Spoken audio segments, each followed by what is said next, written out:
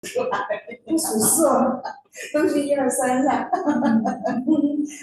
还有人会倒数3、2、1。Everybody, para otra. 到时间了吗？ Доброе утро, доброе утро. OK，哎，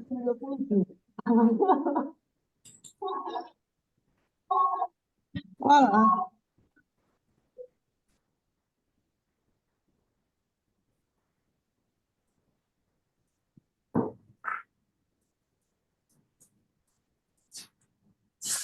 可以开始了，张老师。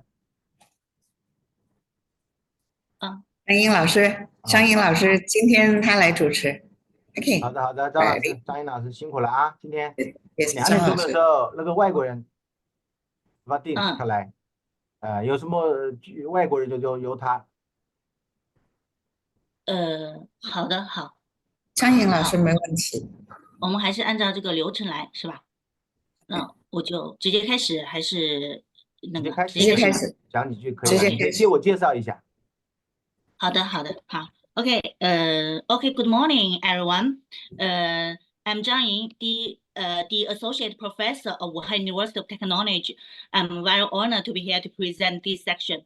And after yesterday's discussion, this morning we will continue our very interesting issues about logistics, such as engineering, education, AI, and so on. So now we begin our conference, and let's welcome the first speaker, Dr. Peng Yingwu, the author of paper 2555. His topic is about intelligent cold chain monitoring platform. So let's welcome Dr. Peng.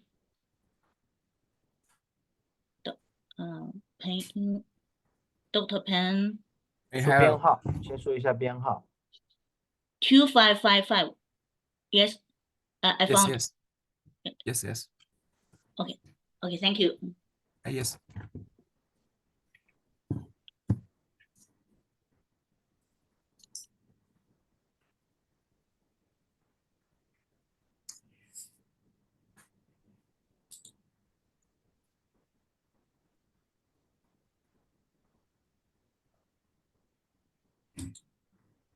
Yes, we can see your screen. Good morning, everyone. I'm Yingwu Peng. I come from Wuhan, China. The topic of my presentation is intelligent cold chain monitoring platform based on Internet of Things and the edge computing. The presentation includes 4 parts. The first is introduction.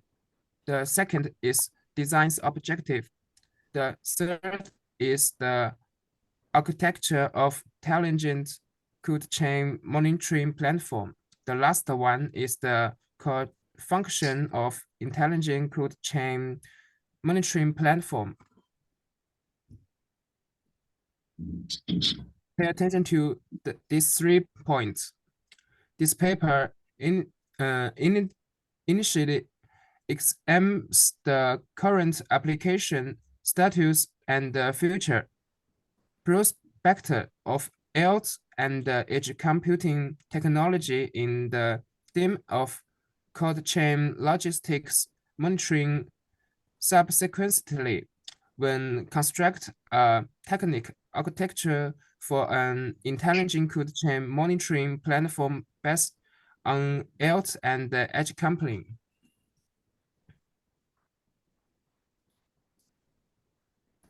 The main achievements of this paper are as follows. 1. A technical framework for an intelligent cold chain monitoring platform based on the ICAILE and the edge computing has been constructed, providing technical support for the intelligent transformation of the cold chain logistics industry, real-time collection, processing, and analysis of key data in the cold chain logistics process have been achieved, enhanced monitoring accuracy and efficiency. 3. By incorporating intelligent early warning and decision support functions, potential risks in the cold chain logistics process are reduced while operational efficiency improved. 4. The provisions of visual display and measurement interface facilitates real-time monitoring and measurements by managing throughout and the cold chain logistic process. The design's objectives are flawed. The first is real-time monitoring and data collection. The second is edge computing and intelligence analysis. The last is the data visualization and remote measurements. Enhancing visibility into cold chain logistics status is primary objective of our monitoring platform. This involves developing various sensors and equipment to monitor key parameters such as temperature, humidity, and pressure in real time throughout and the cold chain logistics process. The collected data is then transmitted to the code platform for processing and analysis to ensure products remain under optimized, stronger conditions while providing real-time support. Edge compiling and intelligent analysis with the emergency of an effective solution to the challenges proved by traditional data processing and analysis methods that heavily rely on centralized data centers. In the conventional approaches, and data transmissions delays over as the needs to be transmitted over networks for processing at the center severe before return results. Moreover, when dealing with large elements of data, the center since face immense pressures learning to decline in system response speed. Cold chain logistics demands real-time accurate data for ensure staff quantity assumes and crucial like food and drugs by leaf range. Edge compiling technology, the monitoring platform aims to process and analyze data in the timed response speed.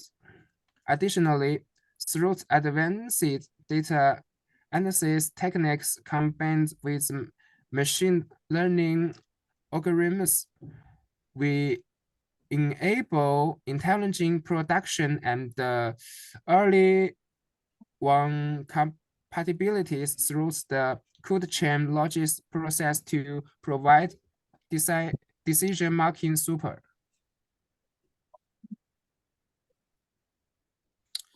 Data visualization and remote measurements are integral components of the cold chain logistics monitoring platform. Through visualization, users can gain a visual representation of data pertaining to the cold chain logistics process, encompassing key such as temperature, humidity, location, and transportation speed. With the remote measurement functionally uniquely connect to platform via the internet from any locate at any time for remote control the measurement of the cold chain logistics equipment. As shown in Fig 1, the architecture of intelligent cold chain monitoring platform based on the edge and edge computing comprises a data acquisition layer, an edge computing layer, and a cold computing layer. Through the same data interaction and collaboration work amongst the layers. Comprehensive relies monitoring and measurement of the cold chain logistics process is achieved in the intelligent manner.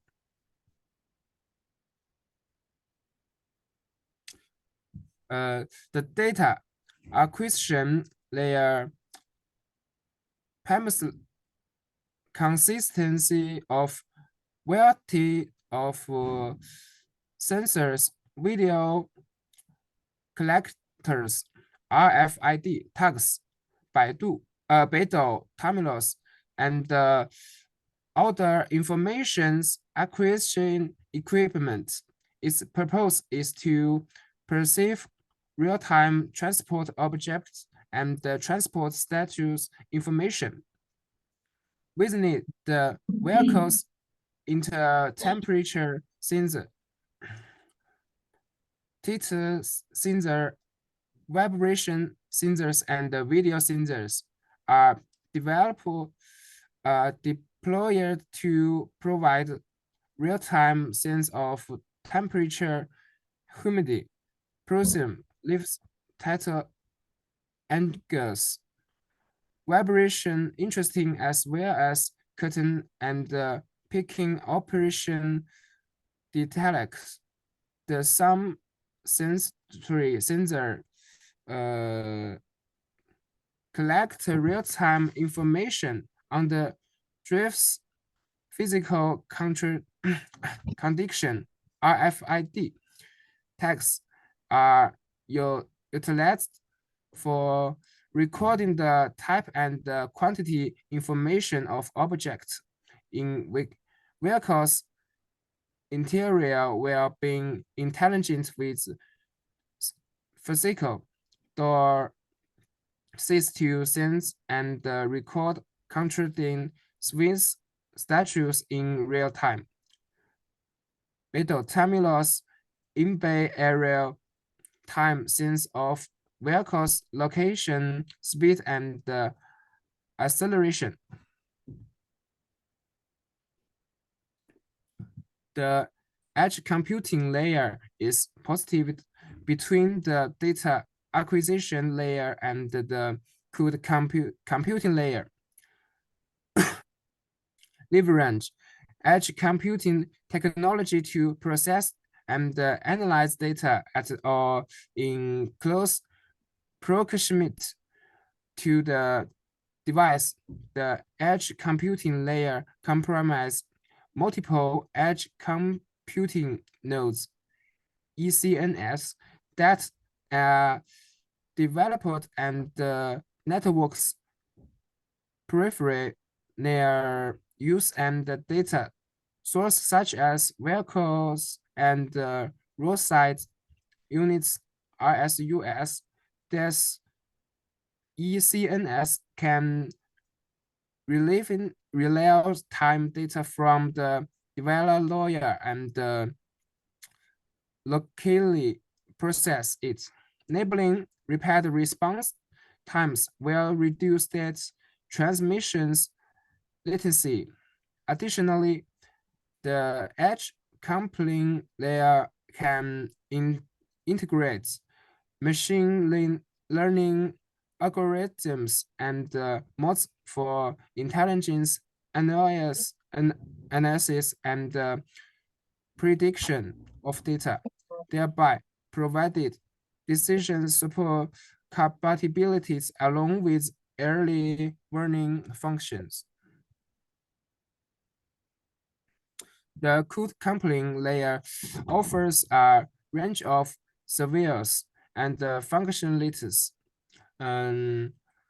Within the intelligent code chain monitoring platform, including data stronger, analyze visual display, and the remote management compatibility, and the code computing layer receives data from the edge computing layer of future process and analyze, providing a comprehensive solution for cold chain monitoring.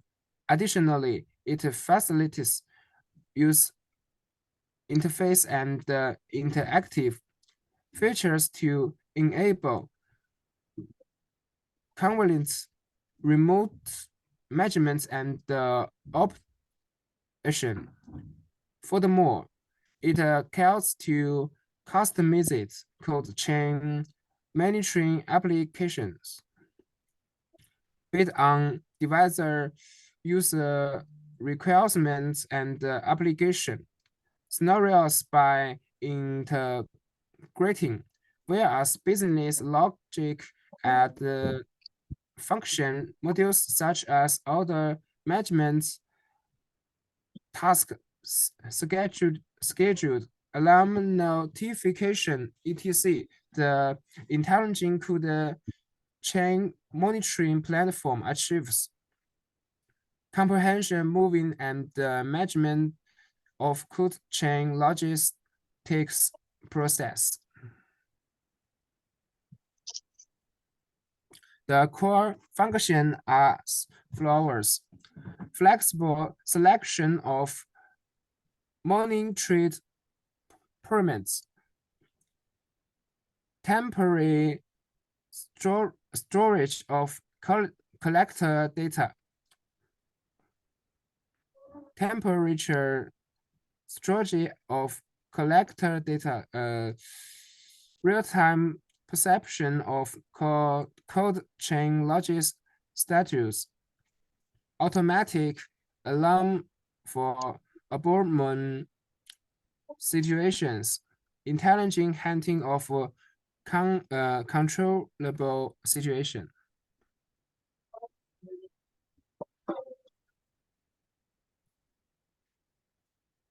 In our proposed platform, the selection of specific data acquisition equipment can be adjusted based on different types of transport objects. The open tree flower is illustrated in Fig 2.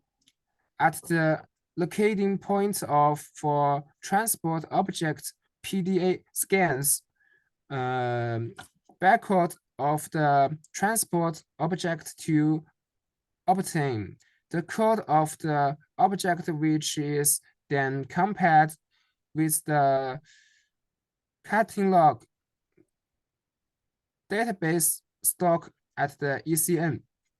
If a recording exists for a particular code in the catalog database, relevant state parameters are automatically selected along with their corresponding dashboard values using the flexible selection moved for star parameters.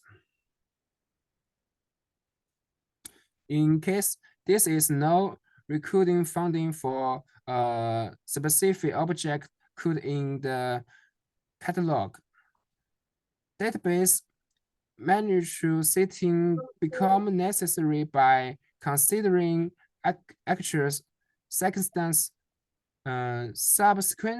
Subsequently, these settings are updated into catalog database for future use once preparaments and thresholds and have been set.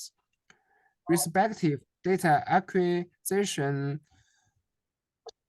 device collect data automatically. In the platform, ECNs can severe as temperature stronger mechanisms for data. They collect real-time match status data from its sensor and temporarily store its data stronger medium. Once the communications link is restored, the stored data is transmitted to the monitoring center according to its collection sequences. In order to minimize the burden on communication links, ECS adopts a periodic transmission mechanism where they periodically send statute data, e.g. every 5 seconds. When the parent value does not exceed and certain threshold. The real-time perception of the transportation starts where as broader plasma function of edge node and the fundamental support for realization of the platform functions. Its process is illustrated in Figure 3. Dragging the transportation, each data acquisition devices automatically collections corresponding data and compares them with the previously stronger values in the ECN. If any parameter value challenge, it is transmitted to the ECN subsequently. The ECN intelligence and encoding data from each acquisition device based on press rate rules, compress redundant data, and consolidates related data.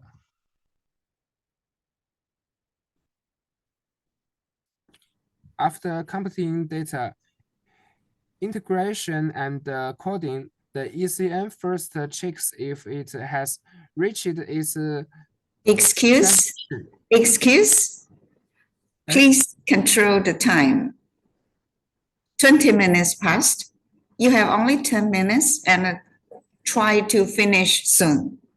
Okay. It's too long. You said too long. Okay. 请控制时间，你应该10分钟，现在讲20分钟了。Oh, sorry.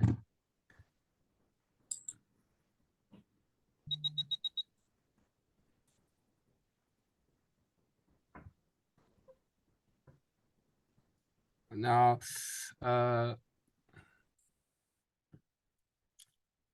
after pretty time, adjust time has lapsed. Statute parameters are once again collection and compared to determine if they have returned to normal.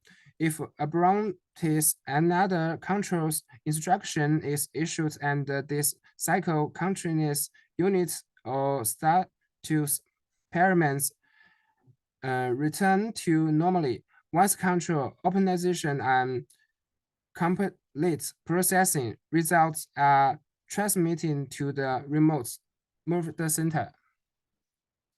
That's all right. Thank you. Thank you for your listening and your question. Okay, thank you. Thank you for your speech, Dr. Pan. And have you any question? Is there any question? Yes, Huang Bing. Okay. Hello, Dr. Peng. When building a smart cold chain transportation monitoring platform, how do you handle the massive amount of data created by IoT devices? And can you share some innovative strategies or techniques in data processing, and analysis? Oh, yeah. Thank you very much for your question. When building a smart cold chain transport monitoring platform, processing the massive amounts of data generated by IoT devices is a core challenge. To effectively address this challenge, we employ a variety of strategies and techniques.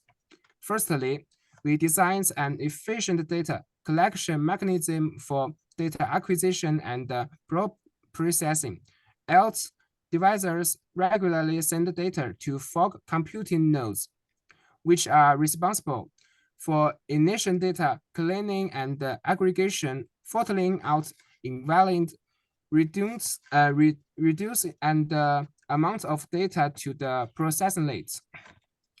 Secondly, in order to further improve the efficiency of data processing, we make use the distribute characteristics of the fog computing by allocating data processing tasks to multiple fog computing nodes, which greatly improves the processing speed. For data analysis, we use combinations of traditional statistical analysis and machine learning methods. Through the analysis of history data, we are able to identify key patterns and trends in the cold chain transport process to provide stronger support for decision making. At the same time, we also use machine learning algorithms to perform predictive analysis on real-time data in order to identify potential risks and problems in timely manner. They are both some of my views. I don't know whether it meets your requirements. Thank you again for your question. Okay, thank you. Thank you for sharing. Okay, thank you. Okay, let's stop here for Dr. Pan's speech. And because the time limit, so please attention, every speaker, please attention. Our speech limited to 10 minutes. And thanks for your cooperation. And now let's welcome the next speaker, Zhao Wang, the author of, wait, I missed my, yeah, the author of 2550, the paper 2550. His topic is about the impact of digital economy on carbon emissions. So let's welcome Ms. Wang. Okay, thank you.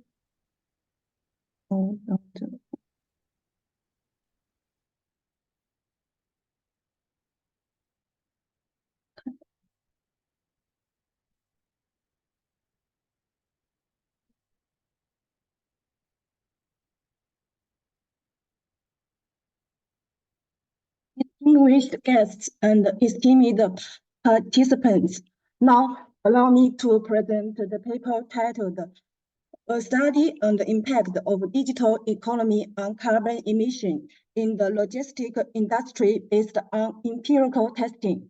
The primary author of this paper is Zhou Ye, a teacher in accounting at the School of Economics and Management, Wuchang Shouyi University. The second author is me, Wang Zhao. I'm a certified public accountant working in Wuhan Yicheng Certified Public Accountants. Our paper is structured into 5 parts: introduction, research basis, and design, empirical test and result analysis, policy recommendations, conclusions. The first part is introduction. According to the China Green Logistics Development Report 2023 by the China Federation of Logistics and Purchasing carbon emissions from the logistics industry in China constitute around 9% of the national total. As a crucial component of the modern circular economy, the logistics industry is a key driver of regional economy growth and a focal industry for carbon reduction. Under the framework of dual carbon goal, advancing carbon reduction in the logistics industry and implementing relevant nation green logistic policies are conducive to promoting the green and high quality development of the logistics industry. At present, the deployment of digital economics policies has become a crucial component of China's efforts to construct a modernized infrastructure, market, and government system.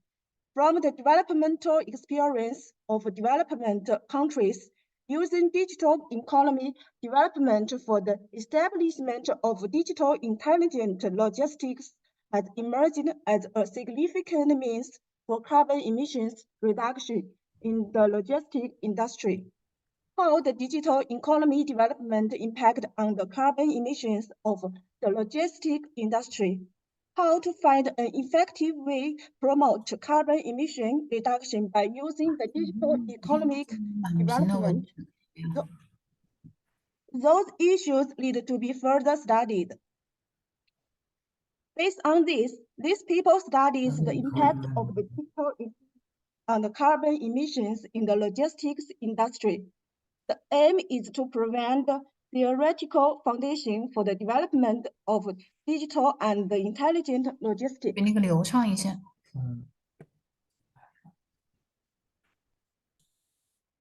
The second part is research basis and design. It is divided into 5 sections. The first section introduces the research basis. The research on the impact of digital economy on the carbon emissions of the logistics industry mainly focus on 2 aspects: the impact of the digital economy on the development of the logistics industry and the carbon emissions of the logistics industry. In terms of research on the impact of digital economy on the development of the logistics industry, scholars have concentrated on various aspects, including the conceptualize and the measurement of the digital economy, as well as its effort on logistics development. In terms of research on carbon emissions in the logistics industry, scholars have concentrated on aspects such as carbon emissions calculation methods and influencing factors.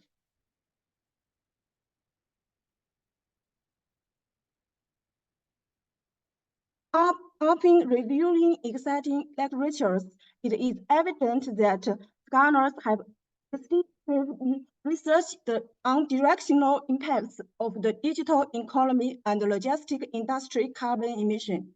According to data reviewed from the CNKI, there are only 3 documents that directly investigate the relationship between the digital economy and the carbon emissions in the logistics industry. Considering the logistics industry's high carbon emissions, the imperative for low carbon and green logistics construction is evident.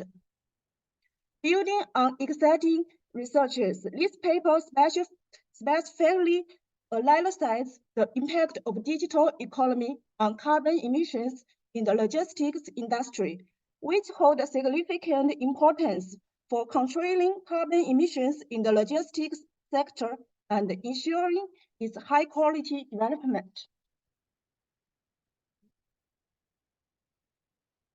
The second section is researching hypotheses. We present 4 hypotheses covering 2 main aspects. The first aspect is digital economy and carbon emissions on the logistics industry. Hypothesis 1 suggests that there exists a non-linear relationship between the digital economy and the carbon emissions in the logistic industry. Hypothesis 2 suggests the development of the digital economy can effectively reduce carbon emissions in the logistic industry. The second aspect is mechanism analysis. Hypothesis 3 suggests the digital economy can effectively reduce the carbon emissions in the logistics industry through the upgrading of industrial structure. Hypothesis 4 suggests the digital economy can effectively reduce the carbon emissions in the logistics industry through technological innovation.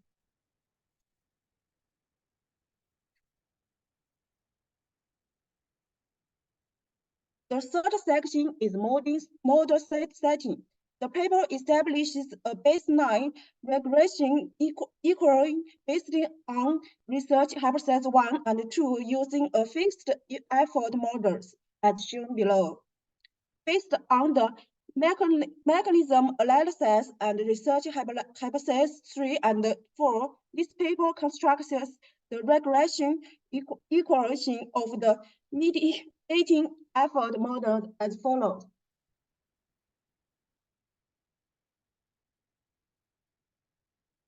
The fourth section is variable section.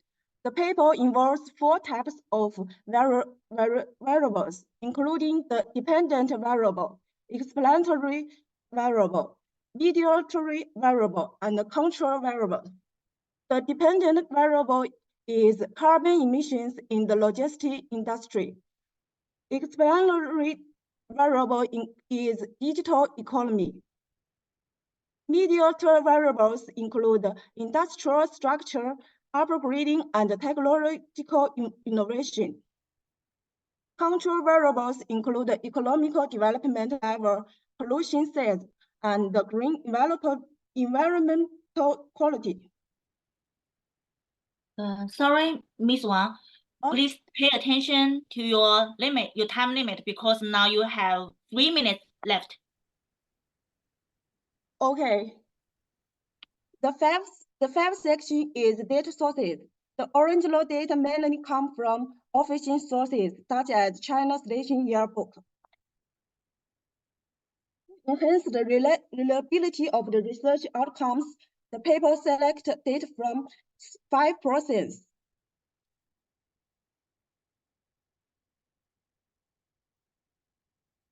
The third part is empirical test and result analysis.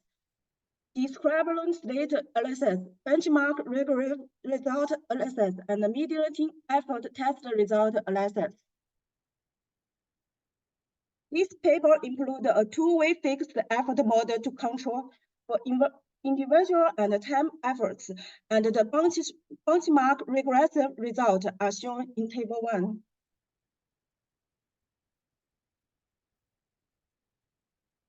To examine the mechanism of industrial structure upgrading and technology innovation, a stepwise regulatory method was employed for testing the intermediary efforts, and the results are present in table 2. The fourth part is policy recommendations.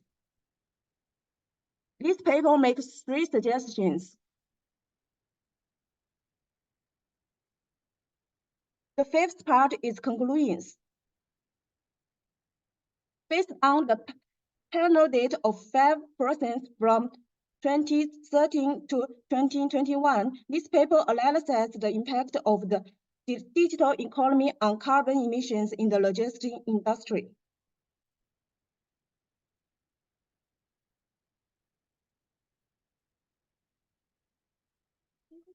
Limits with the national theory of statistic data only available up to 2021, there is a certain lag in the research, and the current quantification system for the digital economy and carbon emissions is not perfect, leading to the limits in sample section.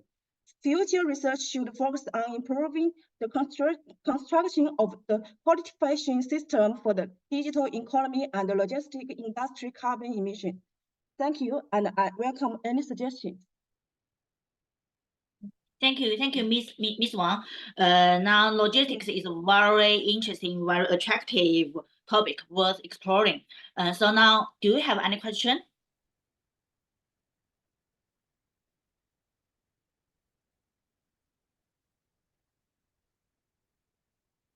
So do you have any question?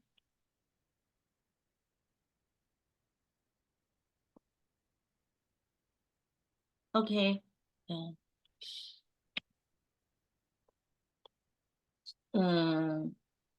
So Miss Wang, because this topic is very interesting, so I want to ask you one question. This paper is based on data from 5 typical provinces. So is there a significant difference in the impact of the digital economy on carbon emission from logistics among different regions? Thank you for your question. Firstly, due to significant difference in factors such as economic development, industrial structure in different regions, those factors may influence the relationship between the logistics industry. There are likely to be significant difference in the impact of the digital economy on carbon emissions in the logistics industry across different regions.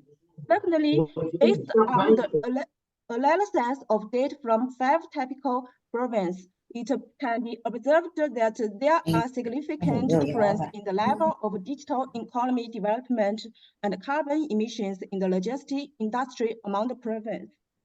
In provinces with developing economies and booming digital economies, the inhibitory effect of the digital economy on carbon emissions in the logistics industry may be more significant due to the technological innovation and industrial structure optimization.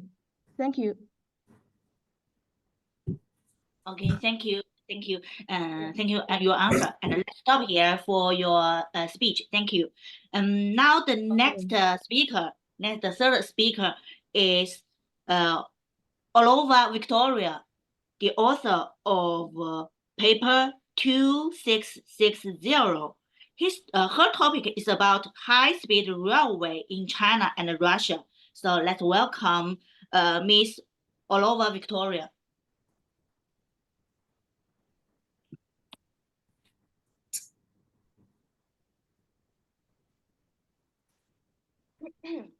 Hello, dear audience. I'm Arlo Victoria, student of Wuhan University of Technology.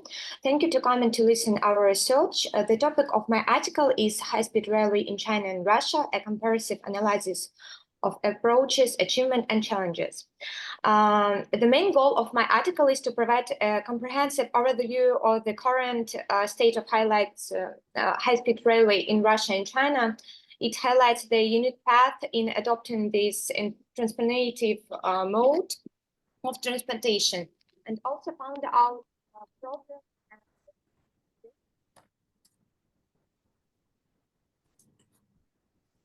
Speaking about background of the topic, many authors are engaged in research of the development of high-speed railways. For example, Wu Zhenyu in his work Toward Land to Toward Sea, High-Speed Railway in China's Grand Strategy exposes the railway as a crucial role in China's strategy, allowing China to integrate the economies of Eurasia or turn eastward for economic integration into the Asia-Pacific region.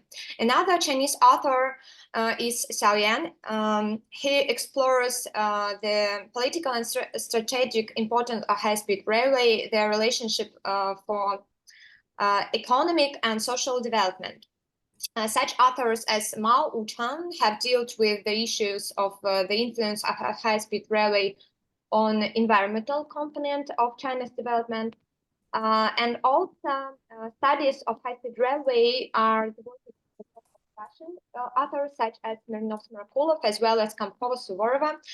They analyze the development of high-speed railway in Russia, highlights disadvantages in the form of monopolization of railway and a huge territory, the need for reform and investment as well as advantages. In my research, was used such methods like information analysis, statistical analysis, comparative analysis, and also forecast methods.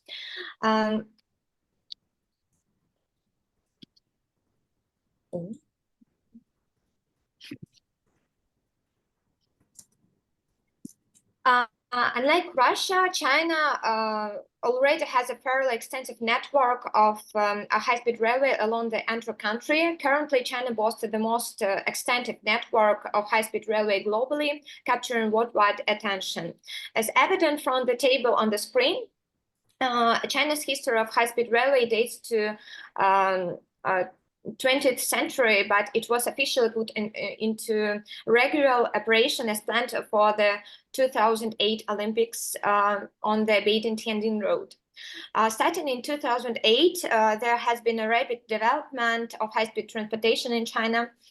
China's extensive high-speed network has not only changed its transportation system, but also had a significant impact on both the environmental and the economy. Speaking about Russia, Russia boasts a diverse and extensive transportation network encompassing various modes of transportation, including air, road, water, and rail. Each mode of transport plays a crucial role in sustaining the vast geographical expanse of the country and connecting its diverse regions. Based on the figure on the left, on the right, I'm sorry, it can be concluded that passengers traffic has changed from 2000 to 2022.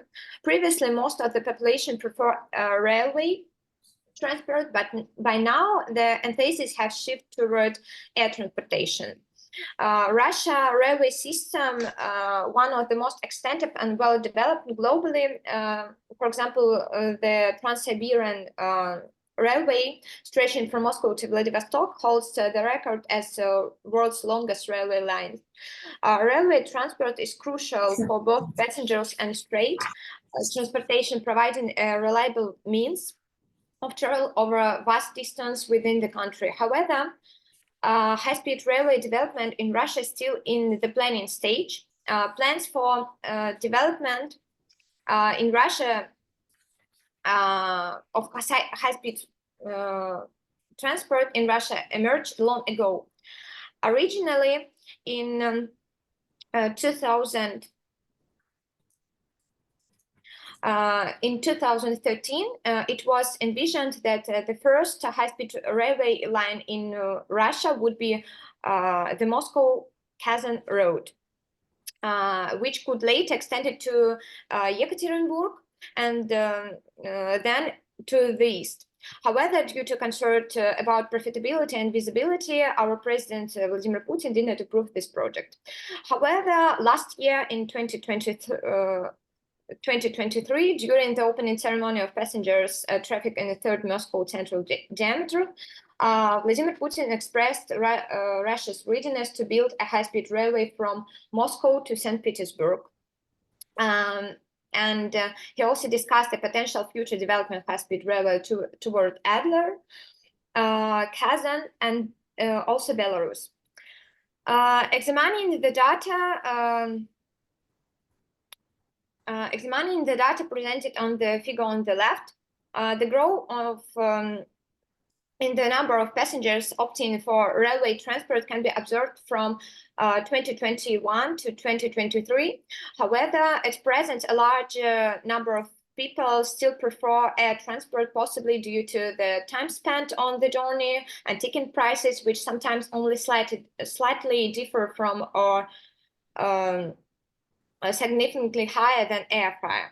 Since data for December 2023 were not able at the time of the study, it was decided to conduct a predictive analysis of passenger turnover for December 2023, as well as for the next year, 2024. Those using exponential smoothing forecast of the passenger turnover in December 2023 year it was revealed that the forecast average passengers turnover in December 2023 will be higher than in previous months. And also, according to the forecast, passengers traffic in 2024 will also increase compared to the previous year. It can be concluded that there is a tendency to increase passengers turnover by rail in Russian Federation, and the development of high-speed railway will be able to stimulate increasing public interest in surface rail transport. But also Russia faces some problems, and some experts argue that it's unprofitable to build high-speed railway over long distance for more than 1,000 kilometers. But China's experience shows that passenger traffic for trips up to 800 kilometers is the most popular among the population, even if there is a slight overpayment for train ticket. At the same time, for long-distance travel, passengers prefer to choose the air mode of transportation because of the time saving at an equivalent price to high-speed transport. The project of branch line to the south of Russia doesn't meet this requirement. The length of planned Moscow-Adler high-speed railway will be more than 1,000 kilometers, but the project from Moscow to Kazan and Moscow to St. Petersburg is becoming an urgent challenge for Russia. The plan of our government is to reduce travel time from now, the time from Moscow to St. Petersburg using Sapsan. It's also high-speed railway, but high-speed railway in Russia travel on the same lines as regular trains, which doesn't allow them to reach maximum speed. So it's one of the problems of our country. And now the time from Moscow to St. Petersburg, it's take about 3.5 hours, but our government planned to reduce this time to 2.5 hours, which allow residents of the two capitals to travel with more often and more comfortably, as well as attract tourists to these cities. After the successful... Excuse me, Olova, you have 2 minutes left. Okay. The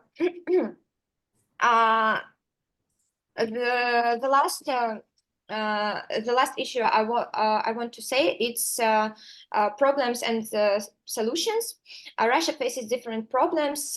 Some problems are follows: is the lack of dedicated high-speed lines, the cost of buildings of high-speed railway, investment in the project, vastness of the territory, and uneven settlement of the population. And I want to talk about some suggestions for Russia. The first step is in the development of high-speed railway in Russia should be infrastructural development. The second important aspect is the introduction of innovative technology. These include the use of new materials and technologies in railway construction, as well as the development and application of modern train control and maintenance system. In general, the development of high-speed railway in Russia requires an integrated approach, which includes infrastructure development, the introduction of innovative technologies, and attracting investment. In conclusion, the analysis, I want to say that the analysis for high-speed railway development in China and Russia reveals significant differences in their approaches and achievement. China has demonstrated rapid progress and innovation in high-speed railway technology, reflecting its commitment to modernizing transportation infrastructure and maintain a global leadership position in this field. On the other hand, Russia faces various challenges and have hindered the progress of high-speed railway development. Thank you for your attention. If you have some questions, I will get to answer this question. Okay, thank you, Olova. And this is an important issue for countries' transportation. So, is there any question?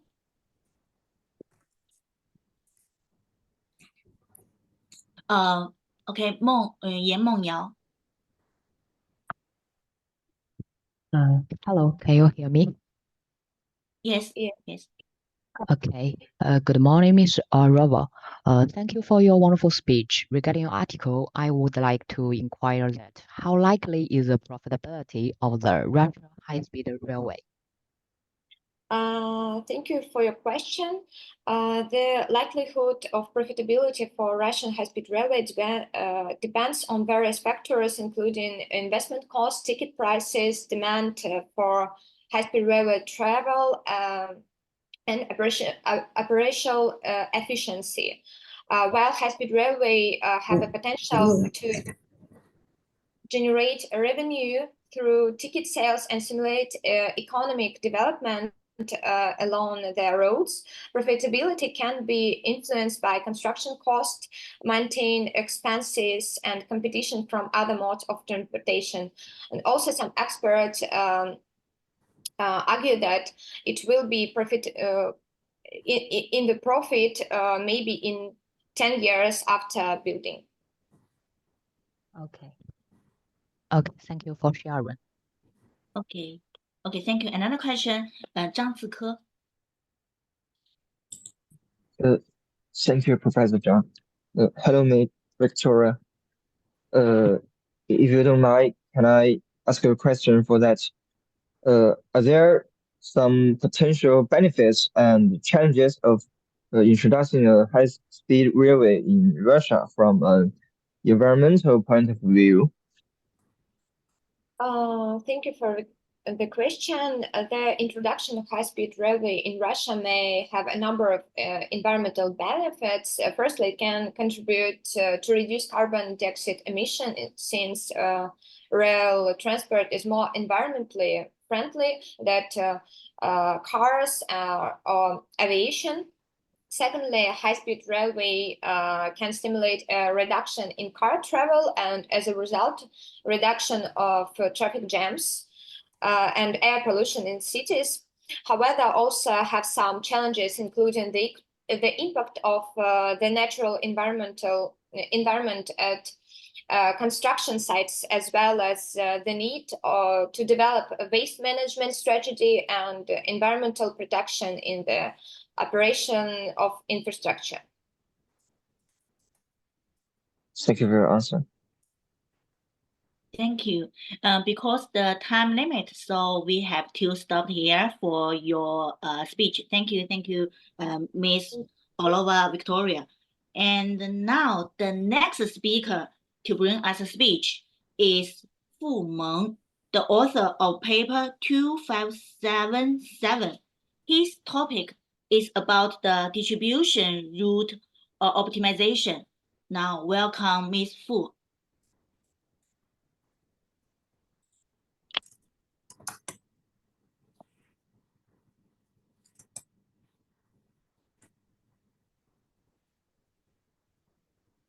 Hello everyone, my name is Fu Meng. I'm from Wuhan Technology and Business University, and it's an honor to be here today. My paper is about optimization. 你看到它了吗？看不到什么？ Sorry. Share your presentation. Oh, wait a minute.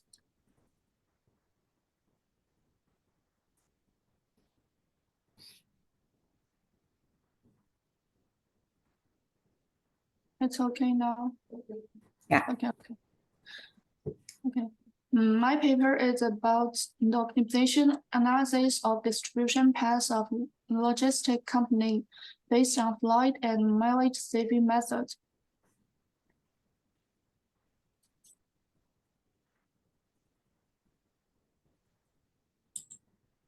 I will report on my paper by 4 parts. Let's start with introduction. Effective route planning can help enterprise reduce transportation costs and improve customer satisfaction, which puts higher requirements on the route planning ability of enterprises. Therefore, distribution rules optimization analysis has important practical significance and application value. Logistic distribution routes optimization is a complex problem which contains a variety of factors such as route lengths, route conditions, vehicle compassing, and so on. Aiming at this problem, scholars at home and abroad have carried out a lot of research work in different angles and methods. The result of these researches shows that both mathematical models and data analysis and various optimizations can optimize logistic distribution routes and improve distribution efficiency in logistic distribution routes optimization, especially the methods are widely used in path optimization problem. Therefore, this paper tries to combine two basic methods to solve the path optimization problem in practice. So I will now briefly introduce the method used in my paper, and that is the mileage saving method and Floyd method. The mileage saving method is a commonly used method for distribution path optimization. The core idea of the mileage saving method is to combine two circuits in transportation problem into one circuit sequentially under the premise of justifying the contents so that the total transportation distance after each measure is reduced by largest amount until the loading limit of one vehicle is reduced. And the basic idea is shown in figure 1. And the flowing method is also known as the interpolation method. The basic idea is to use the idea of dynamic programming by traversing all the nodes, continuously updating the length of the shortest path between every two nodes, and finally getting the shortest path between any two nodes. The shortest distance data between 2 points is required for calculating mileage saving, and Floyd method helps us to find the shortest path between any 2 points in a given weight graph. So the main part of my paper is optimization of distribution paths of S logistics company. Firstly, we will see the distribution network diagram. This paper analyzes the distribution path optimization problem of Wuhan S logistics company's Wujiashan's distribution center and its nearby outlets. For convenience, the letter P will be used to represent the Wujiashan distribution center, and the letters A to H will represent the 8 nearby outlets. The distribution network of the distribution center and outlets is shown in figure 2.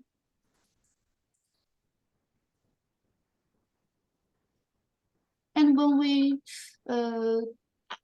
optimize the distribution path, we will need some hypothesis conditions and restrictive conditions, and those conditions are shown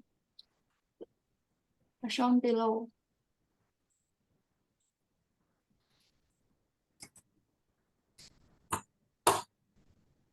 So how to use the Floyd method and the mileage saving method to optimize the path? Firstly, we should calculate the shortest distance in any 2 outlets using Floyd method. Firstly, we will fill in the initial distance table based on the distance traveled data in the network diagram as shown in table 1. Next, the method will gradually add each node as an intermediate node while updating the shortest path length between each pair of nodes I and J in the table. And if the initial journey of from I to J is longer than that of I via K to J, the corresponding number in the table will be updated to a smaller value. This process continues until there are no intermediate nodes that can make the path between 2 points shorter. Eventually, the numbers in the table will represent the shortest distance between each pair of nodes. I will show the first iteration. We can see that we will calculate the distance from I to J as the formulates. we'll try to see if there is a shorter route using P as the intermediate node point. Then a new table is obtained as shown in 2. We can see that after the first iteration, the shortest distance between the points will be changed. This part. After the first iteration with P as the intermediate point, it is obtained that the route from node E to node G only use 19 kilometers of travel if it passes through P, and the route from node F to node H only used 29 kilometers of travel if it passed through P. Next, we were referring to the operation steps of previous 2 iterations. A, B, C, D, E, F, G, H are added into existing routes as intermediate points in turn, and several rounds of iterations are carried out to try to see if shorter routes can be obtained until no new shortest routes can be found. The table of the shortest distance between any 2 points is finally obtained as shown in table 3. So after obtaining the shortest distance between any 2 points, the mileage saving method is used to calculate the mileage saving and arrange the distribution routes. And the formula is shown as below. We will use the mileage saving between 2 points to get the mileage saving in descending orders.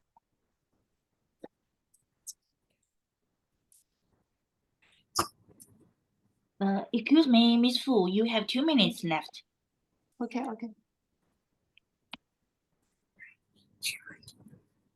Obtained mileage saving were arranged in descending orders as shown in table 5 and table 7. So we will get 3 options by mileage saving method as shown.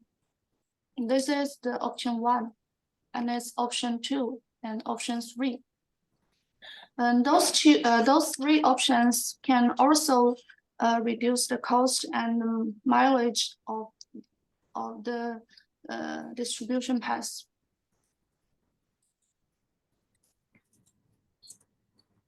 And we can get a comparative of those results. And we can see that the 3 options, their mileage traveled and the costs. By comparing the 3 options in the table, it can be seen that the optimized options have a significant reduction in mileage and transportation cost, of which option 1 have the least transportation cost. Option 2 has the least mileage. Option 3 does not have a significant advantage over the option 1 and 2. Therefore, on balance, option 1 should be chosen as more operation. Finally, is a conclusion. In this paper, the Floyd method and mileage saving method are used to optimize the distribution routes from a distribution center of Wuhan S Logistics Company to 8 nearby outlets. The following conclusions are drawn. Firstly, through Floyd method, the shortest distance between any 2 points in the distribution network diagram can be calculated. Secondly, through the mileage saving method, the mileage saving between any 2 outlets can be calculated and combined with the demand of each outlet and the current situation of the enterprise capacity. 3 options are derived. By comparing the 3 options, we will get the best options in this paper. Now that's all my speaking. Thank you. Thank you for your speech. And this is a topic about algorithm. So is there any question?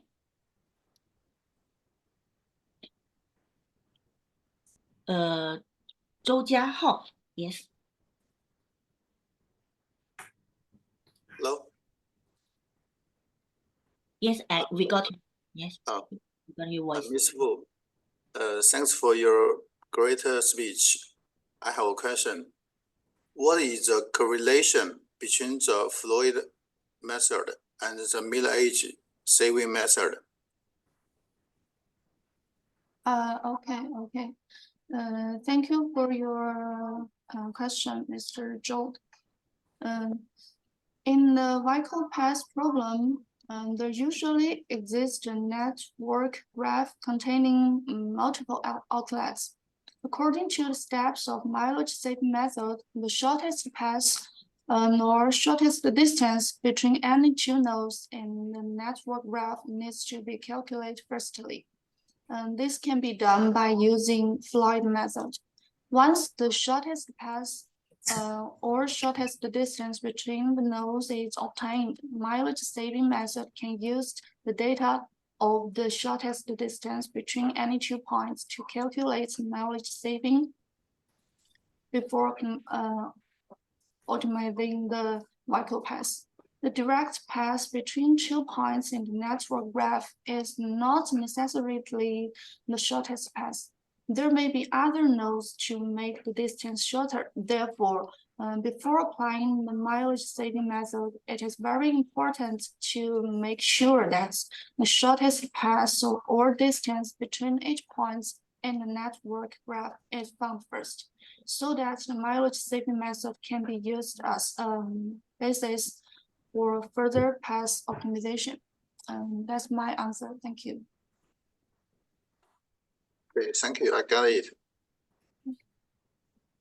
Okay, thank you. Have you any other question? No, I only one. Okay. Okay, thank you. Thank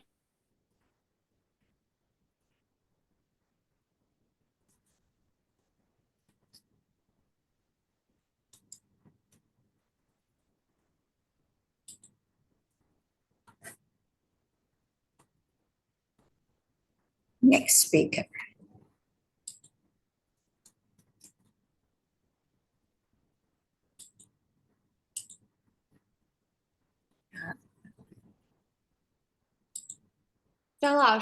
Microphone. What? Oh, sorry. I forgot my voice. 打开了吧 Okay, the next author is Wei Xuejiang. His topic is about the literature of smart logistics information technology. Oh, thank you. Welcome, Wei Xuejiang.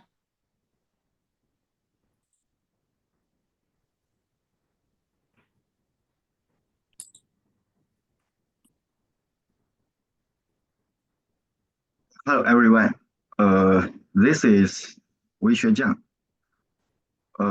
I come from Wuhan, China.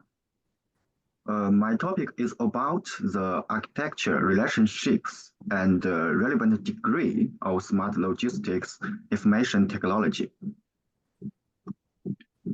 The content include 6 parts: introduction, research, methodology and approach, architecture of smart logistics information technology, relationships of smart logistics information technology, relevant degree, and conclusion. The first is introduction. The objective of this paper is to explore the structure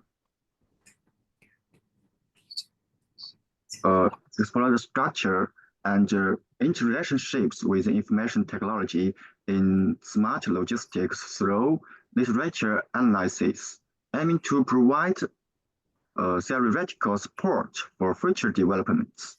The primary purpose of this study is to systematically analyze existing literature to elucidate the current application status of information technology in smart logistics while delving deep into their internal relationships and underlying mechanism. The second, research methodology and approach. Include literature search review, data extraction and analysis, theoretical framework development, integration and synthesis, conclusion and recommendations. The third part is the architecture. The architecture includes two parts, the framework and the components.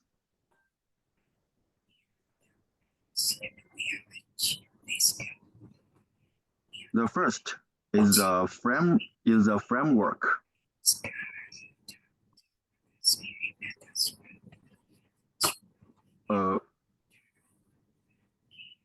In most studies, the smart logistics system can be categorized into three layers: perception layer, transmission layer, and application layer. In this paper, we refine each layer according to smart logistics information management process and application requirements within a hierarchical framework consisting of 3 layers and 12 modules, as shown in the figure. The perception layer includes coding and identification, positioning and elevation, awareness, and performance.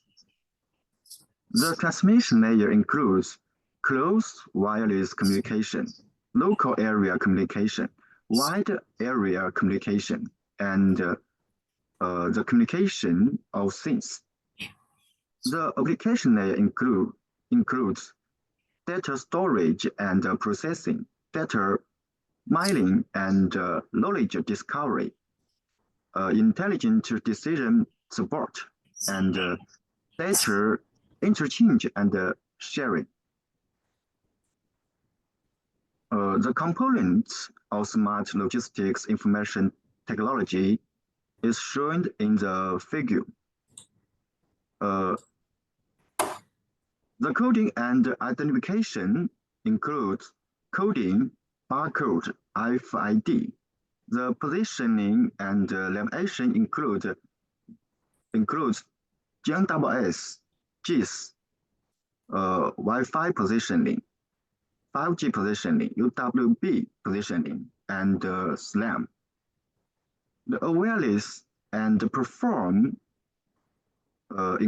includes sensor, ASR, machine vision, and logistics robots.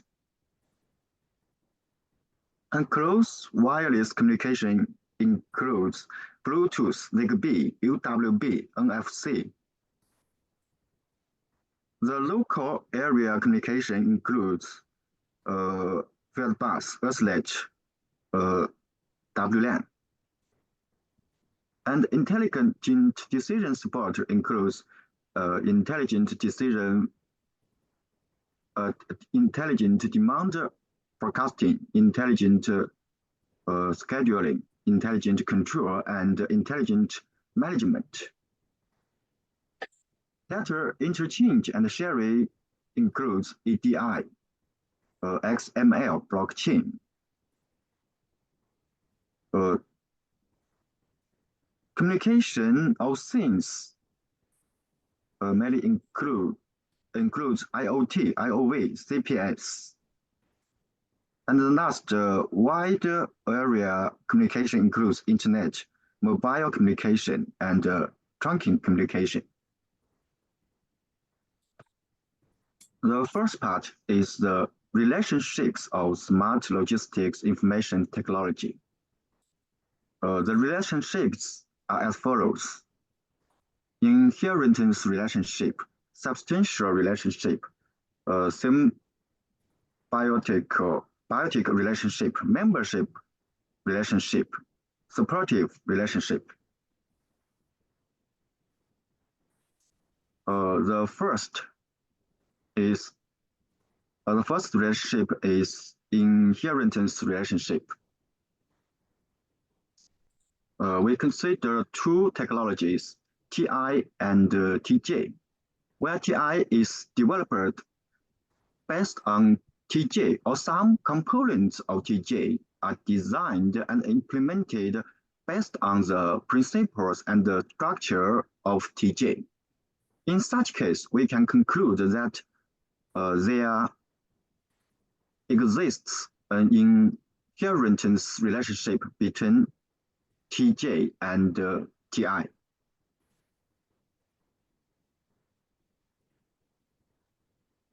The second relationship is substitutional relationship. The existence of two types of technology, TI and TJ, implies that there is an alternative between them in achieving a specific task or goal. It should be noted that this alternative relationship does not imply the identical nature of TI and TJ.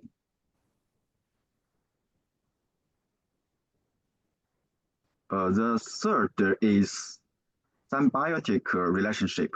The symbiotic relationship between TI and TJ entails their mutual promotion and interdependence in terms of usage, functionality, impact, etc., resulting in a qualitative enhancement of efficiency and performance. The first relationship is membership relationship. The membership relationship between TI and TJ implies that TJ is a subset or component of TI, with its functions and application salaries being integral part of TJ. This relationship typically emerges within a higher level technology framework encompassing multiple low-level technical components.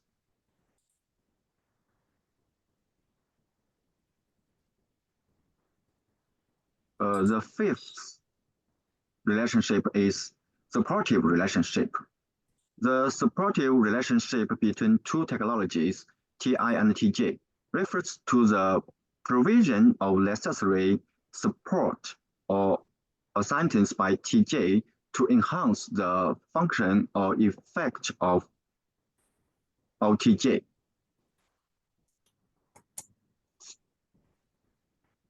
This type of relationship typically arises when a higher level technology depends on a lower level technology for its functionality and or performance.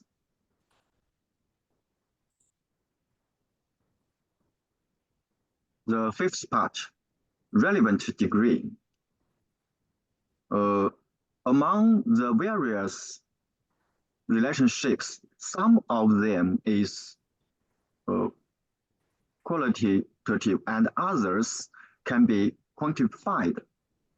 So in this section, we focus on symbiotic relationship and supportive relationship. The first is static results. The result is shown in the figure. From the figure, we can see RFID, AGV, AMR, RGV, Internet, IoT, Big Data, AI, blockchain exhibits notable higher statistical representation compared to other technologies.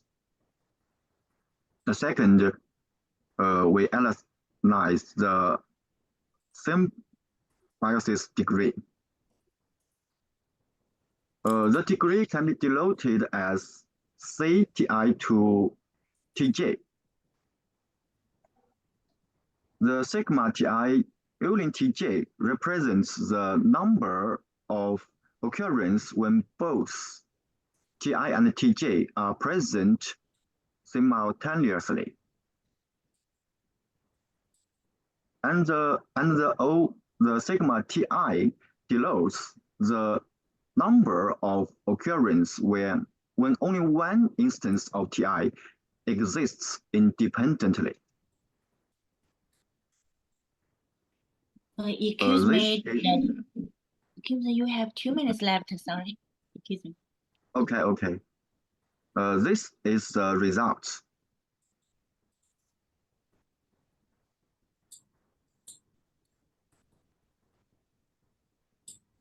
Analysis of supportive degree. This degree can be denoted as S, TI to TJ. The sigma TI using TJ represents the occurrence of frequency of TI and TJ.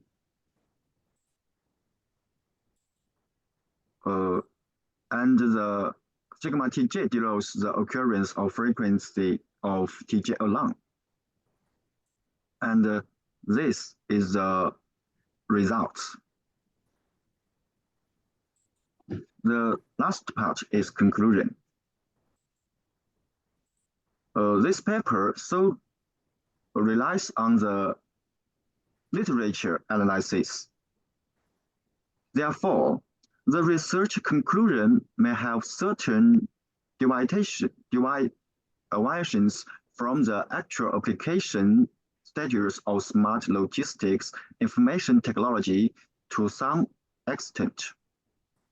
In our future studies, we plan to investigate the application status of logistics information technology in a selected number of smart logistics enterprises to conduct further research based on real-world applications in order to address any potential limitations resulting from relying solely on literature research. That's all. Thank you. Thank you for your attention. Thank you, Dr. Wei. Yes, your presentation, we have great interest in for your presentation. And now we noticed Zhu Qi has question for you. Okay, Zhu Qi. Can you hear me? Yes. Yes. Thanks for your speech. I have a question that how can enterprise use this relation information to optimize information technology investment and improve the intelligence level and competitiveness of logistics operations? Okay. Thank you for your question. In my opinion, it holds significant guideline implications for decision making and strategic planning of logistics enterprises. The first, it can optimize investments in information technology. The second, it can enhance efficiency in logistics operations. And the third, it can elevate the level of intelligence. And the last, it can strengthen strategic planning capabilities. And enterprise can utilize this relation to optimize their investments in information technology, thereby improving the intelligence level and competitiveness of their logistics operations.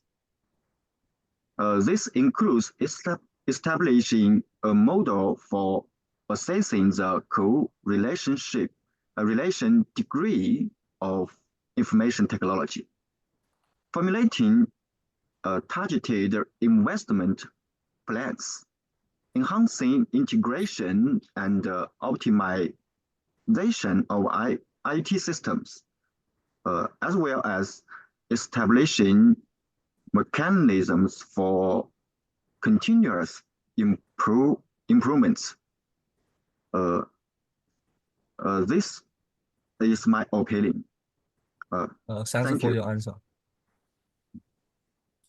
Okay, thank you. Thank you, Dr. Wei. And this is a very important issues in the information age. But because the time, so we have to stop here. If you have more questions, you can email Dr. Wei and can get more deep conversation.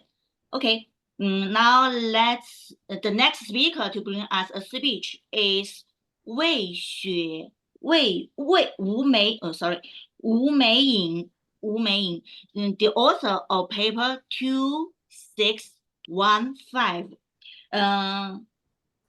Her topic is about the education and the teaching with research value. So let's welcome Ms. Wu.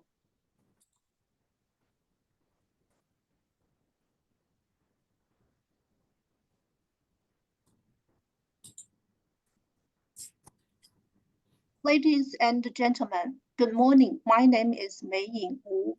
It's my great honor to be here today to share with my research findings on the training path of young scientific and technology talents in new research universities, taking Southern University of Science and Technology and Westlake University as examples.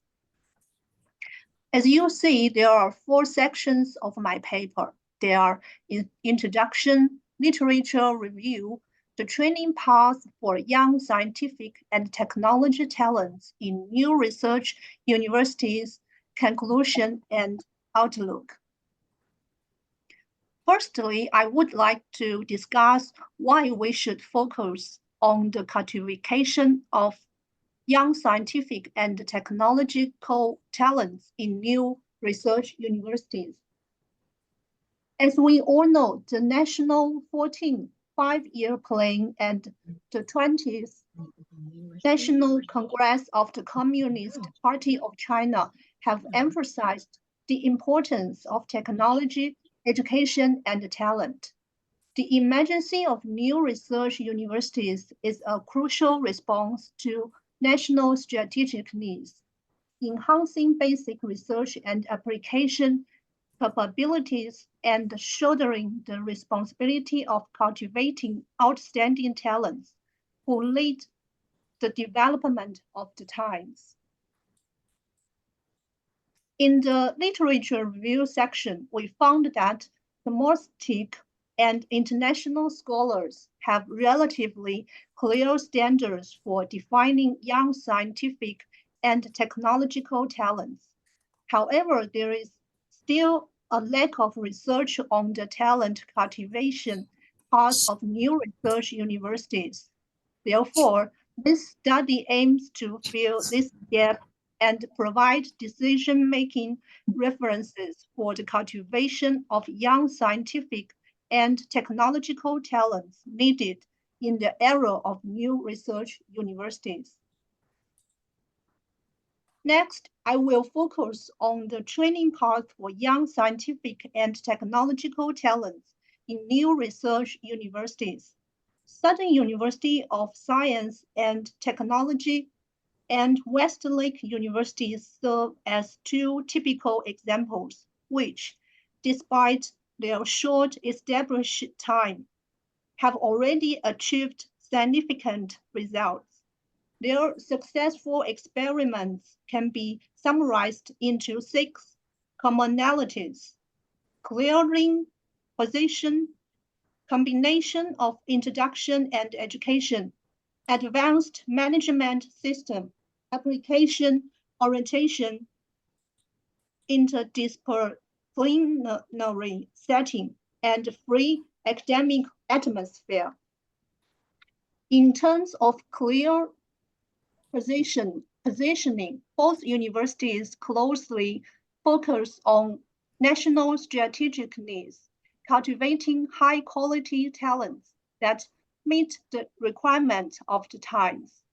In the combination of introduction and education, they not only introduced mature leading scientists, but also focus on cultivation young scientific and technological talents with potential. The advanced management system and free academic atmosphere provide a relaxed environment for talent innovation. However, new research universities also face some challenges in their development process, such as strong dependence on external resources and rapid development driven by huge investments. Therefore, we suggest further optimizing governance models, institutional mechanisms, achievement transformation, and academic atmosphere to provide continuous support for talent introduction, training, and innovation. In conclusion, I would like to emphasize that the cultivation of young scientific and technological talents with Chinese characteristics in new research universities will play a significant role in guiding national strategic scientific research. We look forward to these universities integrating China's specific national conditions to forge a new path of talent cultivation that meets the high-quality development needs of China's economic and society. That's the end of my speech. Thank you. Thank you. Thank you, Professor Wu. And this is an important issue in the field of education. Now, is there any question? Okay, yeah, I found Charlie Chen. Yes, thank you. Hello, everyone. Can you hear me? Yes, we can got your voice. Yes.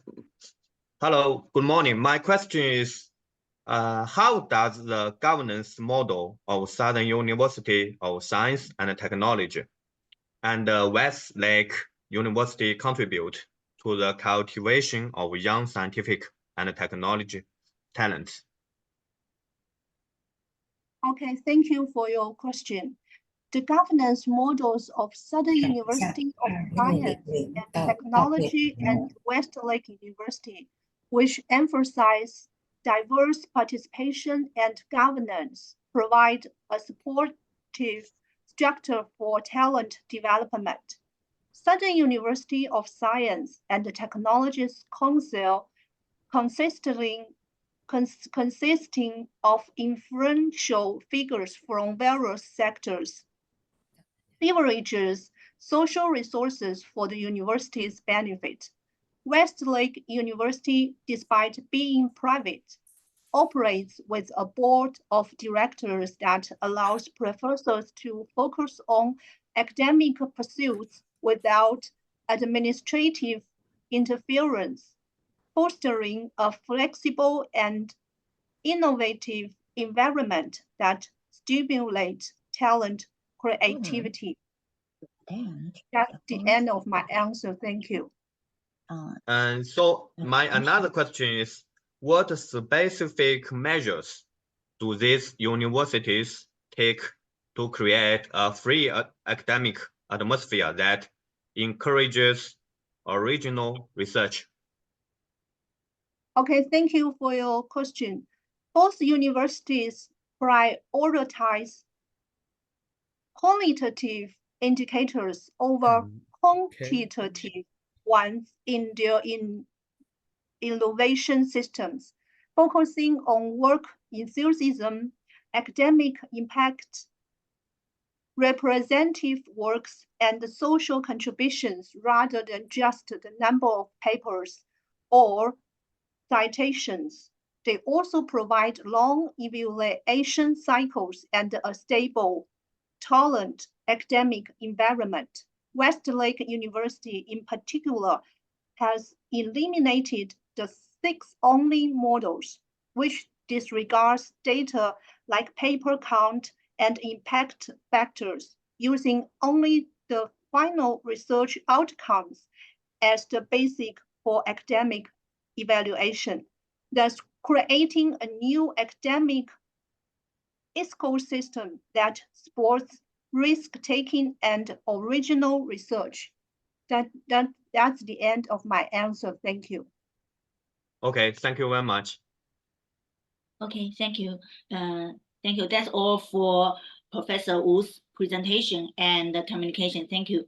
And the next speaker to bring us a speech is Chen Chen, the author of paper 2561. Yes, her research is about talent cultivation by driven by new quality productive forces. So now let's welcome Ms. Chen. Okay, it's my turn. Ladies and gentlemen, I'm Chen Chen from Wuhan University of Technology. It is an honor to present the fourth international conference on artificial intelligence and logistical engineering, address the vital topic of the conversion paths for innovation and entrepreneurship personal training, proposed by the new quality productive force. The article is divided into 5 parts, consisting of cultivating and transforming talents, constructing a conceptual framework of a new productive force-driving talent development model, the pathway of innovation and entrepreneurship talent categories in universities driven by new quality productive force and conclusion. New quality productive force are dominated by innovation, broke away from traditional economic growth patterns and productive force development paths. They are characterized by high technology, high efficiency, and high quality, aligning with the advanced productive force quality of the new development concept. With the technology innovation as the core, based on new production factories such as the knowledge, information, and data, and significantly total factor productive through efficient production method and organizational models. They promote sustained and health economic and social development, enhancing innovative, collaborated, green, open, and shared development concepts.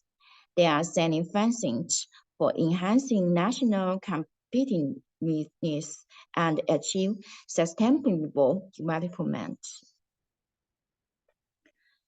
The cultivation of the innovation and entrepreneurial talent is not just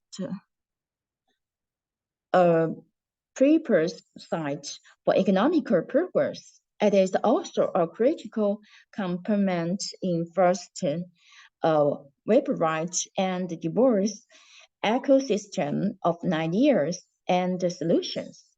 This ecosystem is essential for addressing the complex challenge we face today and for harness the opportunities that lie ahead. The cultivation of innovation and entrepreneurial talent is not just a prerequisite for economic progress. It is also a critical component in fostering a vibrant and diverse ecosystem of ideas and solutions. The ecosystem is essential for address the complex challenge we face today and of harness the opportunity that lie ahead. Our study aims to delve deeper into the mechanism that underlie the cultivation of such talent, particularly in the context of new quality productive force. We have constructed a competent model that encompasses the input, progress, output, and feedback loops involved in talent development. This model serves as a framework of understanding how various factors, such as education resource, talent development strangers, knowledge acquisition, innovation capabilities, and economic benefit interact and influencing each other. Our research found to reveal that new quality productive forces play a pivotal role in driving the conversion of innovation and entrepreneurial talent. These forces through their influence on education curricula, popular platforms, teacher development, and policy support create an enable environment for the talent to flourish. To import talent development and innovation, we propose several case measures. Firstly, optimism education curricula is crucial to ensure that students are equipped with the necessary skills and knowledge to adapt to the changed economic landscape. Secondly, the establishment of particularly platforms such as industrialization practice centers and incubation platforms can provide students with real-world experience and opportunities for innovation. Additionally, strengthening teachers' development and forcing mental teams are essential to guiding and inspiring the new generations of innovators and entrepreneurs. Finally, places and institutional support are vital for creating a favorable ecosystem that encourages risk-taking, experimentation, and collaboration. In conclusion, the cultivation of innovation and entrepreneurial talent driven by new quality productive forces is the crucial task that requires conscious effort from all stakeholders. By optimizing circular leveraging practical platforms, strengthening teacher development, and providing policy and institution support, we can foster a generation of talent that is well prepared to lead the way in innovation and entrepreneurship. Thank you for your attention, and I look forward to a fruitful discussion to the important topic. Okay. Thank you, Professor Chen. And your issue is very interesting, and everyone is very concerned about it. So, is there any question? Yes. Li Fangling. Yeah, can you hear me? Yes, we can get your voice. Okay. Hi, Chen. Thanks for your sharing. I have one question. Could you please tell me what methods can strengthen the cultivation of innovative and entrepreneurial talents driven by new quality productive forces?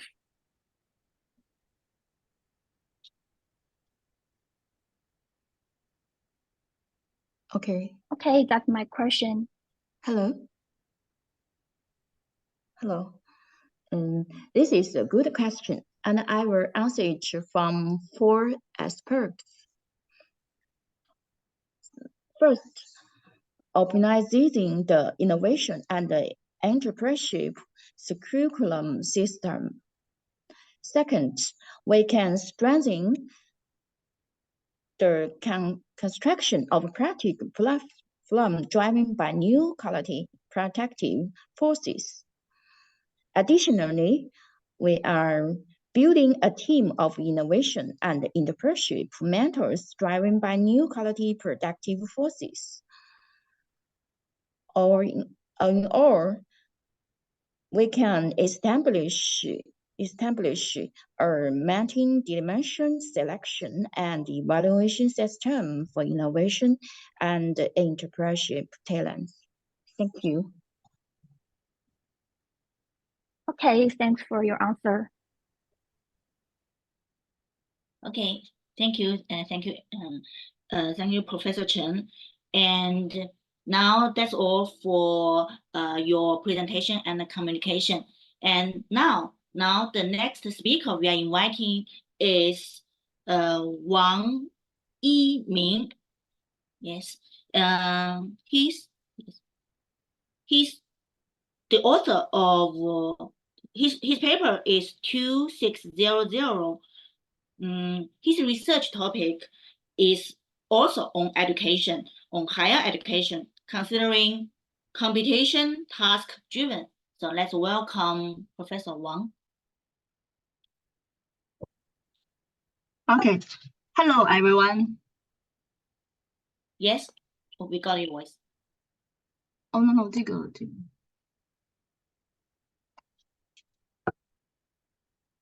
Hello, everyone. The topic of my paper is reconstruction of course teaching content under the dual drive of subject competition and CDIO concepts, taking measurement accounting as an example.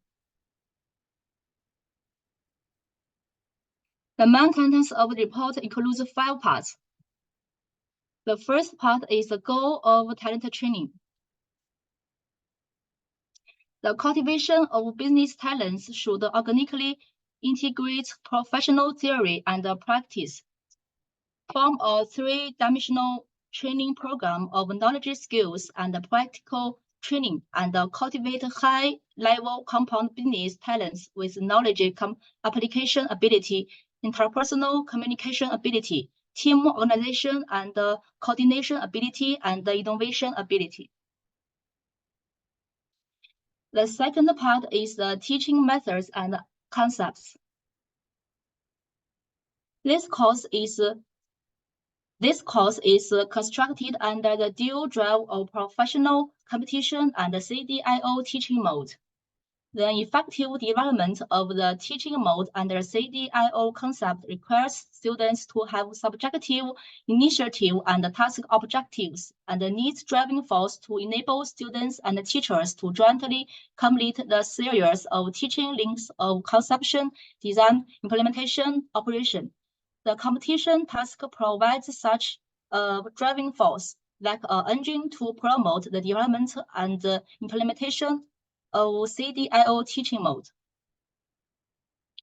Driven by the competition task according to the CDIO concepts, the teaching objectives of business professional courses, the 3-level syllabus, the reconstruction of the course teaching system, the improvement of diversified assessments and the evaluation methods, and the improvement of students' practical ability, personal, scientific, and technological knowledge, lifelong learning ability, communication, and teamwork ability. In the whole teaching process, it also improves the students' ability of conceive, design, implement, and operate. The third part is the reconstruction of teaching content. This part includes 4 aspects. Firstly, reconstruct the teaching goal of measurement accounting. Students can use measurement accounting theory to participate in competitions, write cases, and publish academic papers, analyze enterprise production and measurements and decision-making problems, and cultivate the ability of conception, design, implementation, and operation, and be able to establish measurement accounting knowledge system, mastery theory with practice. Students can use Excel to create a simple measurement accounting data model through the use of financial and non-financial information, financial and business integration, analysis of enterprise planning, decision-making, control, and evaluation of measurement activities. Secondly, teaching content based on competition task. The competition task focuses on the demand for talents in key fields such as high-end manufacturing, digital economy, new industries, new formats, and new technologies, and penetrates the content of big data financial processing, management accounting skills, big data accounting skills, basic skills of industrial and financial data analysis, intelligent accounting, and tax declaration skills. Thirdly, CDIO syllabus designed based on competition task-driven. Based on the CDIO outline driven by the competition task, the first level outline is highly general and does not require screening and design work. The second and third syllabus need to be screened, designed, and supplemented in combination with different professional situations. The CDIO syllabus of management accounting based on competition task-driven is shown in Table 1.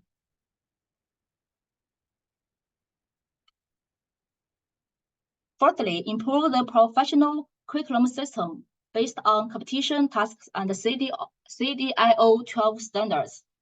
According to the main indicators and the core requirements of 12 standards of CDIO, it can be summarized into 5 categories: environmental set standards, curriculum setting standards, student ability standards, teacher ability standards, and professional evaluation standards.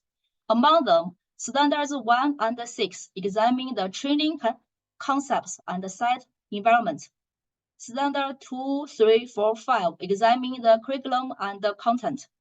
Standards 7, 8, 11 examine students' learning and ability assessment. Standard 9 and 10 examine teachers' ability. Standard 12 is an overall professional assessment. The professional quality of management accountants needs to be supported by a perfect vertical curriculum system.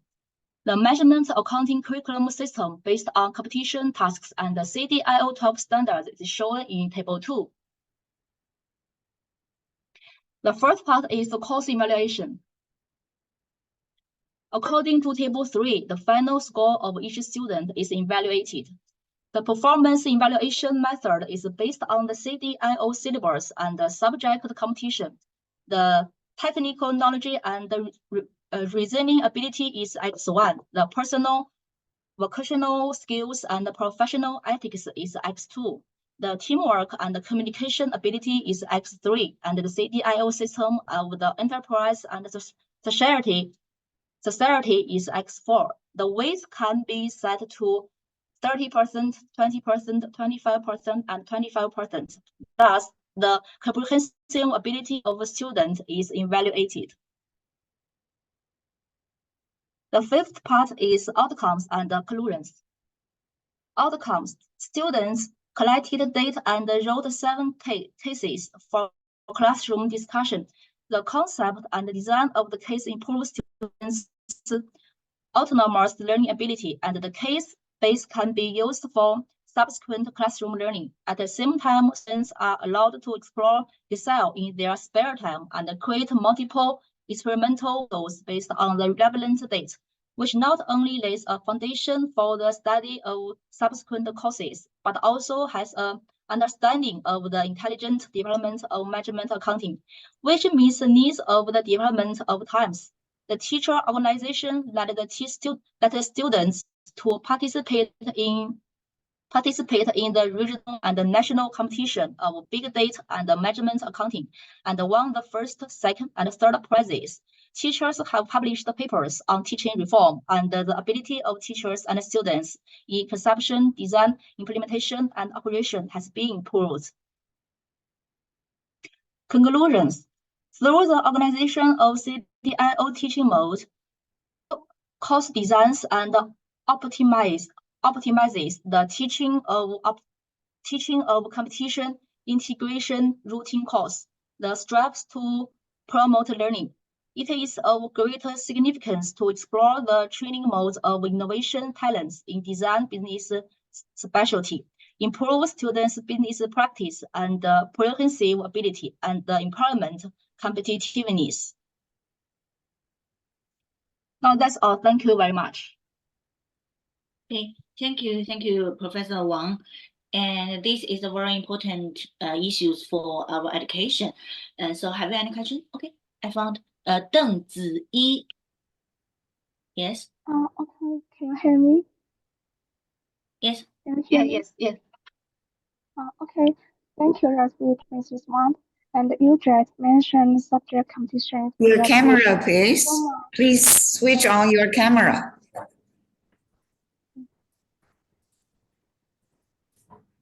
You can open your video. Yeah, okay. And my question is how to integrate the subject competition into the teaching of management accounting. Okay, thank you.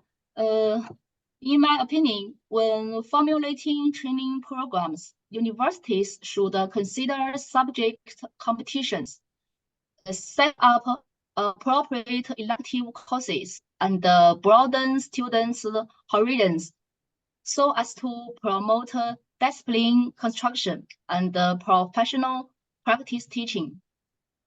In the classroom teaching, the competition project-driven teaching method is adopted. The course is carried out around a complete project. The case-based teaching method is adopted for teaching. Combined with the curriculum design, the topic is updated every year, and the students are guided to learn more relevant knowledge by themselves. My answer is over. Thank you very much. Okay, thank you for your answer. And I believe this will be a novel approach to classroom teaching. As I understand, most accounting courses in universities are taught theoretically, and there are not many courses that adopt a competition-driven practical approach. I think this method can better mobilize students' learning initiative compared to traditional teaching methods. Thank you. Okay. Oh, thank you, Professor. And let's stop here for your presentation. Thank you. Now, the next speaker we are inviting now is Huang Tongyao, the author of paper 2564. 2564. Yes. Her research is very interesting. It's about the surface and deep learning on scale development. So that's very interesting. Let's welcome Ms. Huang. Okay, hello, do you hear me? Yes, we Okay. got. Please allow me open my PowerPoint first.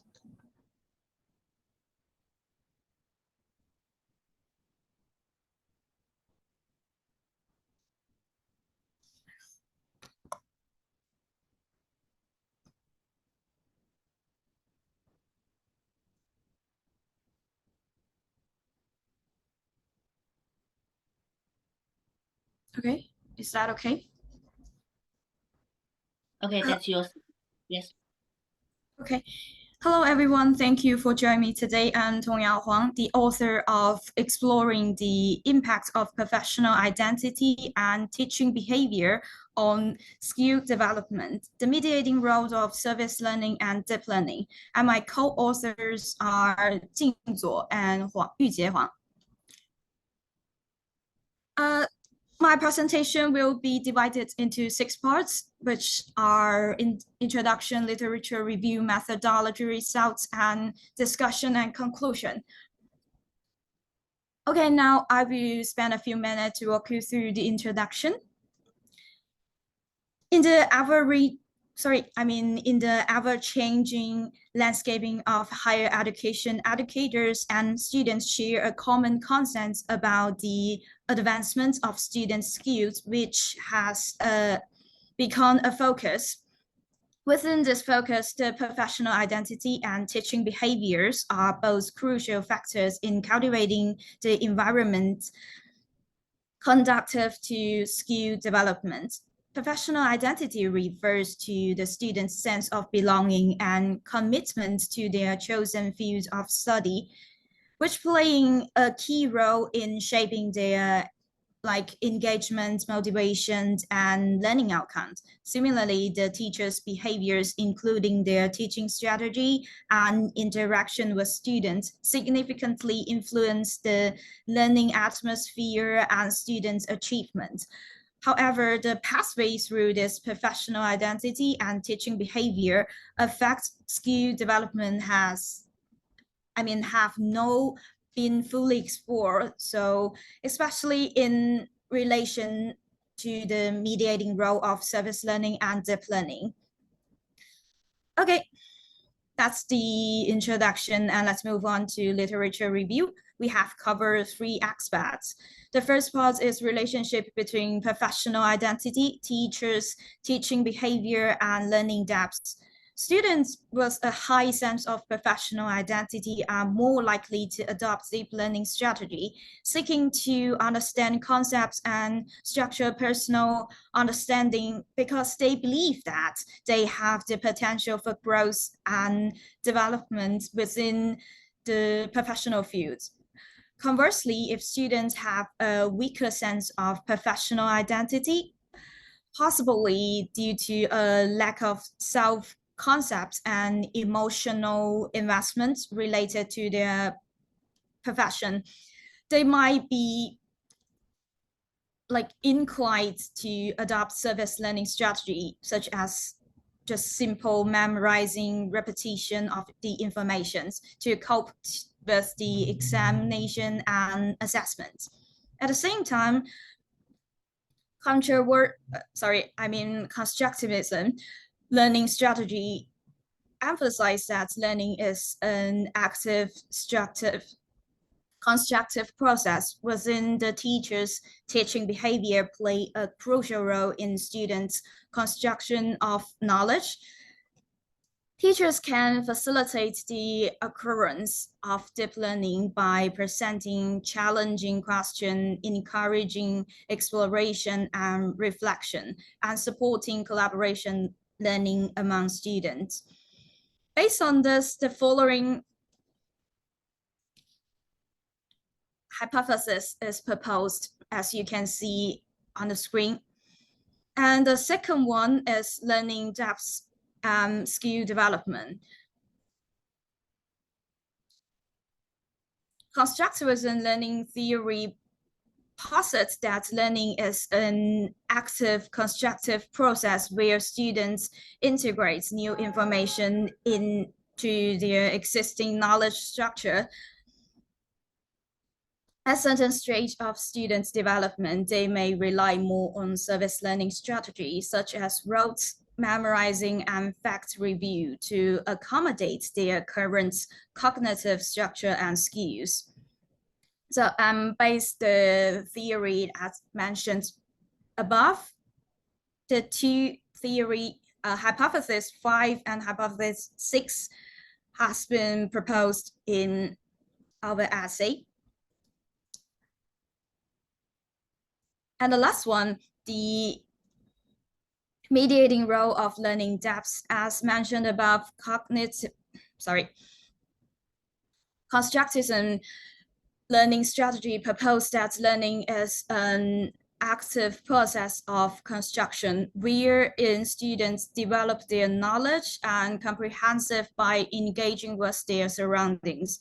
In different educating settings, students' professional identity can inspire them to adopt deep learning strategy as which strategy align with the value and goals of their professional group.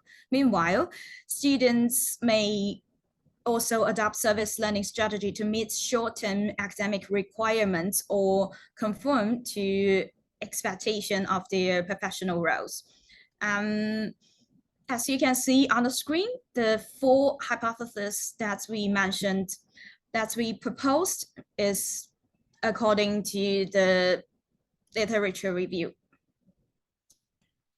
Okay, and the next part is about research method. This paper employed data from undergraduate checking survey in 2020 conducted by Michaels.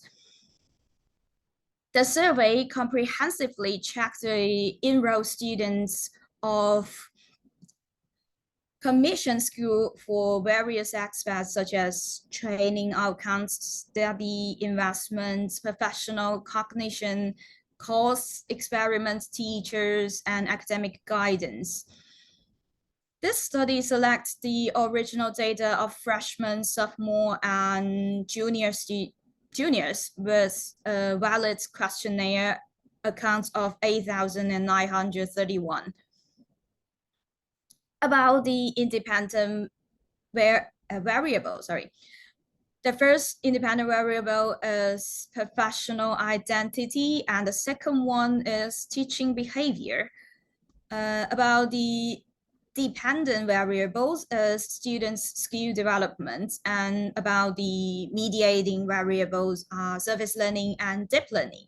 The controlled variables are gender, grade level, and their parents' education level in the original questionnaire. And as I will move on to the results part, this study conducted analysis on the measurement modes, structural modes, and mediating effects. The first one, measurement modes analysis in the initial examination of reliable and validity. As you can see in table 1, it was obvious that both professional identity and service learning had one item which load value below standard of 0.7, indicating insufficient occasion between these items and the conduct they represent to enhance overall reliability and validity, of the modes. It was decided to remove this item with low loadings. The next one, structured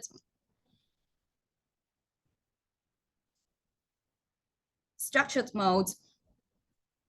According to the past results, professional identity has a positive and significant influence in both service learning and deep learning, indicates that stronger professional identity enhances both type of learning. Similarly, teaching behavior also show positive and significant effects on both service learning and deep learning. Deep learning and service learning are significantly positively related with skill development, respectively. These results suggest that hypotheses 1, 3, 5, and 6 are supportive, while 2 and 4 are not supportive. The last one, mediating effects. The results in Table 3 suggests that although professional identity has a direct positive impact on skill development, it also indirectly promotes skill development by facilitating both deep learning and service learning. Similarly, the analysis of pathway for teaching behavior on skill development through deep learning and service learning reveals significant direct, indirect, and total effects. This indicates that teachers' teaching behavior not only have a significant direct positive impact on skill development, but also indirect facilitates skill development by influencing students' learning approaches, both deep learning and service learning. The next part is discussion. This study found that professional identity and teaching behavior have a significant positive impact on deep learning, which align with previous research findings. Like previous research, this study also finds that teachers' teaching behavior are crucial in creating supportive environments for deep learning among students. Respectful and collaboration learning environments significantly influence students' behaviors and engagement. Similarly, professional identity and teaching behavior also have a significant positive impact on service learning. As you can see in our initial hypothesis, there are two possible reasons for this. First, students' learning behavior are not single dimension, but rather involve the use of both deep learning and service learning strategy across different learning stage and when facing various learning tasks. And the second one, the form of assessment in educational setting may also influence students' preference of service learning strategy. Additionally, this study finds that both deep learning and service learning are positively associates with skill development, expanding our understanding of relation between learning strategy and the skill development. Deep learning has been regarded as a key to foster students' critical thinking, creative, and skill to solve complex problem, while service learning may emphasize memorizing and repetition. It's necessary in some learning stage and concept for building a knowledge foundation and quickly grasp a large amount of information. So to provide essential prescription for subsequent deep learning, thereby promoting skill development. Finally, as the conclusion part, let me quickly summarize the main points. This study delves into how professional identity and teachers' instruction behavior influence students' skill development through their employment or deep learning and service learning strategy. The research found significant positive correlation between professional identity, teaching behavior, and both deep learning and service learning strategy among students. Both the service learning and deep learning were found to have positive effects on skills development, while they were identified as mediating factors in the relationship between professional identity, teaching behavior, and students' skill development. Okay, that's all of my presentation. Thank you for listening. Okay, thank you, Ms. Huang. This is a novel topic in the field of education, logistic education. So is there any question? Yes, Huang Yujie.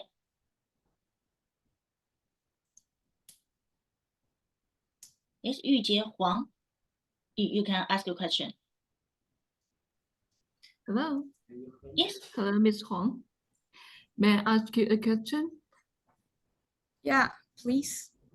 Well, that is, your presentation provided a very detailed analysis of the research results in this paper, but you mentioned little about the limitations. Could you please be more specific about them? Okay, well, thank you for your question. As I didn't mention that much about the limitation, although this study offers some new findings, there are some limitations. First, due to the specificity of sample selection and research background, the results of the study may not be universal applicable. So further research could be conducted in different culture, educational settings, and discipline fields. The second one, give me a second. Discriminates values of this deep learning and service learning variables in this study is not sufficient, which may lead to less accurate results. Further research could be done to tackle this problem as well.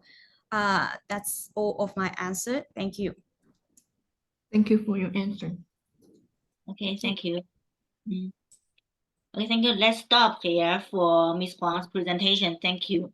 And then the next speaker we are inviting now is Professor Zhang Mengya, the author of paper 2536. His topic is also very attractive. She used algorithm on innovative logistic talents evaluation. So that's very interesting. Okay, welcome, Professor Zhang. Okay, can you hear me? Yes, we got your voice. Okay. Hello, everyone. I'm Zhang Mengya, the presenter of paper ICAILE2024-2024-0536 in the International Conference ICAILE 2024. The title of my paper is Digital Evaluation of Innovative Logistics Talents based on Improvement SAC-FCM algorithm. And the keywords of the paper may include innovative logistics talents, talents cultivation, digital evaluation. There are 6 parts of the paper.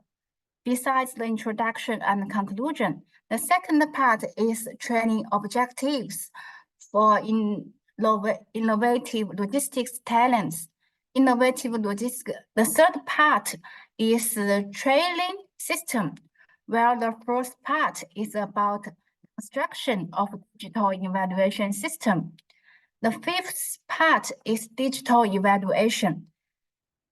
Now, let's look at introduction first.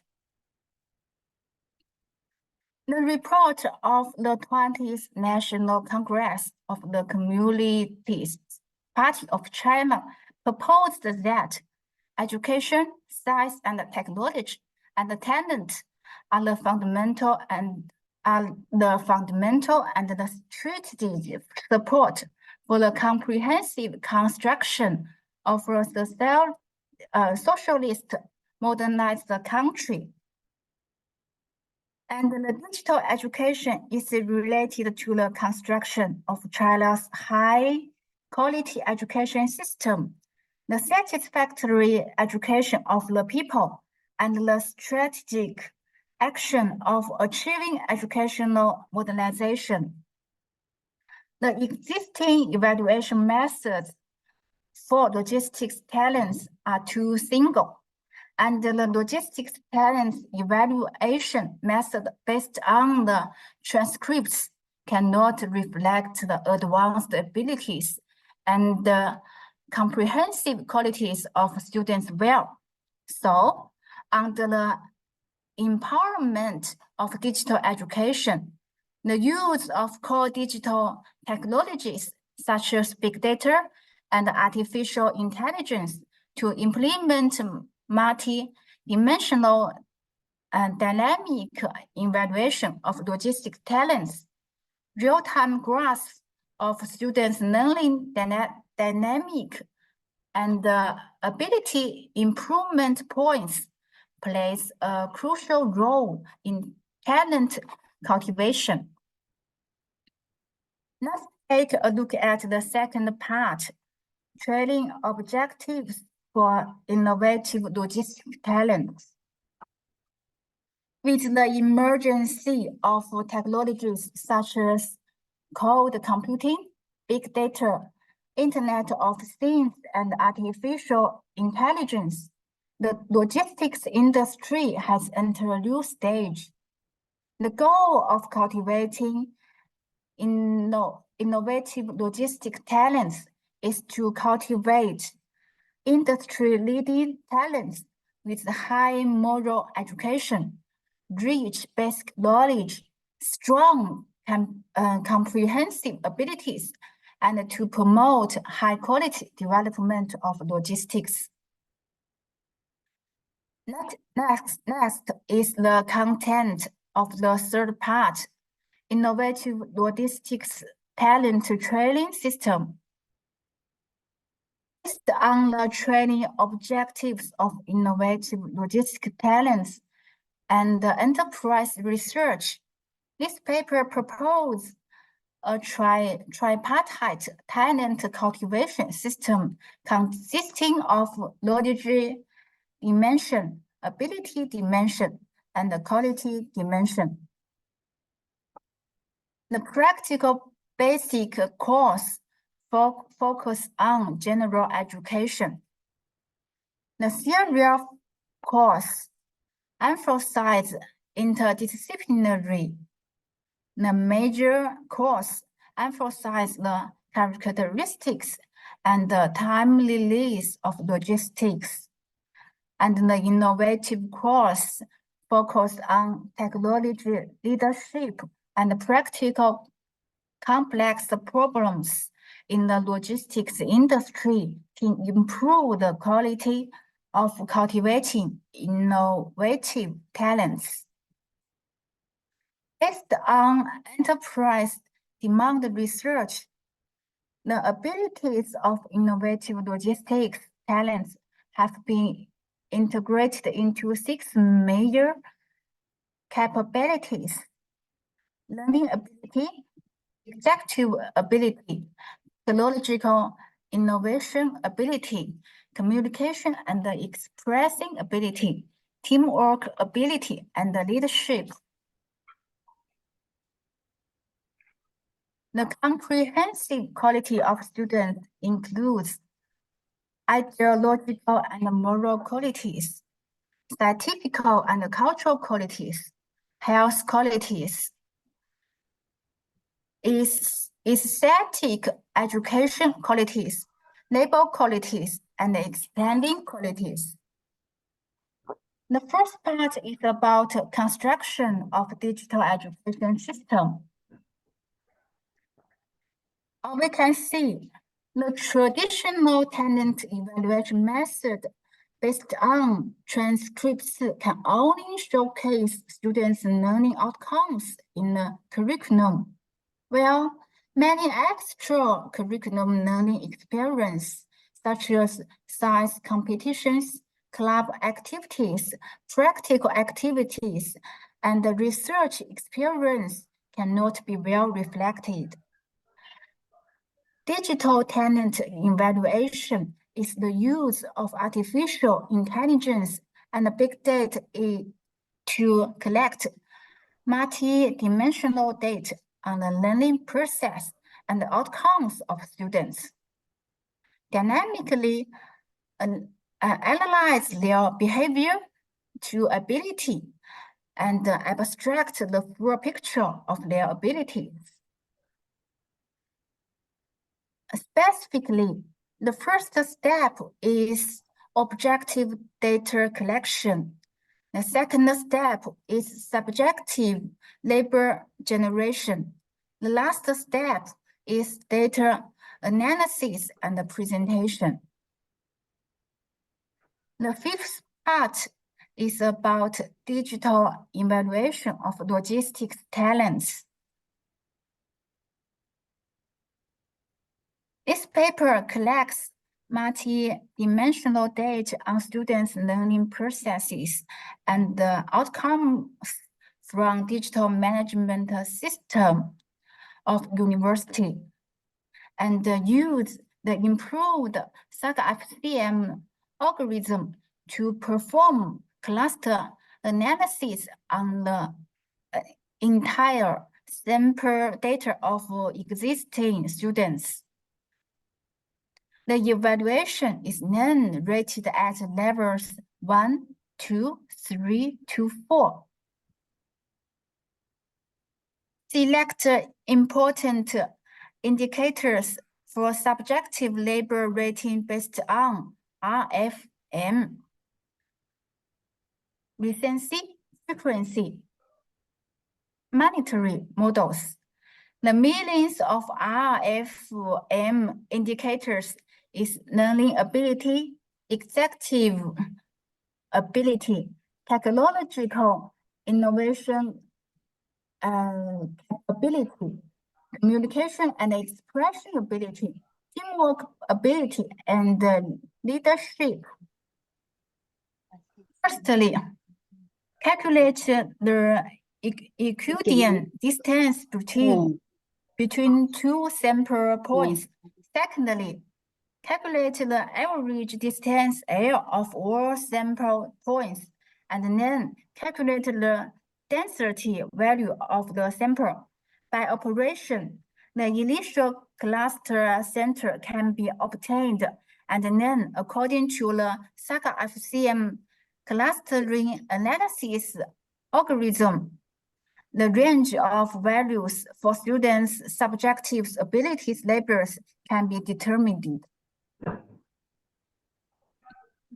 Using the SAGA-FCM rating label clustering algorithm and MATLAB to conduct experiments, it was found that there are 4 clustering centers. Therefore, the evaluation of logistics management students can be involved into 4 levels based on the clustering results: excellent, good, medium, and poor. The following analysis will be based on the ability evaluation results of 10 students as shown in table. Now, we have come to the last part to make a summary and a conclusion for the paper. In the content of digital education, the learning effectiveness of college students is presented through digital evaluation that can achieve process matching between educational resource and educational needs, achieve process matching between students' abilities and professional abilities, and achieve process matching between training objectives and the market demands. Okay, that's all for the speech of our paper. Thank you for listening. Thank you. Thank you, Professor Zhang. Your research is very interesting. This is an important and interesting issue that has attracted many attention in our university. So is there any question?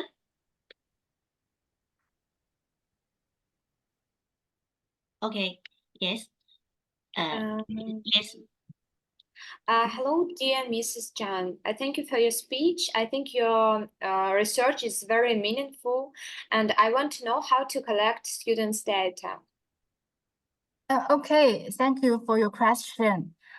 In my paper, students' data resources can be obtained through digital campus platforms, online learning platforms, and teaching apps.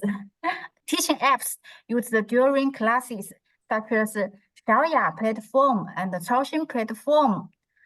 This data includes objective grades, behavior data, learning achievement data, and the team data. Okay, and that's my answer. Thank you. Thank you. Thank you. Okay.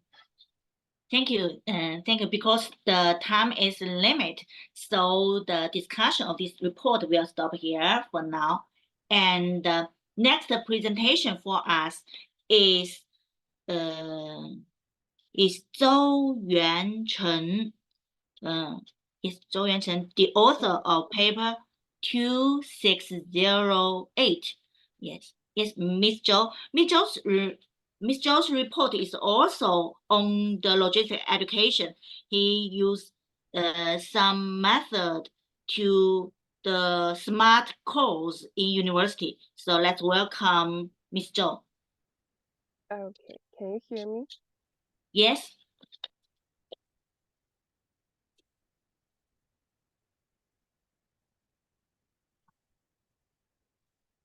Okay. Good morning, ladies and gentlemen. Glad to see you in this meeting. It's my honor to give a report.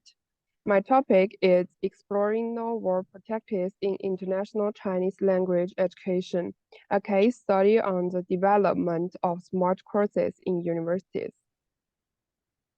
The rapid development. My topic will give to 4 parts. Okay, let's start the first one, introduction. The rapid development of the digital information area has reddened that the international education systems and talent cultivation models are insufficient in meeting the social demand of talents. The smart education has become a crucial path of restructuring the talent cultivation system required today. Traditional educational systems inhabit more limits with flexible curriculum, teaching methods, and assessment standards that are difficult to adapt quickly to external changes. In contrast, The information technology is characterized by rapid change and continuous innovation, demanding greater flexibility and creativity from the educational systems.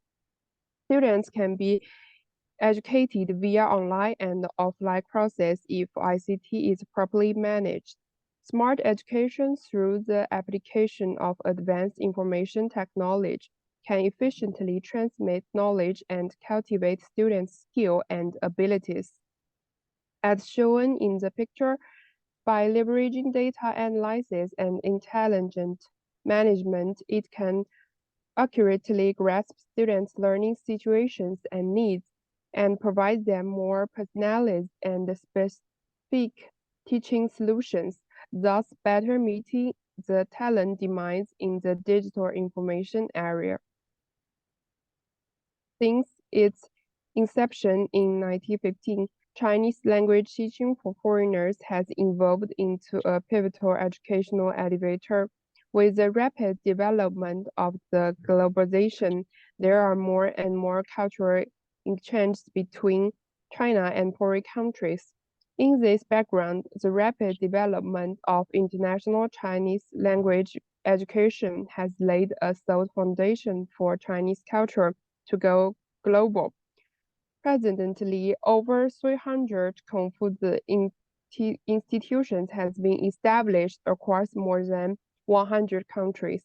These institutions playing cultural roles in promoting ICAILE not only demonstrate China's commitment to mutual enhance and sharing information with partner countries, but also demonstrate Chinese linguistic knowledge and promote the excellent culture of the Chinese nation and showcase the unique charm of the Chinese language. With the deepening development of the information area, artificial intelligence has pertained various fields, and its application in education has sparked unprecedented transformation, which is not only reflects the innovation of teaching techniques and methods, but also in the optimized allocation of educational resources, intelligent management of education, and personalized talent cultivation. The China's Education Modernization 2035 purpose to accelerate the application of AI in education and promote educational transformation and innovation. China places high importance on the digitalization of education and has issued a series of significant plans and documents in the past decade. In the traditional education model, the development of ICAILE has been significantly constrained by shortage and resources, time, and space. Additionally, the teaching process heavily relies on students' individual circumstances, making it difficult for teachers to accurately cater to their needs. Consequently, students may lose interest in learning Chinese to a certain extent due to their dissatisfaction with the educational environment. However, with the development of new educational models and the continuous optimization of smart courses in universities, the issue of delayed progress in ICAILE has been sufficiently improved. Through using digital space, learning sources are aggregated, enable students to choose personalized learning materials and customize their learning service. Coupled with collaborative work platforms, timely evaluations and feedback are provided, making learning process data quantifiable and teaching innovations calculable. Taking a smart course platform of Wuhan University of Technology as an example, the platform integrates high-quality courses and timely provides teaching resources, supporting multiple teaching modes. It constructs a comprehensive service system encompassing preparation, teaching, learning, testing, evaluation, and management, building an ambitious learning space where everyone can learn, everywhere can learn, and anytime can learn. Educational data meaning is a new field that emerged from using data meaning technologies to analyze educational data and making decisions based on findings, utilize intelligent algorithms. Smart courses and universities can analyze students' learning habits, interests, and habits to recommend appropriate learning contents and difficulty levels. Additionally, they provide a wide of learning resources and tools to support students or customers' learning. Through an online platform, smart courses in universities enable real-time feedback and interaction between teachers and students. Students can obtain, promote reports and guidance, while teachers can adjust teaching strategies and contexts based on students' learning data and feedback, significantly enhancing their learning efficiency and experience. Based on our research, we have gained profound insights into a new practice of ICAILE teaching in the new era of smart educational. That's all. Thank you.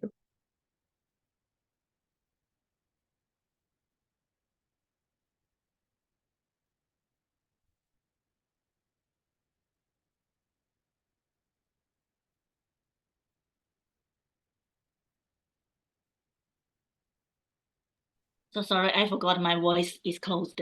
So this is a very important issue in our information age in our education. So is there any question?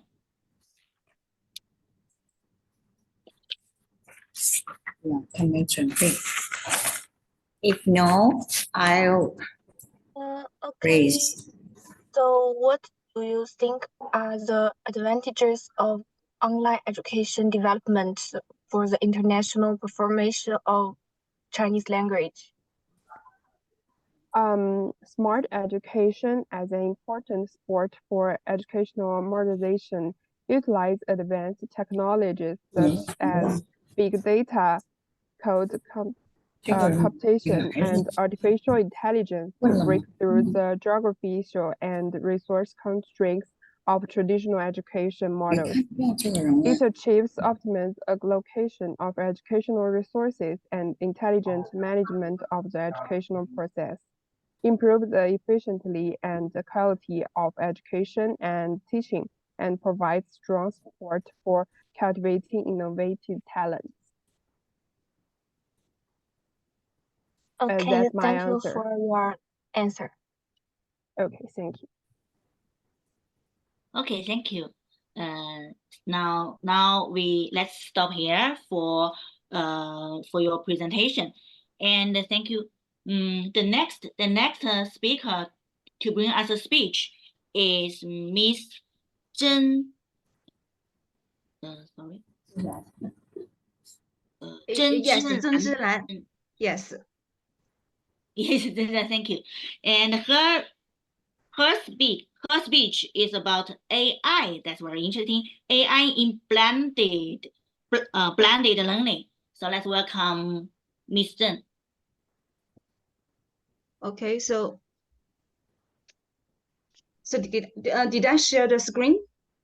Yes. Yes. Okay. So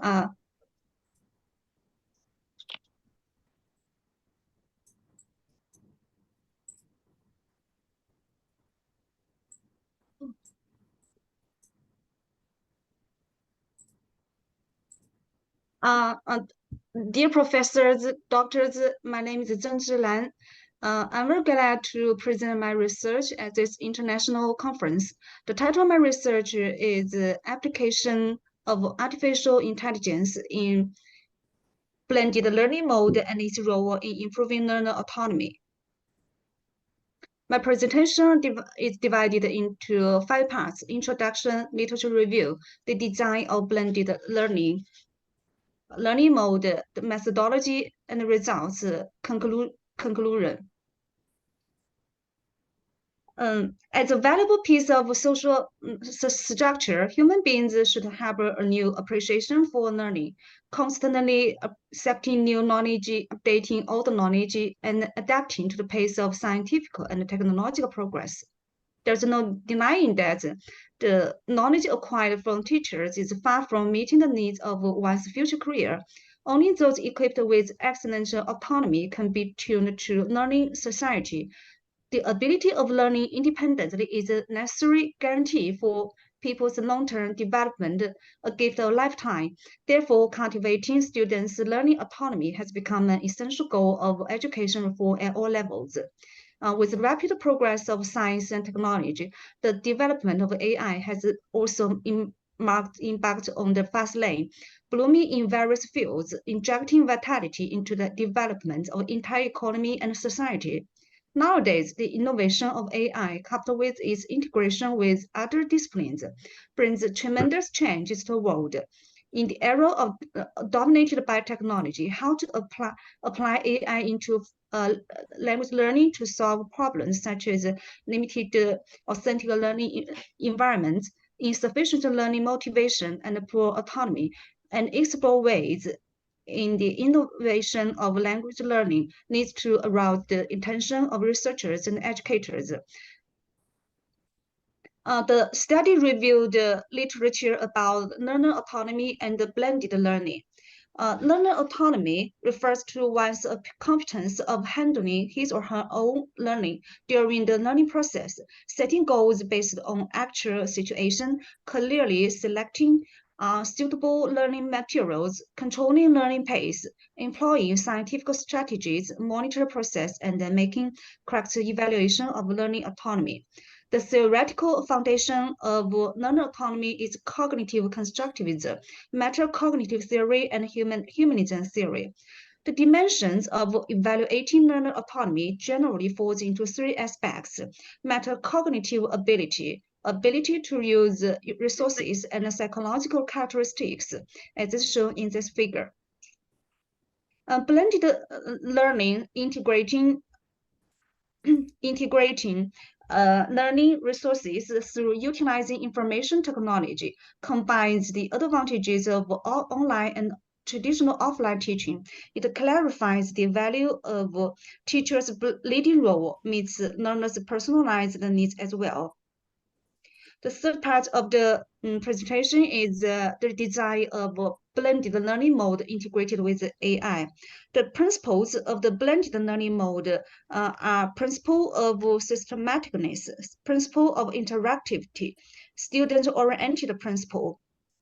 The objectives of the blended learning mode includes ability of making plans, self-monitoring ability, self-evaluating ability, and self-regulated ability. Ability of making plans mainly involves setting goals, formulating plans, selecting strategies, and managing time.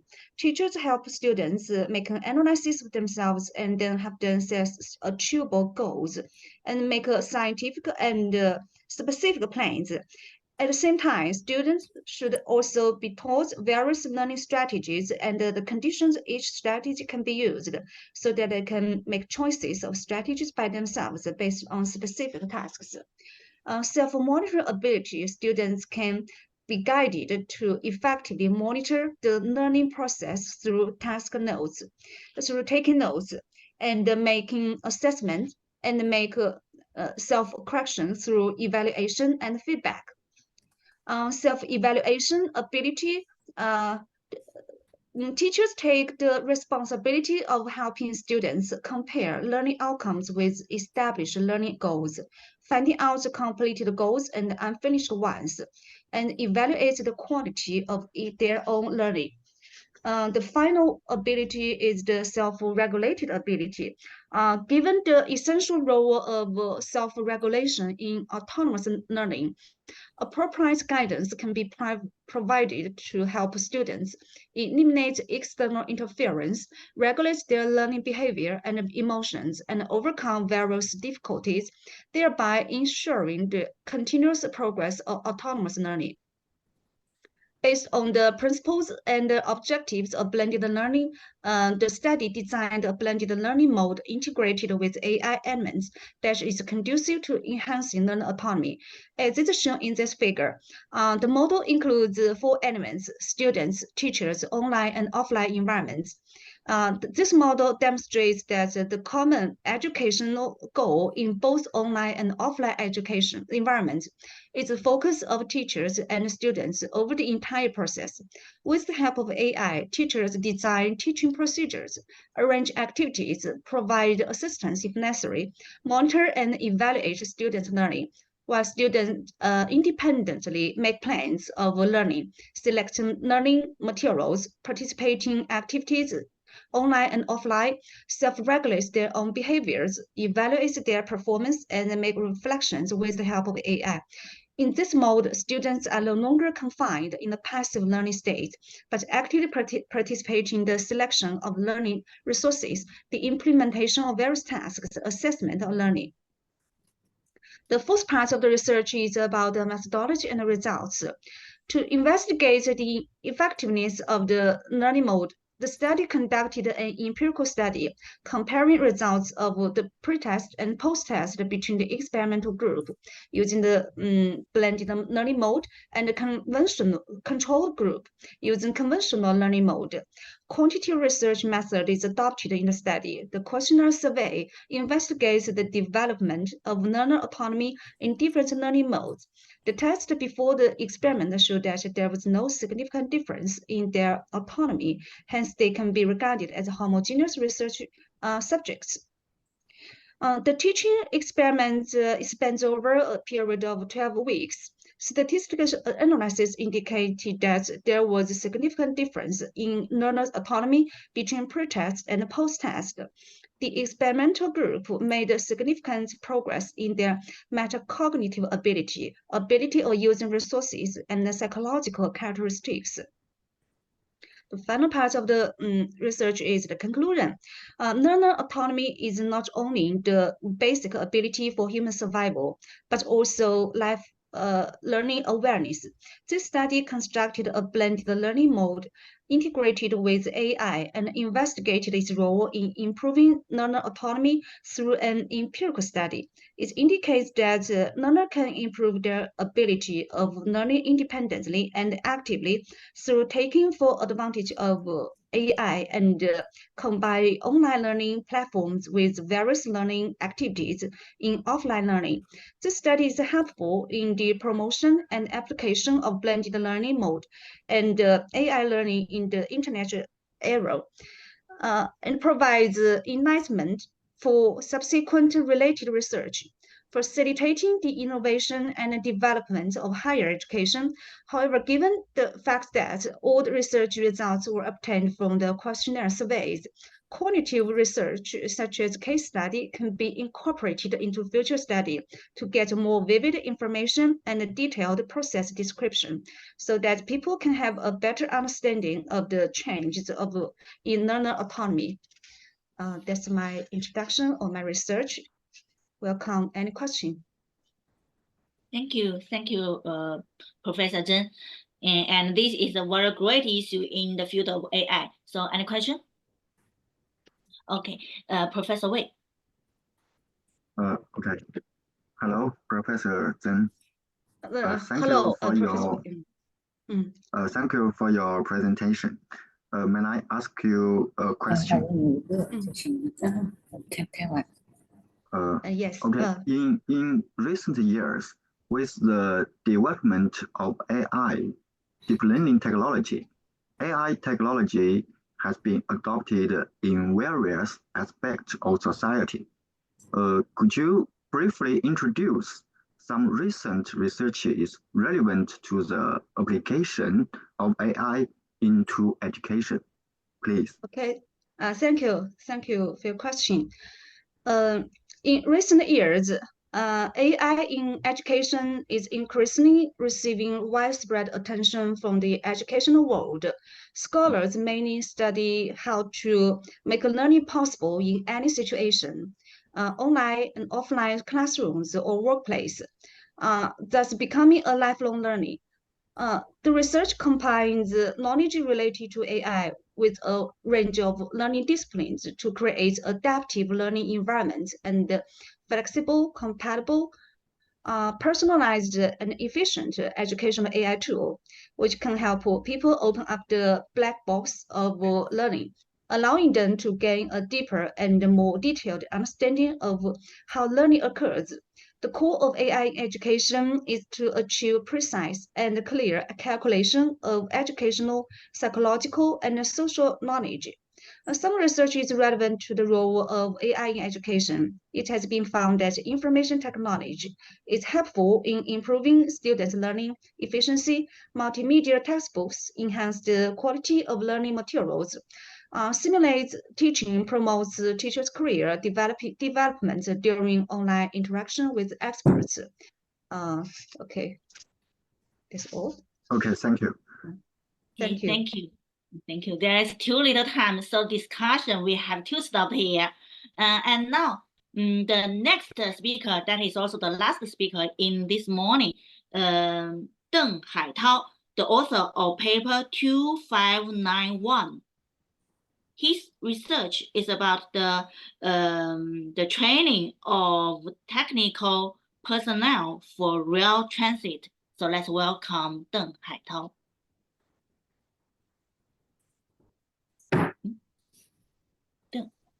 Okay. Could you hear my voice? Yes. Okay. You can share your screen. Okay, thank you.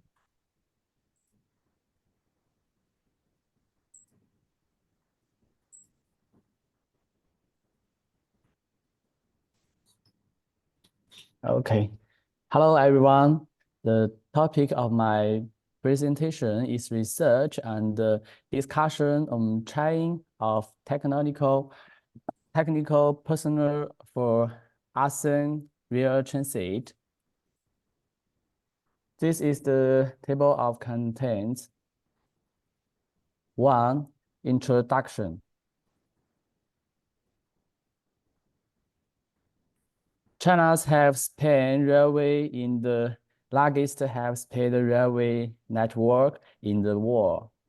By the end of 2023, the total mileage have exceeded 43,000 km, the longest in the world,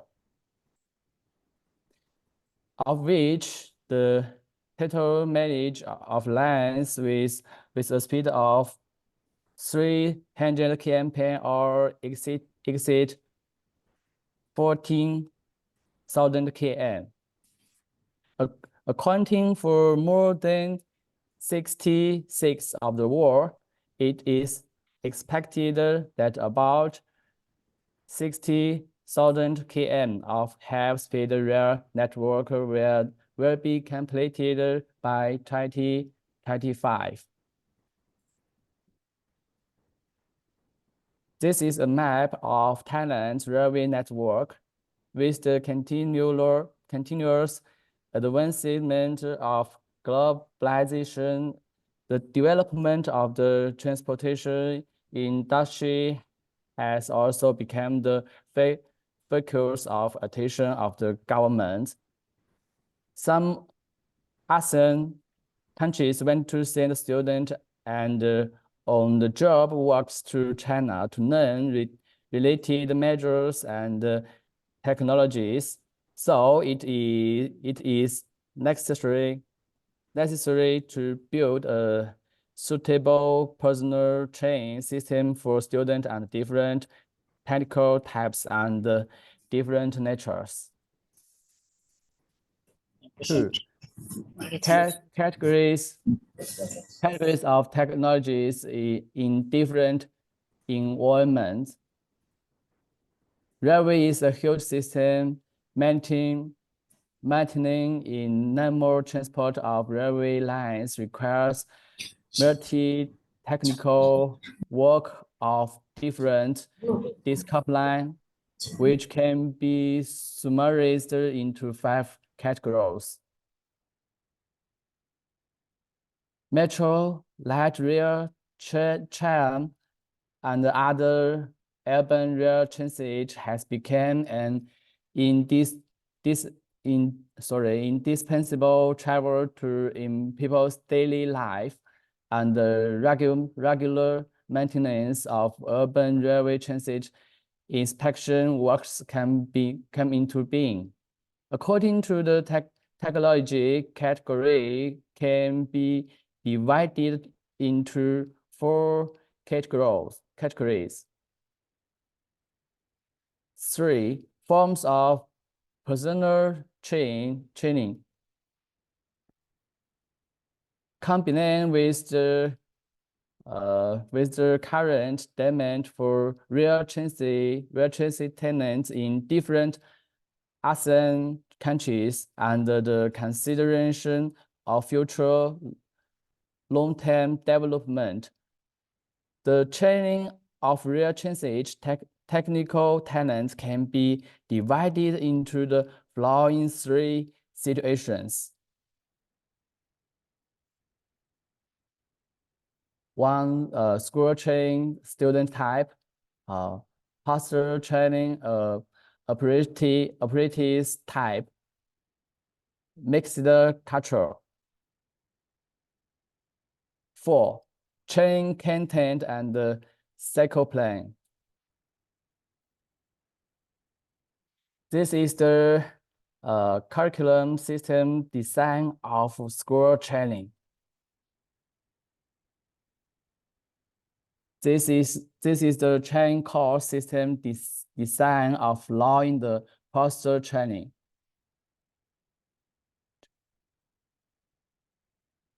This is the next training curriculum system design.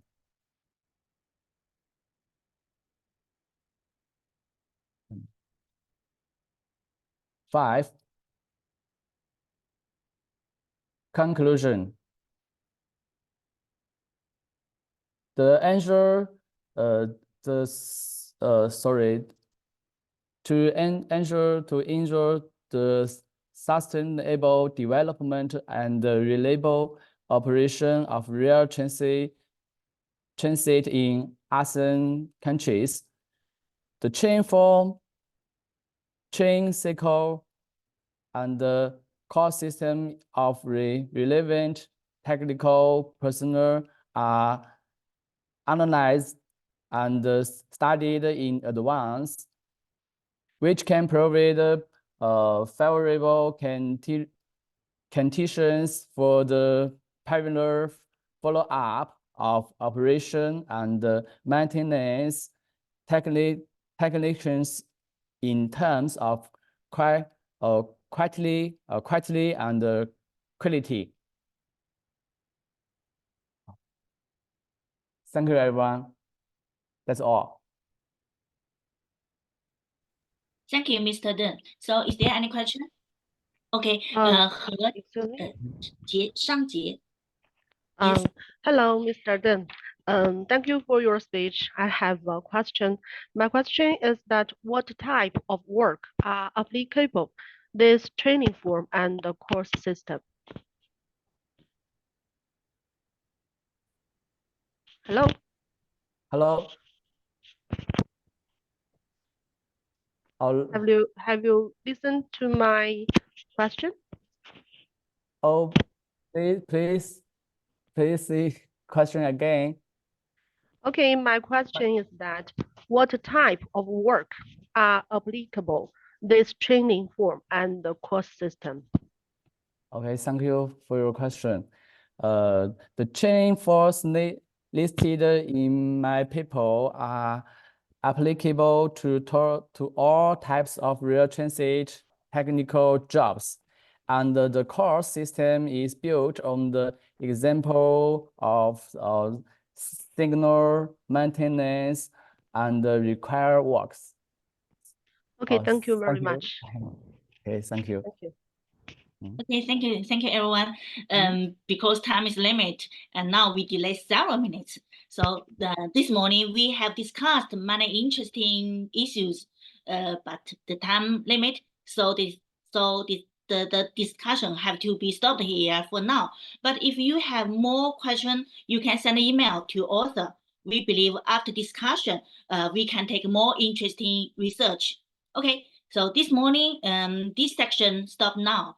Have a good lunch, and let's continue this afternoon. See you this afternoon.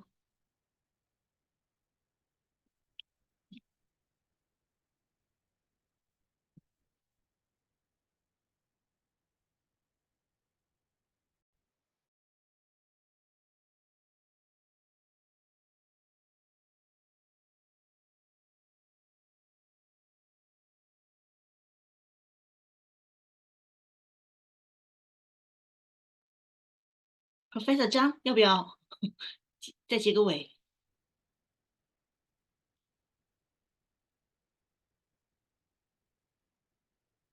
直接退出吗？听不见，听不见，静音了，静音了，退出了，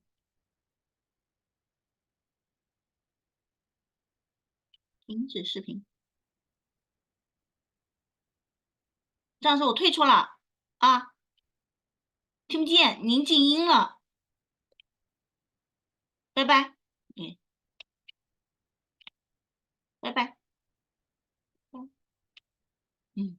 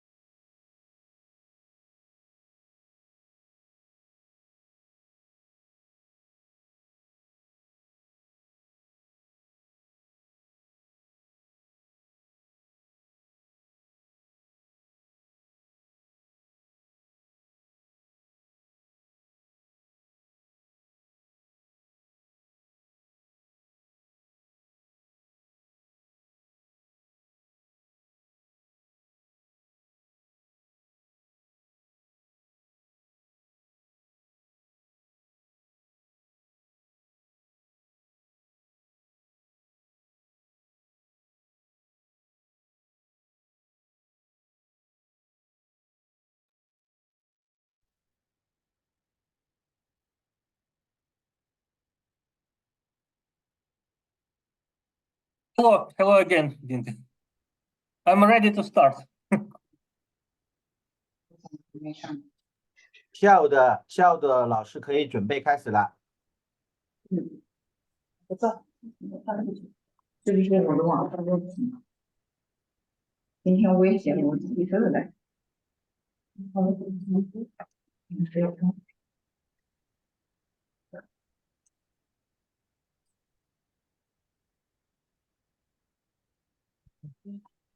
然后就，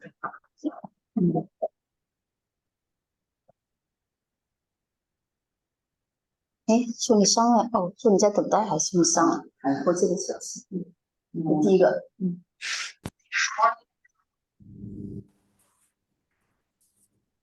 看你的视频。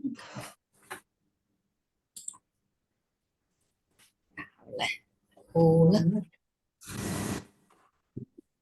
Вадим, спрашивай, когда он сегодня утром ходил, это обзор. 第二个嘛，还没到点，还有1分钟。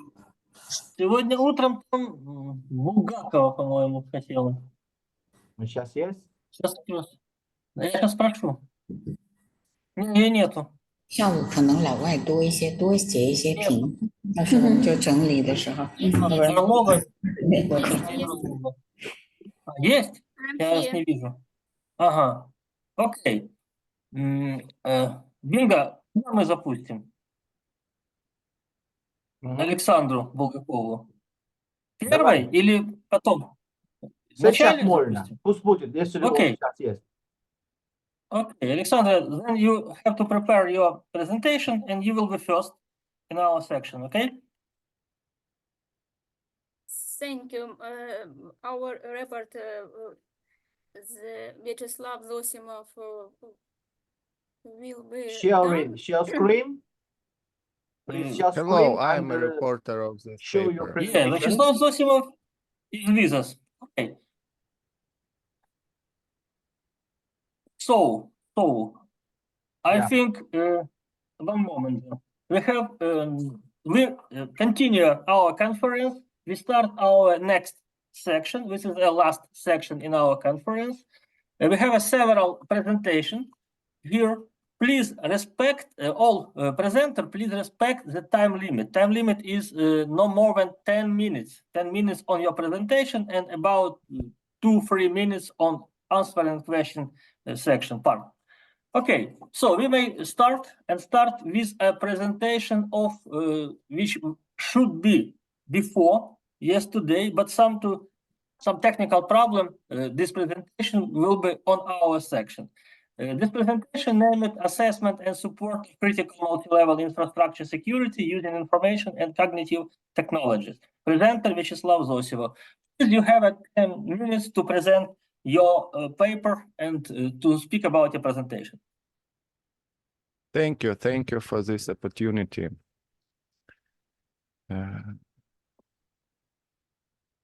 So today the world of information security is governed by more than 30 international standards. One of the key standards is ISO IEC 27000, which sets out the overarching framework for information security management system. Developing deeper ISO 27004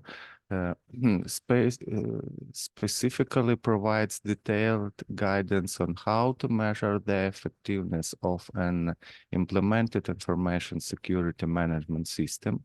It is a tool for organizations to assess and manage information security risks and ensure the protection of their data sets. While these standards represent the current state of the art in information technology security, they fall short in providing concrete value scales of exhaustive lists of security requirements for the critical information infrastructure they aim to protect. There are various methods of evaluating the level of cybersecurity in different countries and industries. One such method is Cybersecurity Assessment Standard for Information Technology, CSET, developed by the National Institute of Standards and Technology, NIST, in the United States. This method allows for the assessment of cybersecurity within a specific organization or sector and is simpler than other approaches. However, the methodology is lengthy and challenging to use. It does not automate the cybersecurity assessment process, which may require significant effort and time. The cybersecurity assessment methodology for the European Union Agency for Cybersecurity enables the assessment of cybersecurity within an organization or sector. It provides a simplified approach to cybersecurity assessment compared to other methods and allows for the automation of the cybersecurity processes.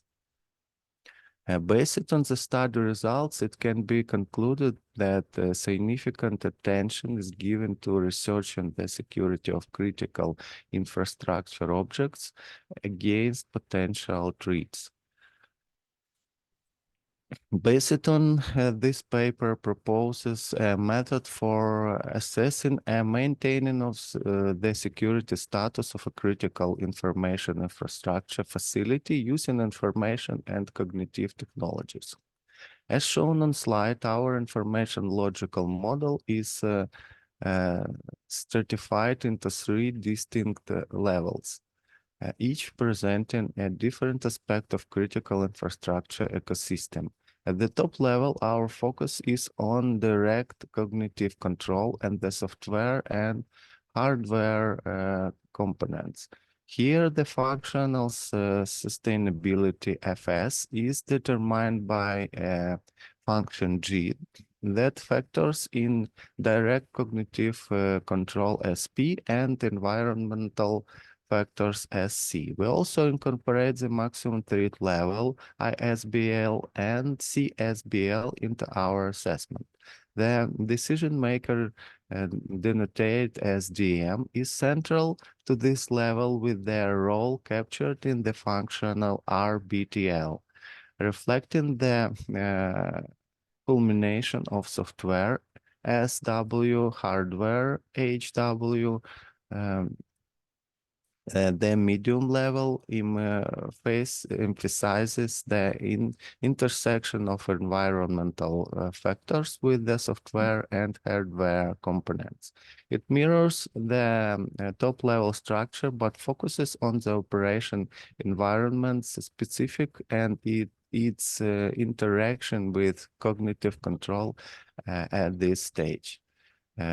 Descending the bottom level, the model addresses the more tangible ground level components of infrastructure security. It is crucial to know that at each level, the decision maker cognitive state variables that are tailored to reflect the decision-making context relevant to that level.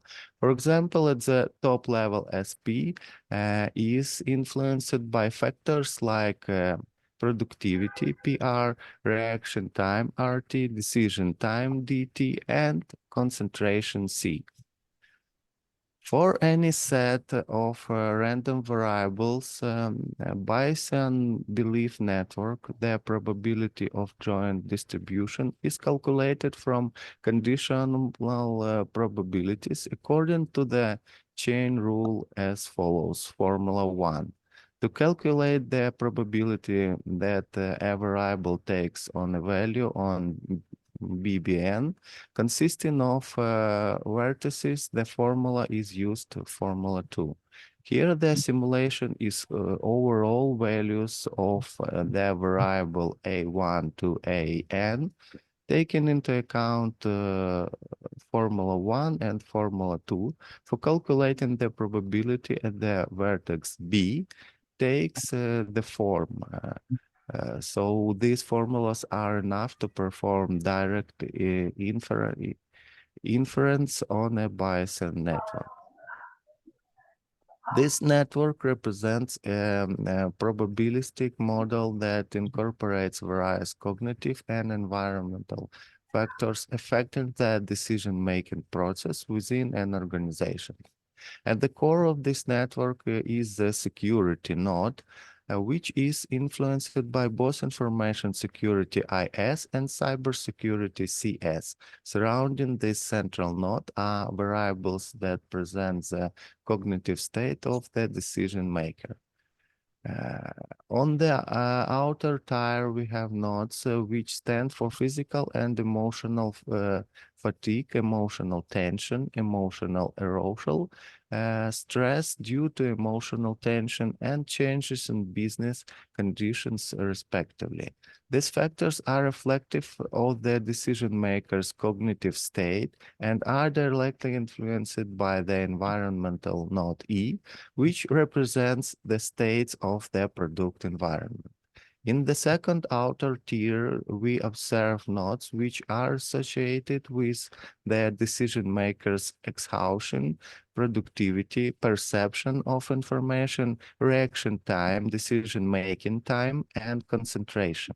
The design of the network is such that each of these factors can only adopt on one of two values, streamlining the model for clear binary assessment in real-world application. Slide presents the conditional probabilities of the vertices on our bias and belief network. These probabilities are essential for understanding how different factors influence on cognitive state of the decision maker and consequently the security of the CIIF. Vertices are conditioned by the state of the vertex E, representing the environmental factors. The probabilities here indicate how likely it is for factors occur given the positive or negative state of the environment. For instance, in the environmental state is negative, so there is 20% chance that physical fatigue F occurs, while emotional tension ET has 25%. Similarly, the vertex TH for changes in business conditions has only 5% chance of occurring if the environment is negative, implying that such changes are less influenced by immediate environmental states. As for the protective states, when F occurs, there is 10% chance that the system is not protected. Moving on the other vertices which deal with exhaustion, productivity, and concentration, the probabilities are tied to whether these factors are in a normal or non-normal state. For instance, if EX is non-normal, the system has 15% chance of not being protected, underscoring the impact of human cognitive states on overall security. On slide, we showcase the results obtained from the bias and belief networks when input into the GNI software. This illustrates two different scenarios and their impact on the security node within our network. On the left, we have a scenario where the environmental factors are mixed with a 60% chance of positive environment and 40 chance of negative one. You will notice that the security node, the focal point of our model, shows a 61% probability of being in a protected state. At the right side of the slide, we present a more optimistic scenario where the environmental factors are 100% positive. The ripple effect of this positive environment is clearly seen in the security node, which now reflects a 79% probability of being protected. To evaluate and uphold the security of multi-level critical information infrastructure facilities, an information logical model based on information cognitive technologies was built. The assessment of the level of security of critical information infrastructure facilities was carried out using a bias and trust network to build the structure and tables of conditional probabilities using the knowledge of experts. And numerical experiments were conducted to test the constructed model in the GNI 4 system. The results confirm the performance of the proposed technology, which can be used to control and support information and cybersecurity, as well as the functional stability of multi-level critical information infrastructure facilities, and technology takes into account the human factor in real time at all levels of operation. Thank you for your attention. I'm done. Thank you very much, Vyacheslav, for your presentation. And now all attenders may ask a questions, please. If there are any questions, you may ask right now.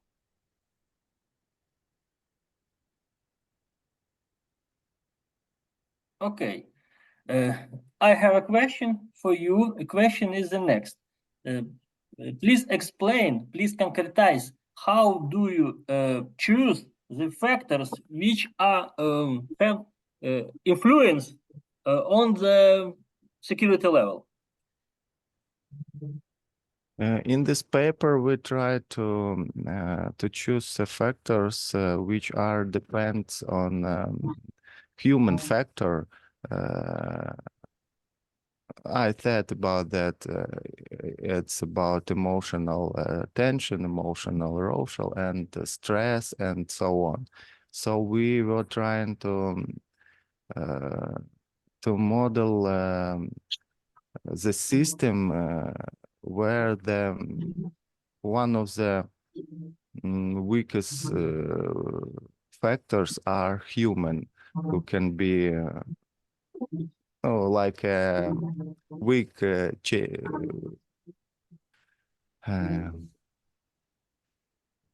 no, one of the random factors. So we, in other papers, we were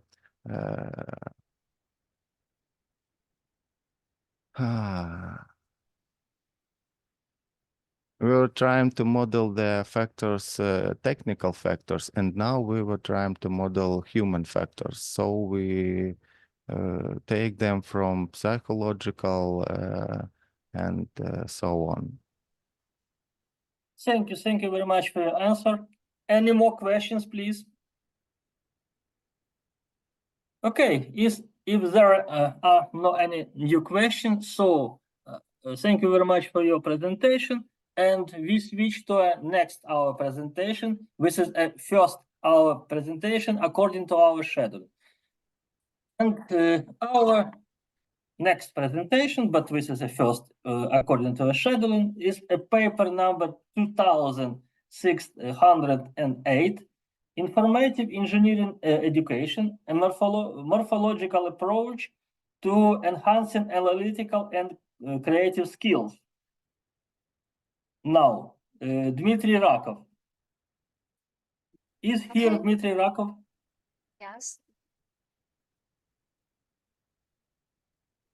No, I see this is some different presentation. I speak about the presentation number 2608.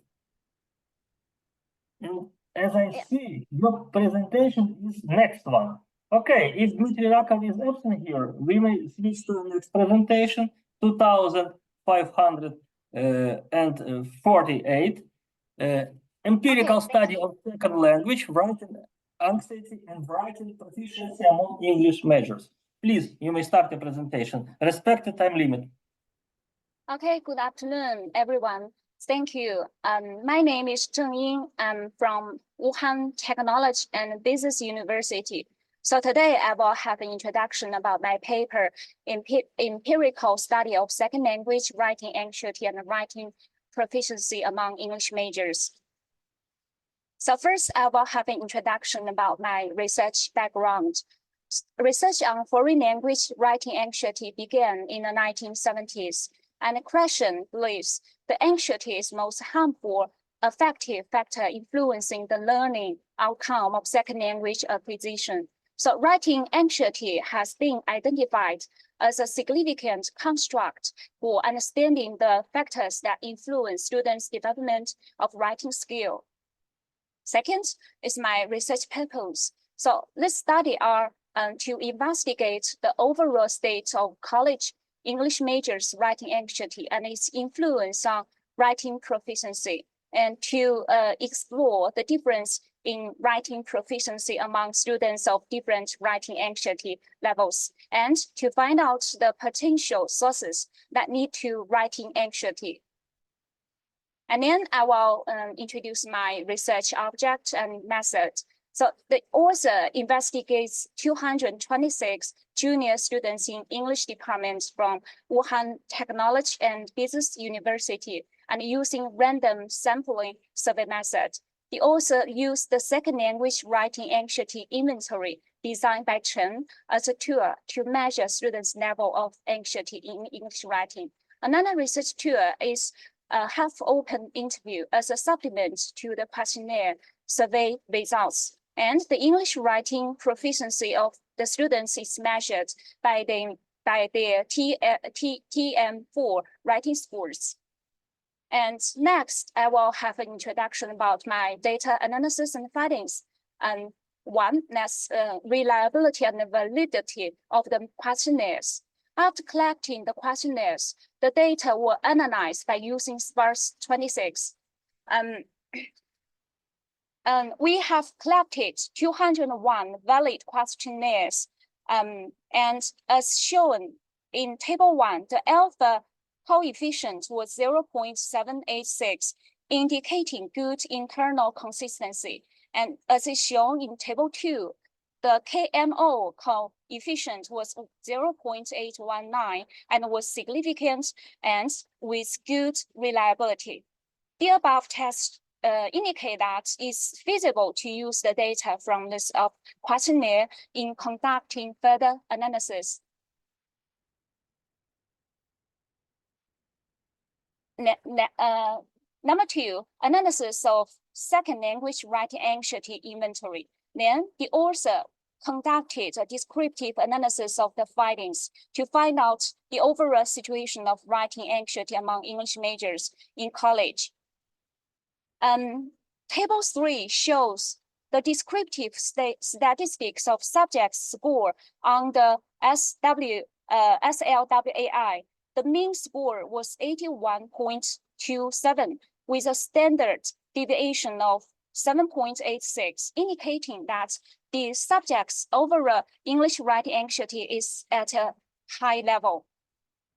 Next, the author trying to find out subject status of English writing anxiety to make sure that their anxiety level is in details. The author used verse 26 to describe and analyze the survey data from all subjects, drawing the mean and standard deviation of all subjects writing anxiety in each dimension. So as shown in table 4, most students are affected by writing anxiety and have a high level of avoidance behavior as a result. Number 3, analysis of the correlation between writing anxiety and writing achievements, which is calculated by Pearson correlation coefficient. So the above mentioned correlation measured the close degree between writing anxiety and English writing achievement.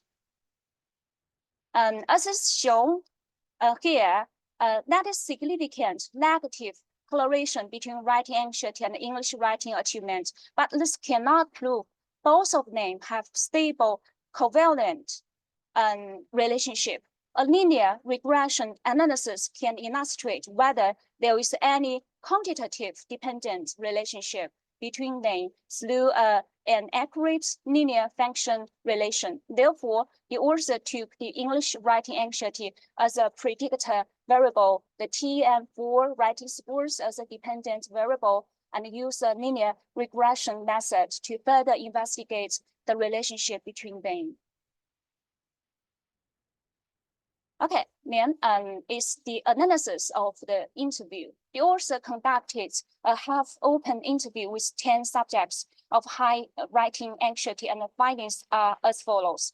Number one, avoidance behavior is the most conspicuous form of writing anxiety, which goes in line with the analysis results of the ICAILE. Two, it's also discovered that lack of writing practices, lack of adequate writing knowledge, test anxiety, and lack of writing confidence may contribute a lot to anxiety in writing achievements. Okay, then I will have a conclusion about my research results. One, the results indicate that English majors experience a moderate level of English writing anxiety. Two, there is a significantly negative correlation between writing anxiety and the subject's writing proficiency. The higher the anxiety level is, the lower the writing achievement is. Number three, there is a significant difference among students of different anxiety levels in English writing achievements. And four, no matter what the writing anxiety level is, it has no positive influence on writing achievement. And five, it's also discovered that lack of writing practices, lack of adequate writing knowledge, test anxiety, and lack of writing confidence may contribute a lot to anxiety in writing achievement.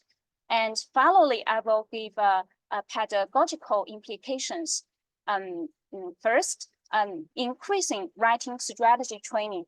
Second, instilling into students self-confidence in English writing. Three, encouraging more writing practice. And four, encouraging various evaluations. So that's all of my presentation. Thank you very much.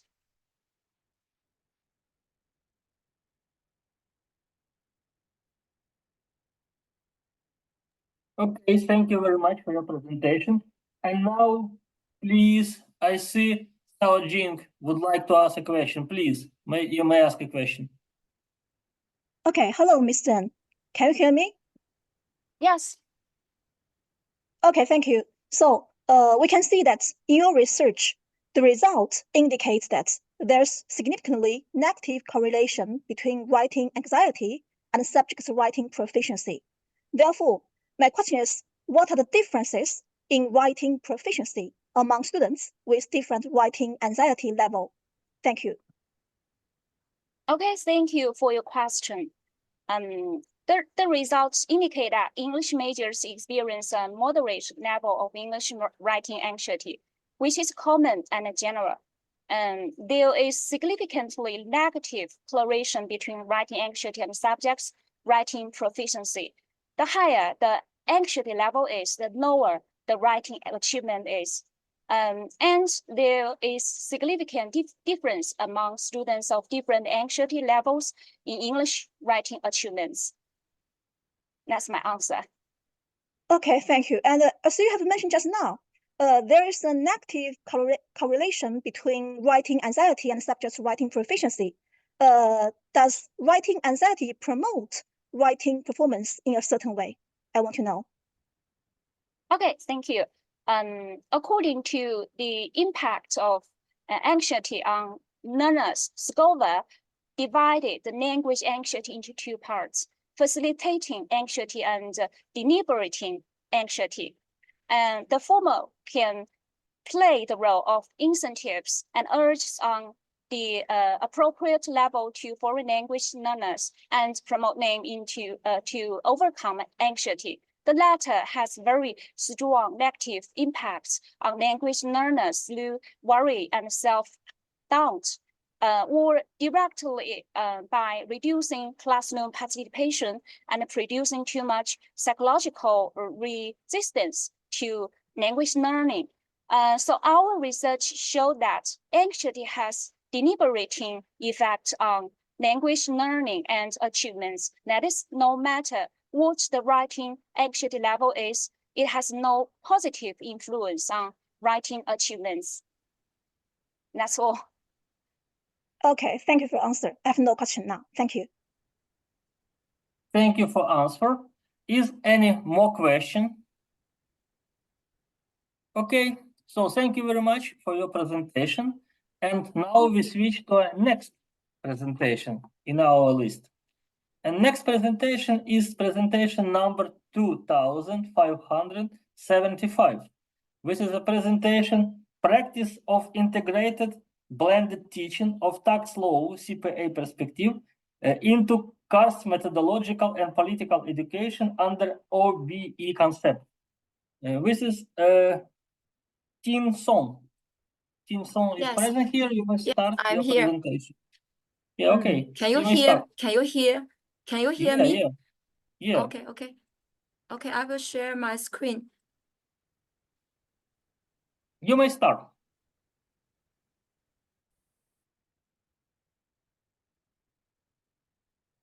Can you see my screen? Yes, we see Okay, screen. okay. You may start your Okay. presentation.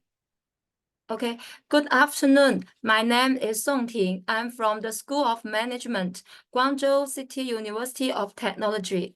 My research topic is practice of integrating blended teaching of tax law, CPA perspective into course ideological and political education under OBE concept.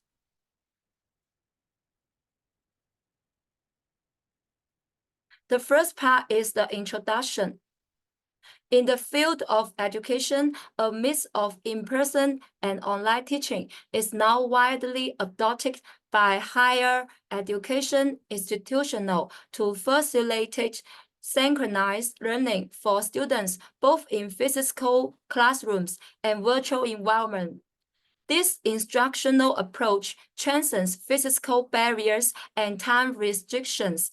Students have the autonomy to decide their learning plans based on their individual needs, enabling teachers to guide and organize effectively while also highlighting the students' subjectivity. This approach aligns with the student-centered philosophy of the OBE education model. Educators actively promote the construction of the course ideological and political system through the scientific design of blended teaching models, integrating it into the blended teaching of tax law in universities can promote the organic integration of moral and political education with online and offline blended teaching of tax law course, providing effective support for students' comprehensive development and quality education. Current situation of tax law course teaching. There are two problems. The first problem is that educational approaches are not aligned with the requirements of information technology education. The second problem is that the education on ideological and political have not been effectively integrated with the knowledge points of professional courses. In order to solve these two problems, we should redesign and incorporate blended learning in tax law course for ideological and political education integration by 4 steps. The first step is we can improve ideological and political education through teaching methods and implementing blended teaching. Through new media interaction, ideological and political elements can be better integrated into the teaching content of tax law courses. Currently, online MOOC instruction can be implemented to enhance teaching precision. Throughout the education section, learners have the opportunity to utilize digital resources for constant access to information. The second step is to improve ideological and political education through teaching objectives and enhancing professional competence. Our course objectives can be divided into 3 objectives, such as the knowledge objectives, skills objectives, and ideological and political objectives. And we can incorporate some ideological and political elements in our course, such as the legal awareness, honesty and trustworthiness, accurate taxation, rigorous science, and social responsibility, and institutional confidence. The third step is that we can, through teaching context and emphasizing the guidance of values. The reform of test law courses can adopt a text-based driving model, design course texts that combine theory and practice, and create ideological and political thinking talents with true abilities. The fourth step is we can, through teaching evaluation and establishing a diversified evaluation system. For example, we can evaluate students' social responsibility and institutional confidence by the participation of classroom activity and thematic discussions. We can evaluate students' legal awareness and honesty and trustworthiness by the normality and timeliness of homework completed. And we can evaluate students' accurate taxation by the accuracy of the final examination. And we can evaluate rigorous science by the accuracy of the unit test. The next part is the implementation of incorporating blended learning in test law course for ideological and political education integration. On the pre-class preparation, in order to boost students' self-directed learning skills, educators are able to pre-assign suitable texts on ideology, politics, and theory using the Chaoxing learning platform. Students can prepare for a lesson by reviewing material beforehand. On the in-class instruction, the teacher provides guidance and inspiration on difficult topics, while students internalize text law knowledge and showcase their achievements. On the post-class reflection, teachers optimize teaching while students consolidate and expand their knowledge and abilities. Evaluation and reflection on teaching effectiveness. After 1 year of practical application, Figure 1 displays the result comparison, showcasing the impact of the reform in the test law course. The article used students from grade 20 to class 5 of accounting as the experimental group, and students from grade 20, class 5 of accounting as the control group. An analysis of Figure 1 reveals a noticeable enhancement in students' overall academic achievement. The control group adopts traditional teaching mode, while the experimental group adopts a blended teaching mode that integrates ideological and political education with the course. The teaching effect is observed if the p-value is less than 0.05. It is a significant difference with statistical significance. The results show that the teaching effectiveness evaluation of the experimental group students was significantly better than that of the control group, and the evaluation of learning ability by the experimental group student was significantly better than that of the control group. It can be seen that in the teaching of test law courses, the application of a blended teaching model that integrates teaching, ideology, and politics has a significant impact on the evaluation of teaching effectiveness and learning ability by students. Conclusion. Teaching practice has shown that the mixed teaching model of ideological and political education in test law courses can help students improve their professional competence and personal development. It can stimulate students' motivation to participate in test law learning, promote the achievement of their knowledge goals, skill goals, and ideological and political goals. That's all. Thank you for your listening. Thank you very much for your presentation. And now, please, any attendant may ask a question. I see Lian Aijun would like to ask. Please. Good afternoon.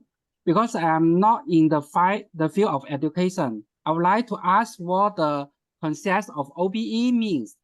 Your course teachings have been very effective. Have you gained any teaching insights? Okay, thank you for your question. The first question, what is the OBE means? OBE is the outcome-based education. It focuses on student-centered learning, prioritizing results, and continuous improvement.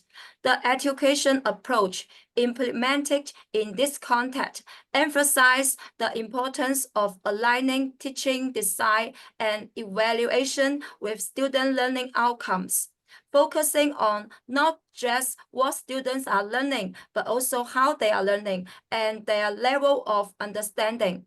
This student-centered approach aims to enhance teaching effectiveness and produce highly skilled professionals capable of meeting the demands of both society and the job market. And the second question, I think we should regulate the frequency and complexity of assignments in online education, harmonize the integration and comprehensiveness of moral and political teachings within the structure of professional knowledge.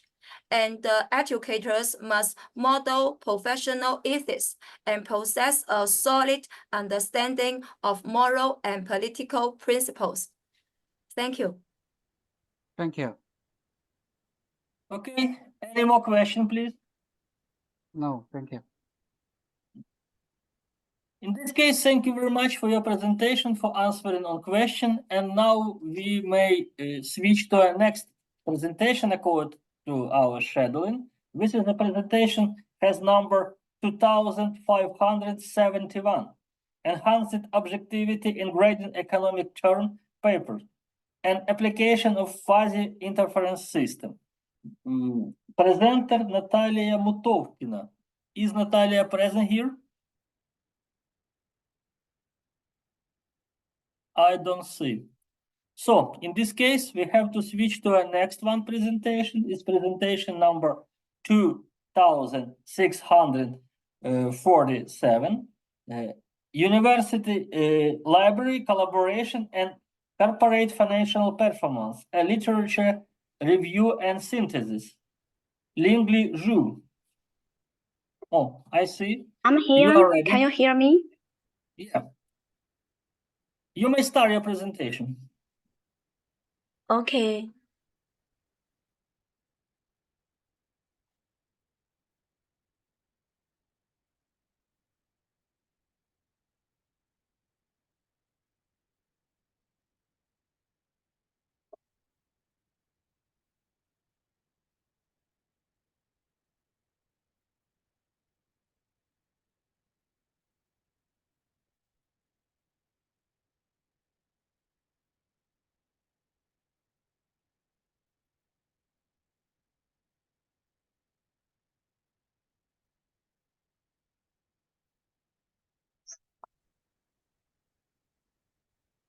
Okay. Hello everyone. My name is Zhouling Li. My paper title is Can you hear? Yes, yes. We Me hear too. you. We see your presentation. You may start. Can you see my PPT? Yes, yes, yes. Okay.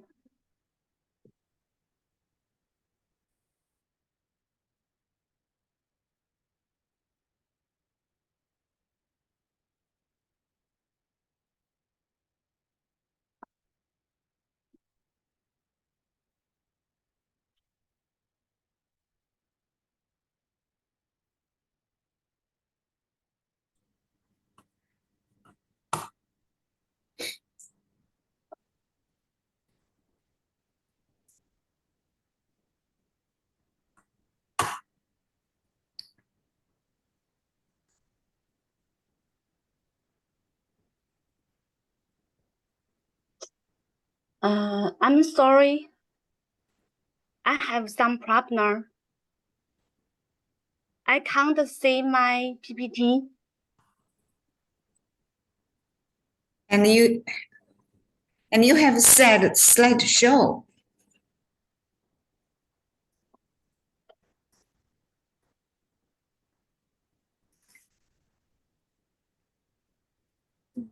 I can just this. I know the 放映, but maybe the rule I not. Go back to set again.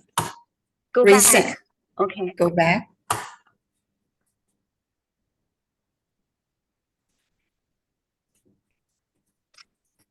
But don't worry.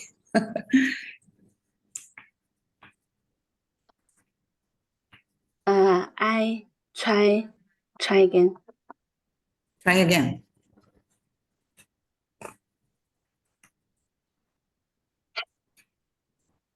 Close your slide.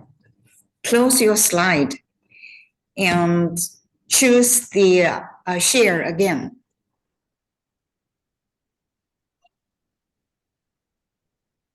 它老是黑屏。是吧？你先把它关掉，再重新打开，重新新共享，哎，共享，再选择共享。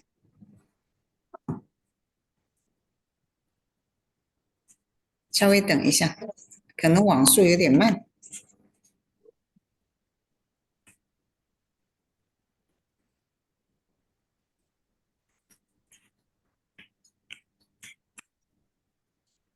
就是还是不行。它老是黑屏，我不知道这个入是我以前没有用过。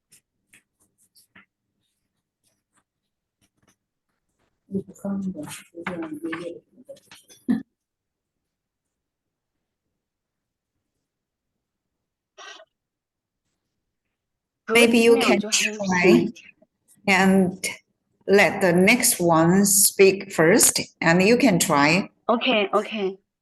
Okay. So due to some technical problem, we switch to change the order. Yeah. Okay, change the order. So please prepare next one presented. This is a paper number 2534, T-test based integration of flipped classroom and project-driven approach in foundation of entrepreneurship course. Is presented Professor, I want to explain this here.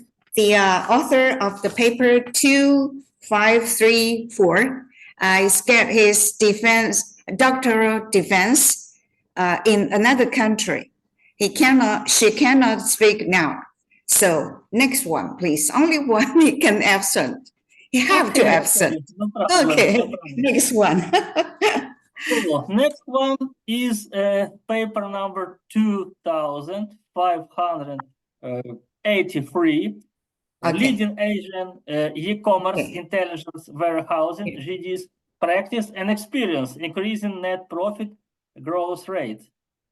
看看，2583在吗？ I see presented it here. Presented it here. Liu Qiuhong, there? Oh, only, yeah.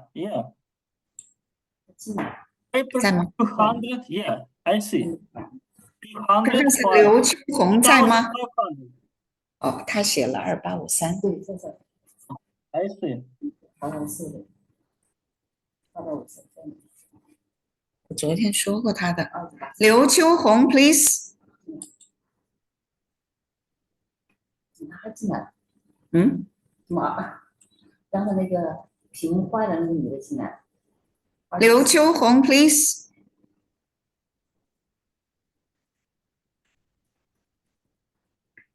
周玲丽老师 ，Are you ready？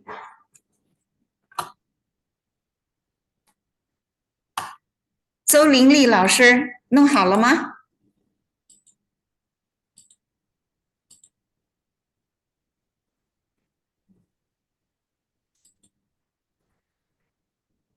周玲丽老师好了吗 ？Ready？ Miss Zhou, are you ready? Oh, I see a paper. No, Yeah. no. Also 黑屏。刘秋红 is there.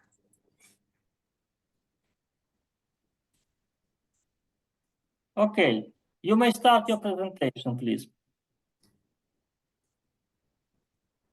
刘老师，刘秋红，你开始讲。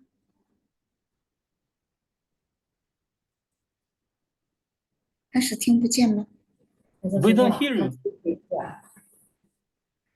刘秋红，你的声音没有。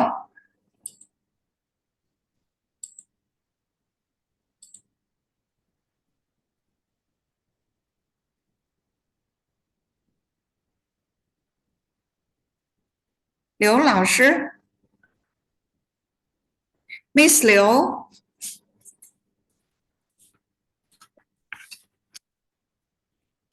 Switch on your microphone. 才连接，才在连接音频。他跟我在两个世界里。正在连接音频。在连接是吧？对。Maybe the net is not power enough. It's the duty of internet. Some problem with connection, I see. Yeah, so that's the fault of internet. Yeah. Okay. Do we have to wait, or we may switch to a next presentation to change the order, maybe, to give some time to improve the situation? Because I see connection is absent, is lost connection.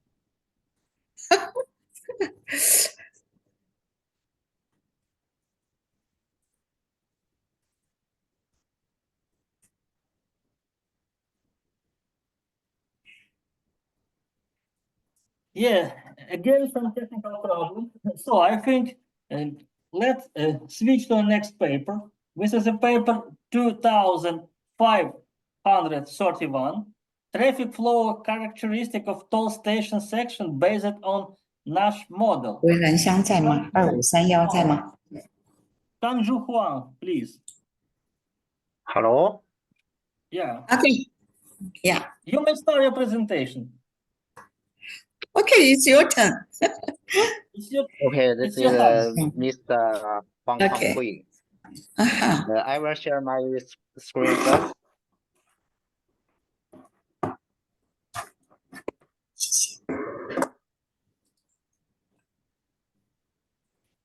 Is it clear? Yeah, everything is good. You may start. Okay, I will start. I'm Mr. Huang. I'm from Nanning University in Guangxi. The first part is the introduction. I'm sorry. Wait. In recent years, traffic problems caused by vehicle operation on the road have attracted widespread attention from domestic and foreign scholars. Based on the simulation of various traffic flow models, people have a deep understanding of the traffic problem. The cellular automation model is a raw model with flexible and adjustable rules that can effectively simulate verified real traffic situations on the computer. Therefore, cellular automation models have been widely used by and developed in the study of traffic flow. This paper uses cellular automation model to numerically simulate the impact of the toll detection time and on-site paid vehicle proportion coefficient on traffic flow. In this way, we can understand the factors that affect the traffic flow at the toll station and propose solutions to the traffic problem at the toll station. Number two, establishment of the toll station model rules. In the model of this article, the length of the highway is regarded as a one-dimensional discrete grid point chain with the length of air. The actual road length corresponding to each grid point is 7.5 meters. Each grid point is at each moment or empty or occupied by a vehicle. There is a dedication buffer section in front of the toll station, and a warning sign is set up at the starting position of the deceleration section. The partial schematical diagram of the toll station is shown in Figure 1 below. The black grid points indicate that vehicles are occupied. The white grid points indicate that there are no vehicles occupying them. The light grid indicate the starting operation of the deceleration section, and the gray grid point represent the toll station. Operation is 600 grid point. The Figure 1. Schematical diagram of the toll station model. The 2.1 operation rules for paid vehicles. Paying vehicles must park and pay in the toll station. When the paid vehicle drive to the entrance of the toll station, it will first determine whether there is a paying vehicle in the station. If there is, it will stop and wait at the entrance. Otherwise, it will park and pay. After specified parking time is reached, according to the distance between vehicles, determine their speed and length according to the last model evaluation rules. 2.2 operation rules for long-pay vehicles on the road in the deceleration section.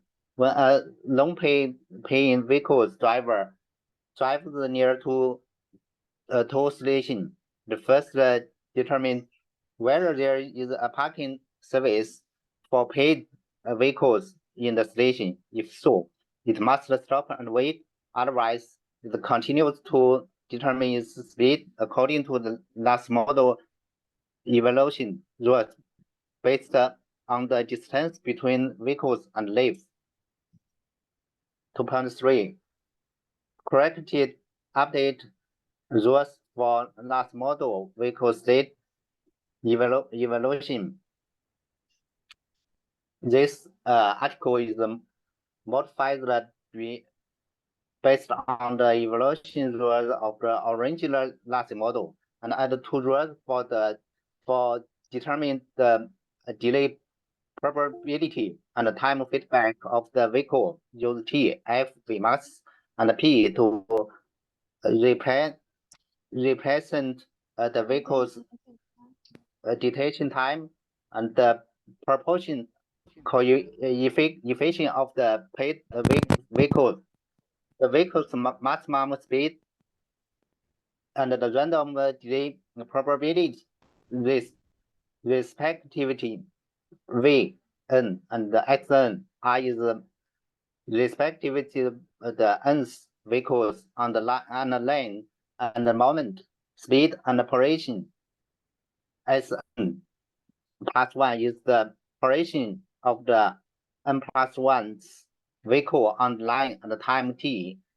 Get t equals Sn plus 1.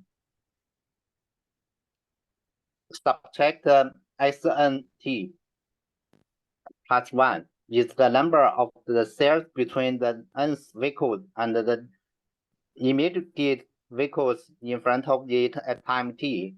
Ls is the location of the tool station. The distance La between the starting position of the desativation section and the tool station is 500 meters, and the TS is the accumulation of parking waiting time. Considering that tool stations have different charging requirements for each vehicle, vehicles are divided into 2 categories. One is paid vehicles, the other is low-paying vehicles. In each time, lamp T to T plus 1. All vehicles update their speed and operation synchronously according to the following evaluation rules. The number 1,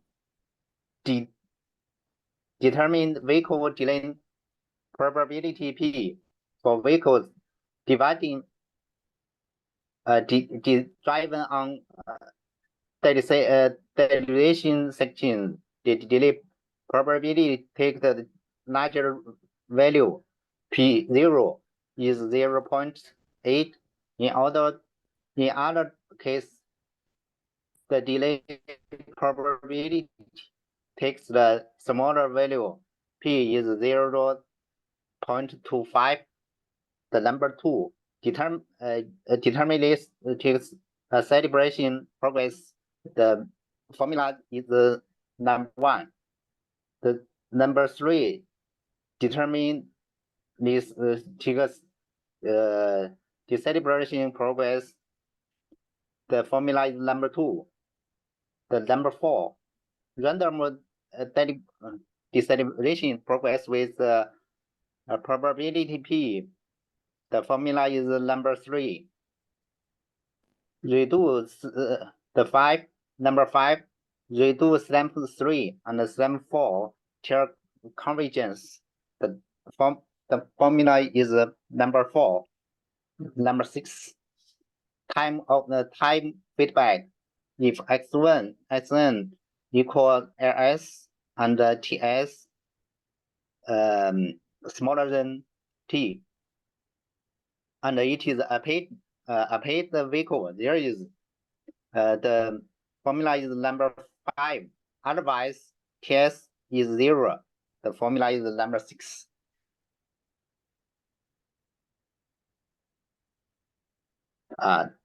The number 3 part is numerical simulation. Suppose the total number of vehicles on the road is n, and the slenderness of each vehicle is represented by its own speed.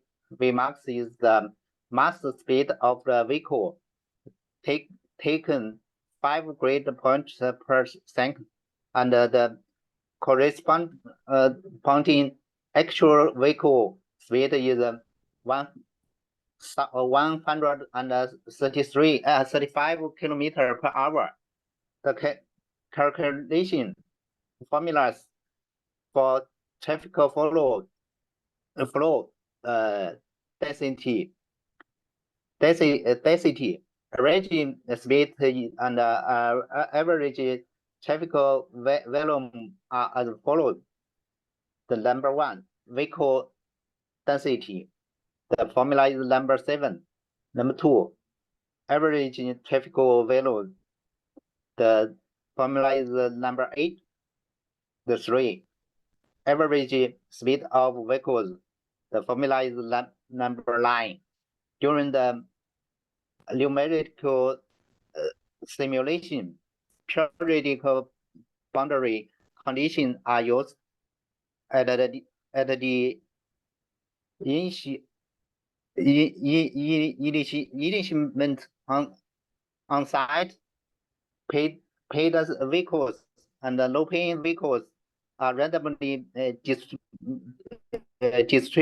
in a certain proportion with a given global density pro on one dimension 1,000 grid point channel area, in which 1,000 vehicles account for the total number of the vehicles. The ratios of is f. Each run takes 4 multiplied by 10,000 times for numeric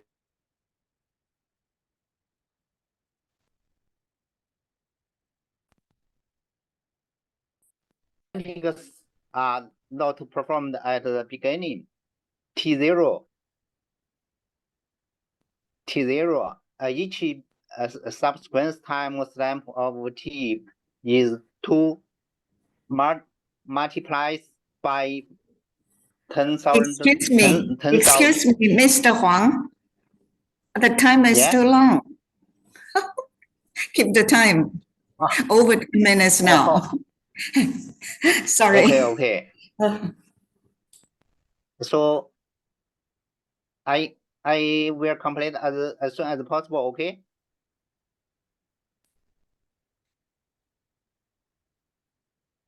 Hello.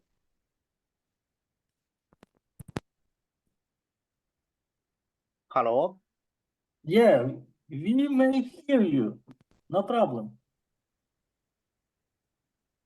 Okay, I continue. Okay. Yes.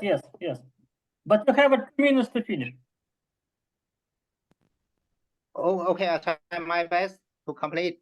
In order to eliminate the impact of the randomness of the initial configuration on the real 10 samples are arranged that is each point on the vertical map is the average of 10 runs. That is S is 10. Number 4, analysis result 4.1. The impact of the vehicle proportion coefficient F on traffic flow. In order to study the impact of the different on-site vehicle proposition coefficient F on traffic flow on the periodic boundary conditions, the vehicle to detention time T was determined, and the numerical simulation was performed by a change on the site on site vehicle proposition coefficient F according to the formulas 7 and 8.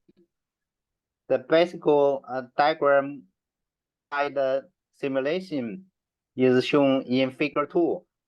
When the model is at P0 is 0.8, P is 0.25, and T is 20 seconds above the figure. We can find that the value of F has a greater influence on the traffic capacity of the simulated route. The relationship between traffic flow and density shown in the figure is different from the last model. That there is a platform form area where the flow does not change with density. The emergence of the flow platform area is consistent with the actual traffic. This is because the vehicle density is not very small. When it is not very large, the interaction between vehicles is relatively large, and the vehicles can maintain relatively large speed. When encountering toll station, due to the influence of the speed limit on the stabilization section and the parking toll time, the slowing down the movement, the toll station can be regarded as a bottleneck at this time, and the stop and go traffic with formula appears in advance in the system, which causes the entire road capacity to decrease and the flow volume to decrease.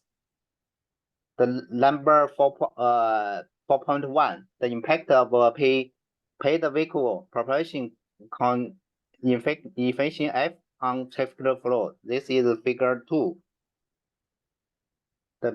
In order to study the relationship between vehicle speed and vehicle density, we obtained the basic graph shown in figure 3. According to the formulas numbers 7 and 9, because the vehicles studied are driven on a single lane, if the vehicle immediately in front of the non-paying vehicle is an on-site paying vehicle, since the on-site paying vehicle needs to park and pay, the vehicle immediately behind it, although vehicles don't need to stop, they can pass through the toll station without even stopping.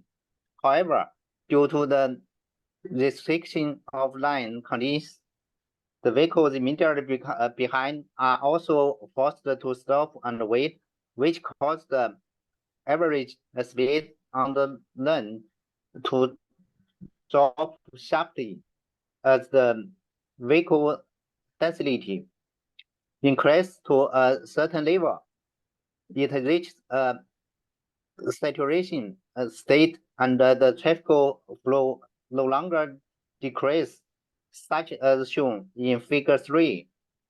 In this way, traffic jam propagating backward appear at the toll station entrance, cause the traffic capacity of the entire road to decrease.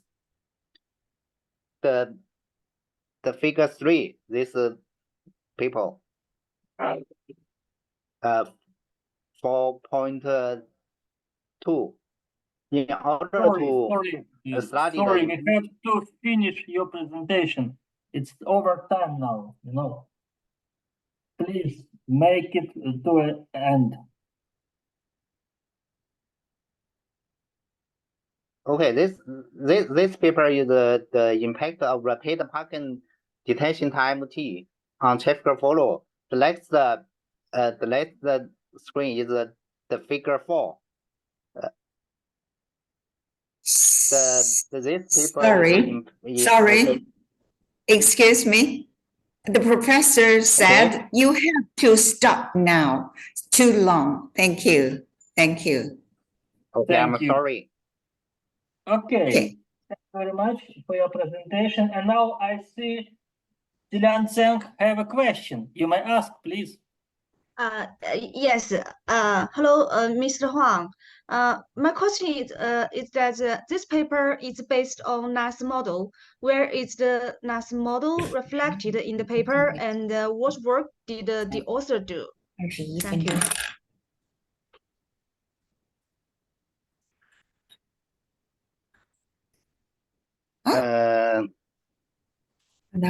I'm sorry. Pardon, please. Yes. So where is the NAS model reflected in the paper, and what work did the author do?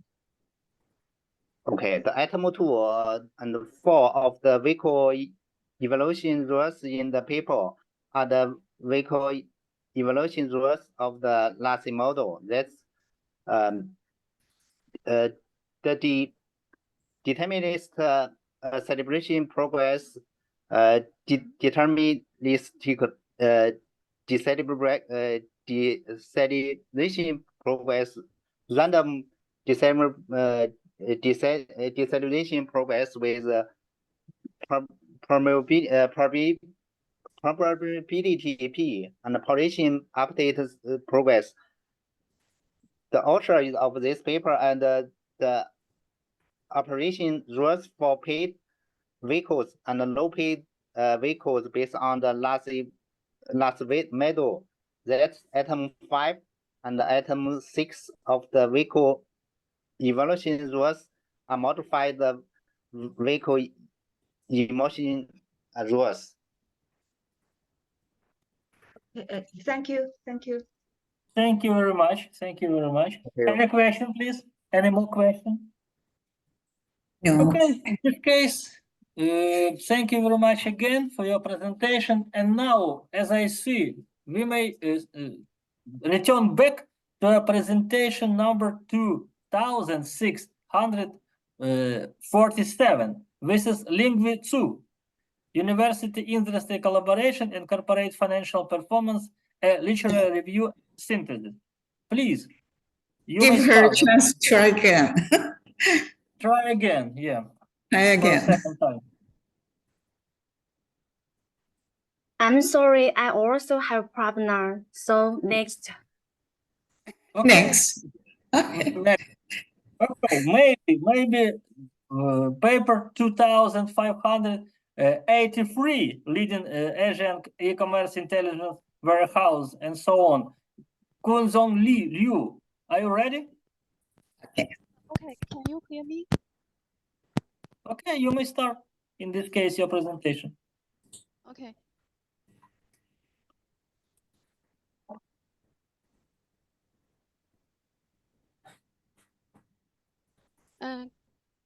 Good afternoon, experts and scholars. It is a great honor to attend today's online conference presentation. The following is my statement. The title of my paper is Leading Asian E-commerce Intelligent Warehousing, JD's Practice and Experience Increasing Net Profit Growth Rates. I'm the reporter and the author, Liu Qiuhong. Now let's begin. This paper probes into the profound impact of automated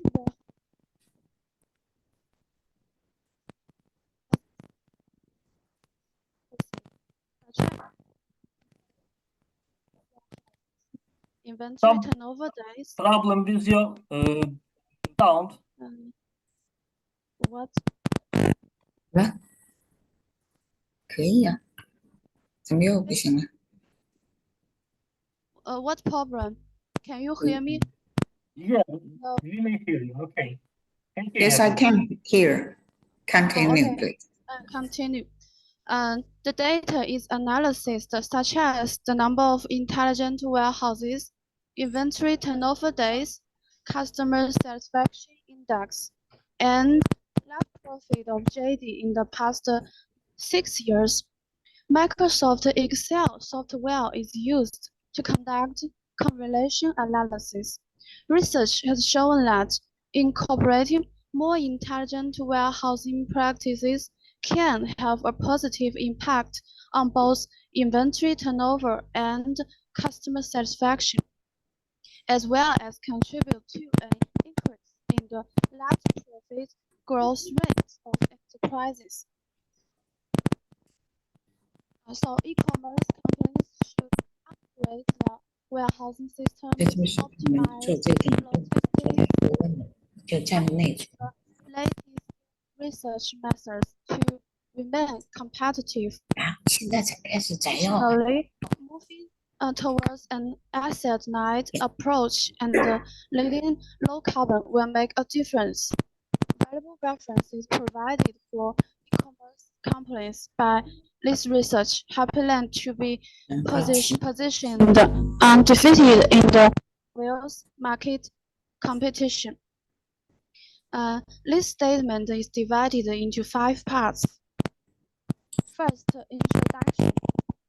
Second, methodology. Third, result analysis and discussion. Fourth, research findings. And the last, conclusion.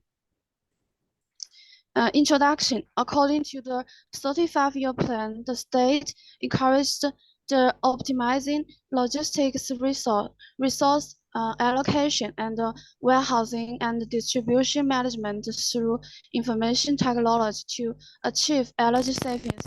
In recent years, warehouse has continuously introduced smart devices such as intelligent robots, receiving widely spread attention.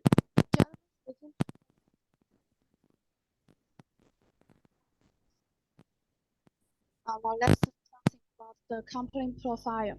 Since 2014, the number of JD's Asian-wide smart warehouses has been increasing, which has been reported by various media. Up to last year, Asian-wide logistics centers in 33 cities across the country.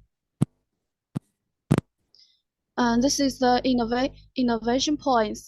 Firstly, it pioneers the integration of automated warehousing and the profitability of e-commerce processes, bridging the range of logistics industry and traditional finance. Secondly, this paper utilized a data analysis method to assess the level of logistics warehousing. It is a novel research method. This paper primarily focuses on the impact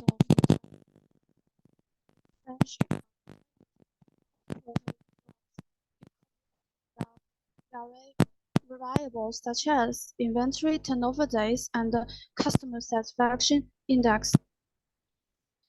Second, methodology based on the connected inventory turnover days, number of intelligent warehouses, China customer satisfaction index, and net profit growth rate. This paper uses Microsoft Excel to conduct a correlation analysis. The correlation coefficient between each index is calculated and analyzed by using functions in Excel. Data connection in order to calculate the net profit growth rate. The financial statements between 2016 and 2022 are utilized to acquire the net profit data for each year. The author finds the data of inventory turnover days in the annual report. Since the intelligent warehouse of JD's Asian #1 has a lot of media reports, therefore it is acceptable to use the number of intelligent warehouses to evaluate the development level of JD's automated warehousing. However, there are some insufficient issues in this paper. Most of the data in this paper comes from the ALU report downloaded from JAIC's official website. However, after careful inspection, it was discovered that inconsistencies exist in certain data from a few years. In addition, since it's just 6 years of data, the final data analysis may lack some accuracy. Third, result analysis and discussion. Broadly speaking, the increase of intelligent warehouses can contribute to the growth of e-commerce firms that profit and bolster their overall profitability. This is the inference path. We can see that first, by expanding the deployment of intelligent warehouses, the reduction in inventory turnover days will significantly enhance inventory efficiency and accelerate capital turnover speed with the correlation coefficient of negative 0.91. Second, reducing inventory turnover days can enhance customer satisfaction significantly with the correlation coefficient of negative 0.76. Third, enhancing customer satisfaction can considerably contribute to an increase in net profit with the correlation coefficient of 0.52. Fourth, research findings using a combination of data tools and theoretical research. This paper first refers to the positive impact of automated inventory levels on the profitability of e-commerce firms. List the findings and the limitations.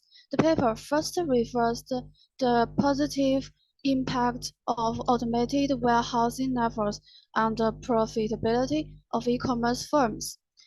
However, there are many indicators to evaluate the automation level of enterprises. Due to the limited data, it isn't easy to evaluate the findings of this paper. This awaits further investigation. The last conclusion: to develop automated products that are more effective in e-commerce. And this article introduces several entertainments.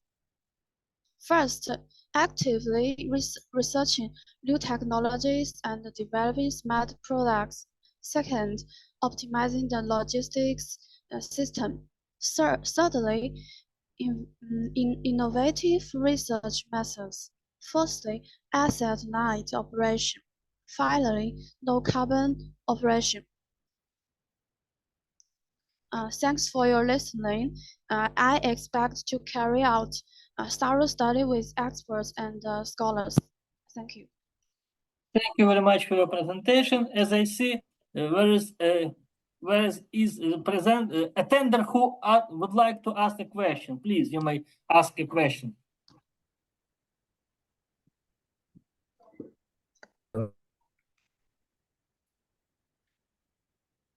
Are you ready to ask a question? Or no? Okay.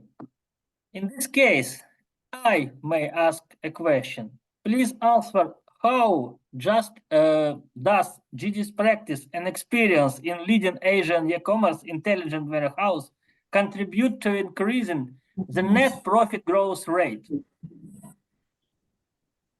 Junjie, you raise your hand, but where are you? Okay, here comes. Please ask your question. Do you heard my question or no? Maybe again we have some technical problem with sound, as far as I understand it.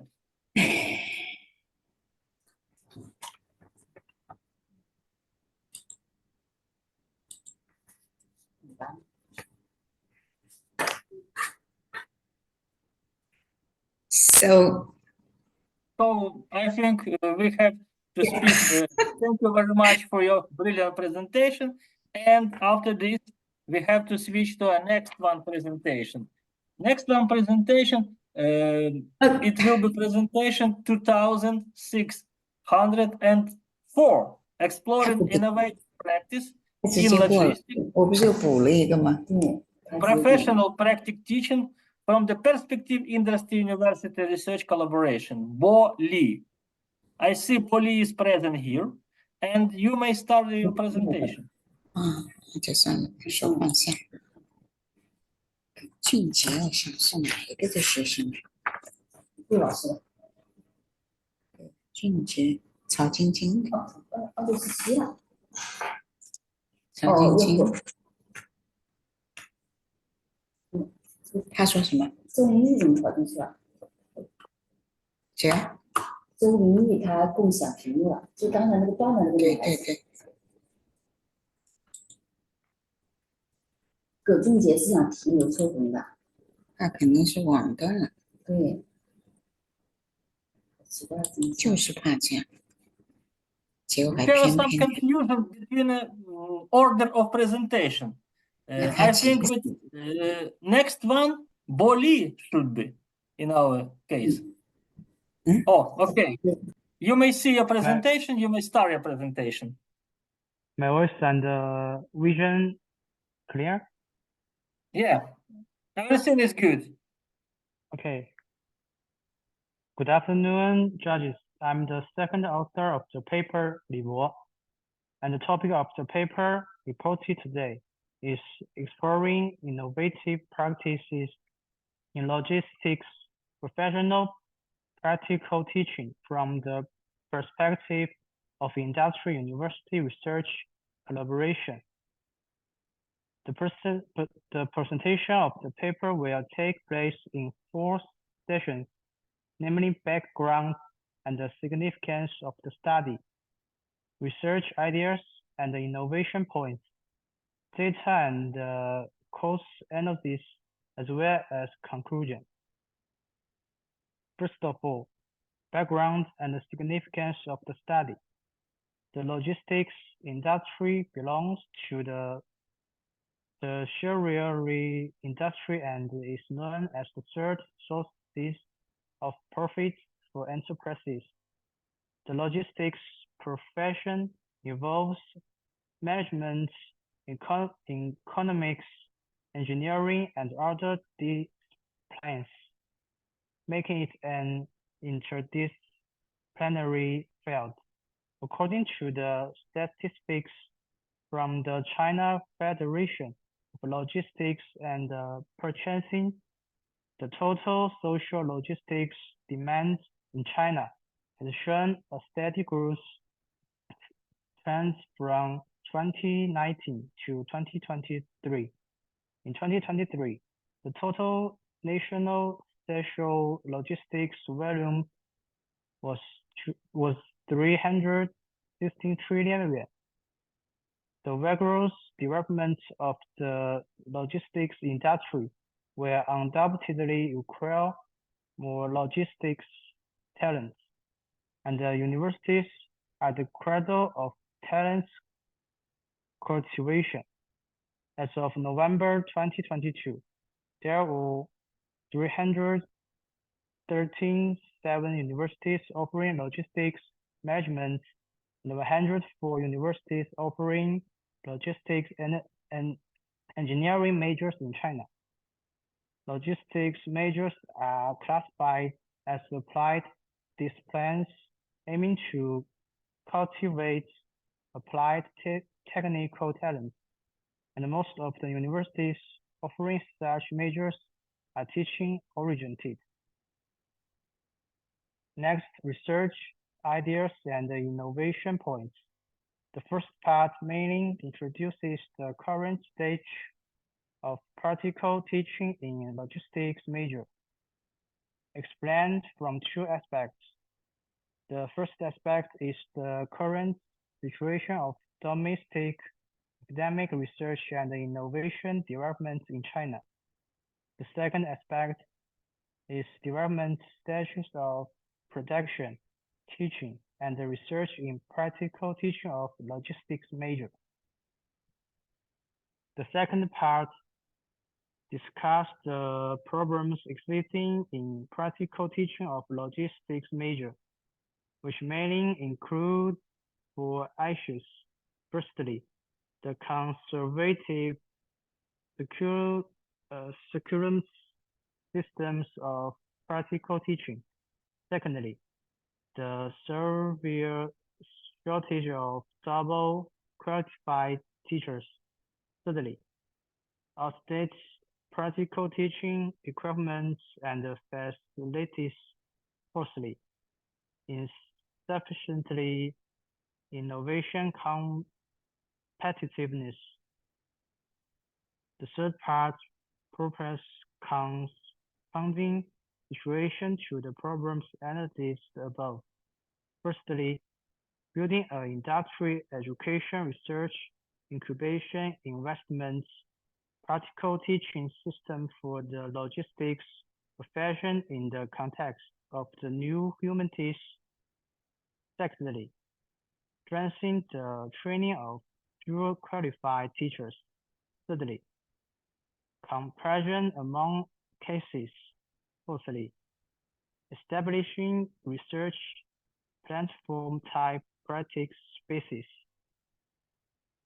Accept data and cost analysis as shown in the figure 2 below. 2015 is the base period, and in 2022, China's innovation index is 155.7. Tables 1 and tables 2 indicate that from 2015 to 2022, China's innovation investment has significantly increased, and innovation effectiveness has also significantly improved.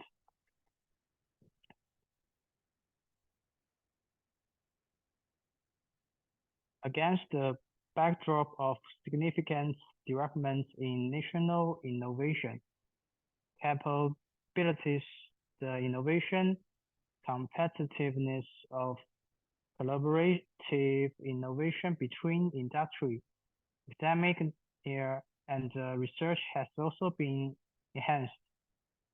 Recently, the development of industry academic research has significantly increased technological innovation, and the complementary advantage of resources have made collaborative innovation in science and technology more competitive.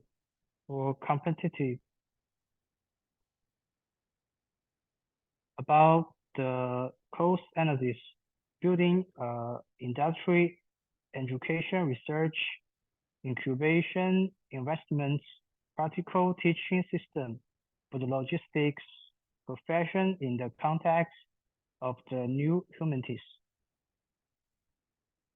At last, conclusion. This article takes logistics majors as an example and discuss the practical teaching model based on the integration of schools and enterprise, and the linkage of the industry, education, and the research. Insights are proposed from the perspective of the industry, education, research, incubation, investment, practical teaching system, practical teaching operation, laboratories,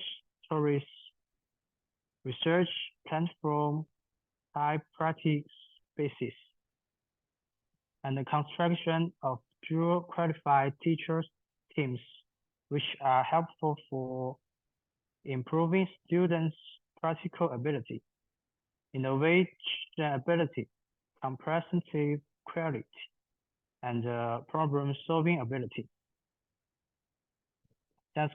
This concludes my report, and I would be grateful for your criticisms.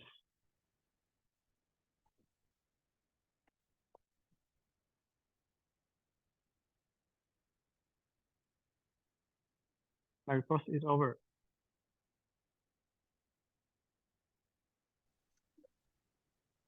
Okay, thank you very much for your presentation. And now I see Meng Fu would like to ask a question. Please, you may ask a question. 哦，好，等一下啊，我的声音能打开。Mr. Li, thank you for your report. My question is, how the data in the paper was obtained? About the data collection, visit the research results and the database of some applied universities, and then visit some websites so as to achieve the purpose of collecting data. Okay, I got it. Thank you for your answer. Thank you for your answer. Thank you very much for your presentation. Any more questions? If there are no questions, then we have to switch to our next one presentation. This is a presentation number 2652, optimization of logistic network of new energy vehicle, a case study of the site selection of the vehicle logistics, delivery center of Pro Logic. Liu Chao, please. Liu Chao may start a presentation.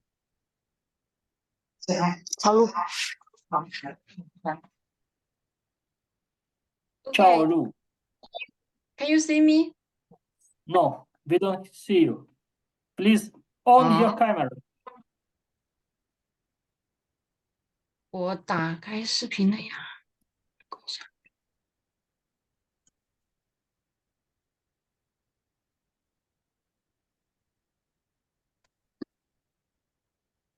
Okay, we see Now your can you presentation. Yes, you may start. You may start your presentation. Please begin. Okay.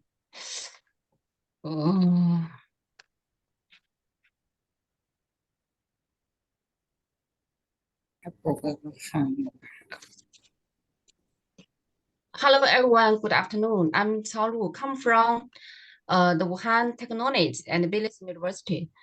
My paper title is Research on the Optimization of the Logistics Network of New Energy Vehicles, a case study of the site selection of the Vehicle Logistics Delivery Center of FAW Logistics. And I will introduce my paper from three parts. First, introduction. Second, main contents. Third, conclusion. First, introduction. In the 21st century, the development of electric vehicles has become a strategic focus for many countries and major automobile manufacturers in the world.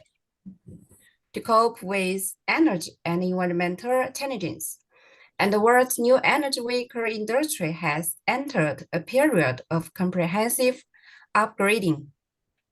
According to statistics in 2022, China's new energy vehicle production will be 7.0582 million, and China's new energy vehicle sales will be 6.887 million, completing the phased goals for 2025 set in the new energy vehicle industry development plan ahead of scale.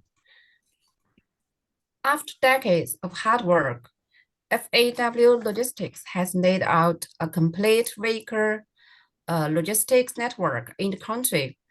The group has two business lines of its own brand and joint venture brand, and the vehicle logistics network relies on domestic road, rail, and water transportation train lines all over the country, and each node can radiate 31 provinces. In the context of the accelerating development of the internet, new energy vehicles are rapidly opening up an innovative marketing model of regional delivery center plus experience store and after-sales service center. The main function of the service center is to provide after-sales service and maintenance service to ensure that consumers' car needs are met. During which there is usually a special maintenance workshop and equipment, and a professional maintenance team can provide consumers with high-quality maintenance services.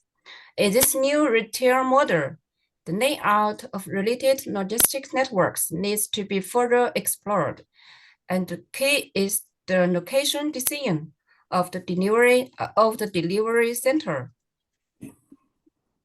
The main content first, the location of the delivery center under the model of FAW logistics, a case study of East China. The new retail model focused on connecting online and offline. Users place orders online and with the help of service personnel. The purchased new energy vehicles will be sent to regional delivery center, and then customers can choose the delivery method that suits them, self-pickup or door-to-door, and it included 3 parts: influencing factors and indicators, factor analysis of influencing factors, and the delivery center candidate city selection. First, influencing factors and indicators. Based on the research of FAW logistics current distribution in the terminal node cities of vehicle logistics in East China, out of consideration of the level of economic development and data acquisition restrictions, the country cities in the text are included, which is shown in Table 1. Influencing factors and evaluation indicators of the primary screening of delivery center cities, such as economic factors, demand factors, social factors. Excuse me, Professor Tong. Excuse me, Professor Tong. Yeah, okay. Please switch on your camera. Your vision. 摄像头。打开摄像头。我的摄像，我这边是开的，我打开了，但是为什么你们看不到我？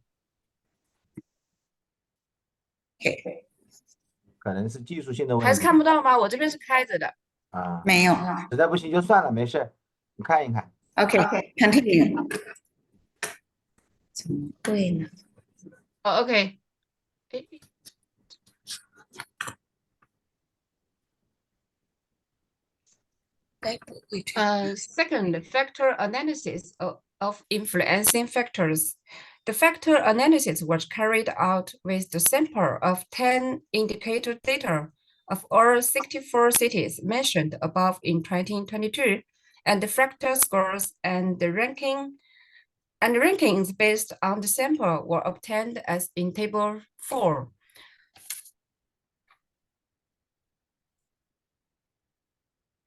According to the total variance in interpretation data, 3 principal component factors can be extracted, and the judgment criteria are that the cumulative contribution rate of variance reaches more than 80 to 85%, and the eigenroot value is less than 1, which is shown in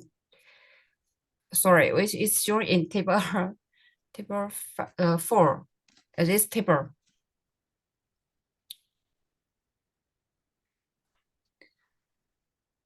Observing the component matrix after rotation, it can be seen that factor 1 has a large node coefficient with permanent population, regional GDP, industrial output value, employment, car ownership, freight value, number of FAW dealerships, and sales of new energy vehicles. which mainly explains these variables. Factor 2 has a large node coefficient with high weight mileage, which mainly explains this variable, and factor 3 has a large node coefficient with total real sales of consumer goods, which mainly explains this variable, which is shown in table 6.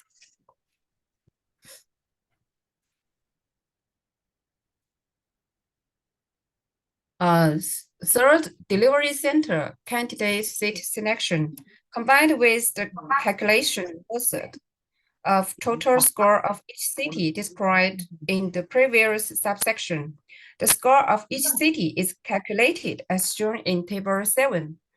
The cities with a comprehensive score greater than 0 are selected as the candidate cities for the delivery center obtained by the preliminary screening. That is, the scores in the following table are sorted from large to small, including 24 cities such as Shanghai, Suzhou, Hangzhou, and so on. These 24 cities will be used as delivery center candidates in the subsequent delivery center layout model, considering economical cost and service quality. Then a delivery center layout model that considers economical cost and quality of service. First, we see the problem description and the assumptions. Model assumptions. The demand point is the connection of several undifferentiated consumers in the city. The location of the candidate point and the demand point is known. The demand of the demand point is known. A demand point is only served by one delivery center. A delivery center can serve multiple demand points regardless of capacity limitations.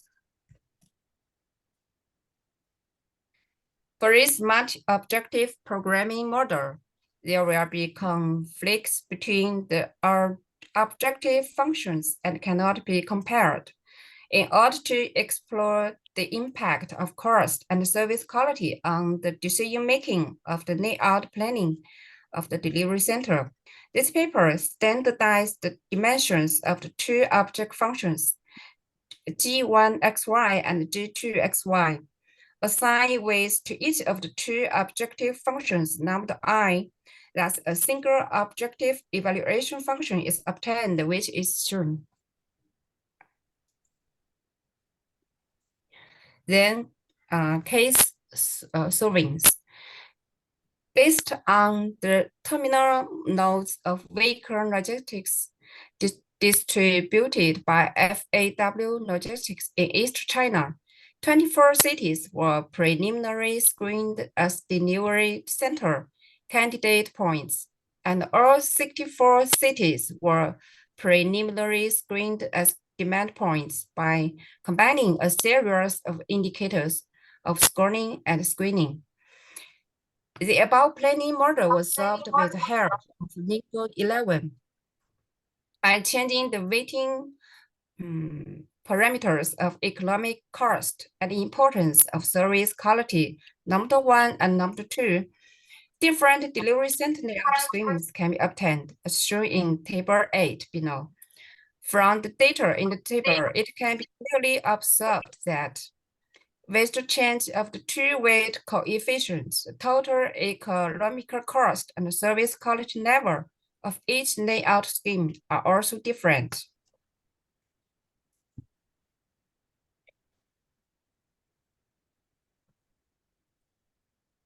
Therefore, with the goal of minimizing economic cost and maximizing service quality, the corresponding integer programming model was established, and 10 cities with delivery center layout were selected, namely Shanghai, Hangzhou, Quanzhou, Liying, Qingdao, Nanjing, Hefei, Suzhou, Fuzhou, and Wenzhou, and the city scope of each delivery center was clarified. Last conclusion. This paper is based on regional delivery center plus experience store and after-sales service center in the context of new energy vehicle marketing. Then, based on the data of the end nodes of vehicle logistics in East China of FAW Logistics, 64 candidate seat nodes selected by establishing an elevation index system and using factor analysis method to score and rank. And finally, the corresponding integer programming model is established with the goal of minimum economic cost and maximum service quality. And 10 delivery center layout cities are served and selected. And city scope of each delivery center service is clarified. That's all. Thank you. Thank you very much for your presentation. As I see Yin Jiang would like to ask a question. Please, you may ask. Okay. Okay, thank you. Thank you, Ms. Chang. Thank you, Professor Mukin. Although we couldn't see you, Ms. Chang, but this topic is still a very valuable topic in the field of transportation. So I have a question. That is, what is the biggest characteristics of optimizing the logistics network of new energy vehicles? That is my question. Thank you. Okay, thank you for your question. In my opinion, the biggest feature of the logistics network optimization for new energy vehicles is to integrate many factors such as intelligence, green environmental protection, safety, and flexibility to form an efficient, dynamic, and responsive logistics system to adapt to the special needs and development trends of the new energy vehicle industry. Thank you again. Okay, thank you. Thank you for your answer. Any more questions, please?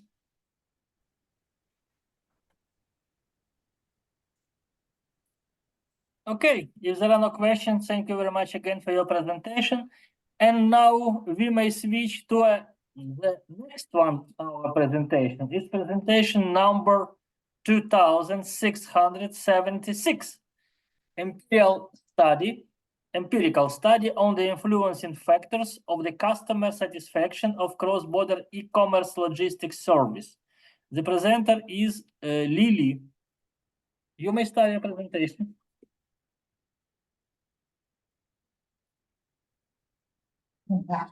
Okay.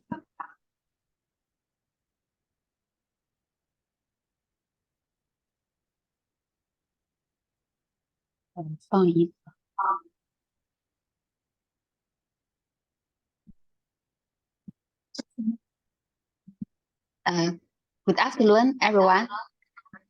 The title of my speech is Empirical Study on the Influencing Factors of the Customer Satisfaction of Cross-Border E-commerce Logistics Service. My name is Lily. I will introduce my paper from 5 aspects. First, introduction. This paper adds a new dimension supply chain flexibility to the common cross-border e-commerce logistics service quality composition dimension and explores the impact of these dimensions on customer satisfaction based on the comparison of the first-order service and the second-order service. And this paper also uses the variance analysis to compare the cross-border logistics service quality and satisfaction between different cross-border e-commerce companies and different import logistics modes. Based on the literature analysis, we propose the following hypotheses. The first, the service quality of cross-border e-commerce logistics can be regarded as a second-order latent variable, and its second-order structure service includes 4 first-order services: reliability, timeliness, cost-effective, and flexibility. Second, the multi-dimensional service quality of cross-border e-commerce logistics based on reliability, timeliness, cost-effective, and flexibility has a positive impact on customer satisfaction. 3. Research method. The main part of the questionnaire is a 5-level Likert scale of 5 dimensions of the theoretical model and 17 items.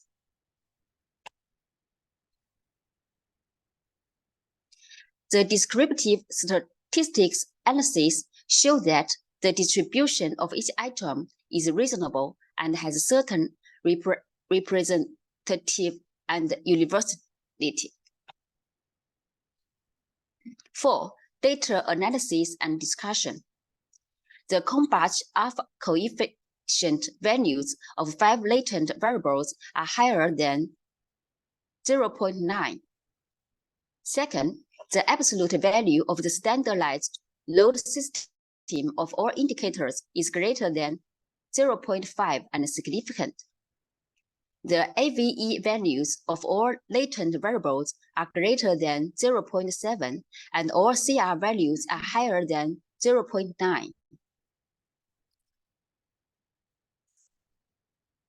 Table 3 shows that the AVE square root values of all latent variables are greater than the maximum value of the absolute interfactor correlation coefficient. And the confirmatory factor analysis model has a good fit. There are significant differences between Timor International and JD International in terms of reliability, responsive, and satisfaction, and JD International has a higher score. For Timor International, the direct mail and overseas warehouse variables, the bonded variables, and domestic warehouse show significant differences in timeliness. And the bonded warehouse and domestic warehouse have higher scores.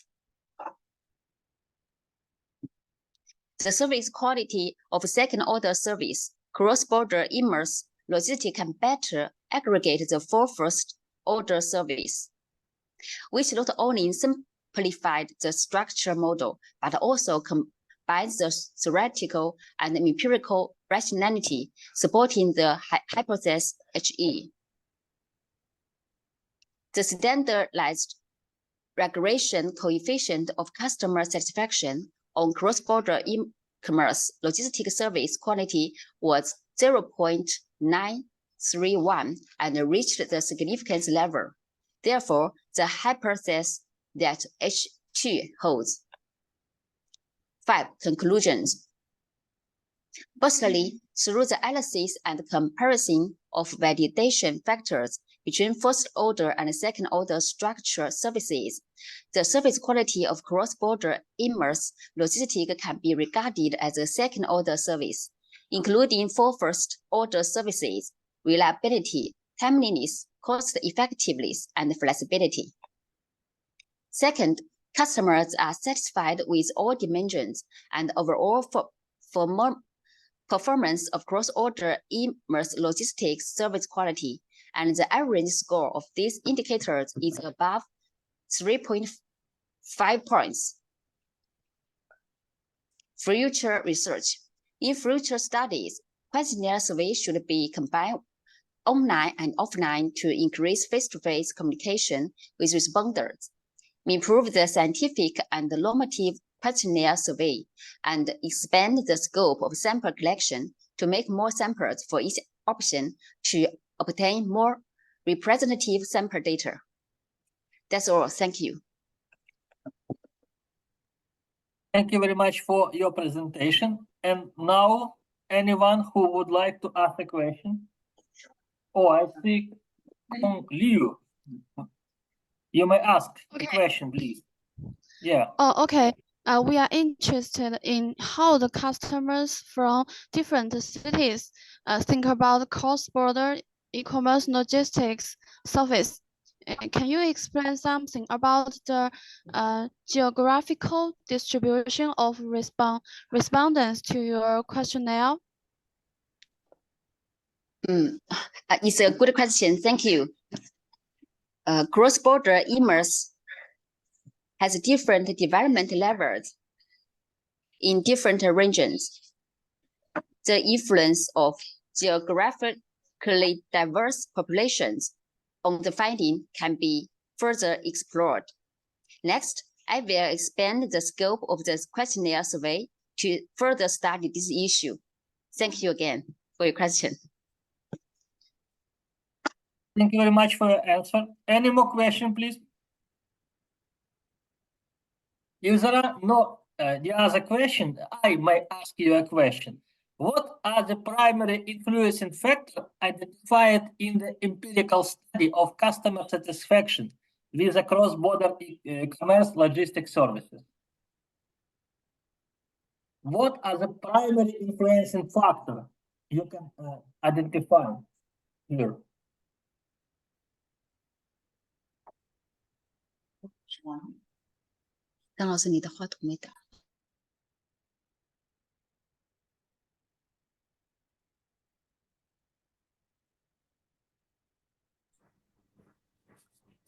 Which one?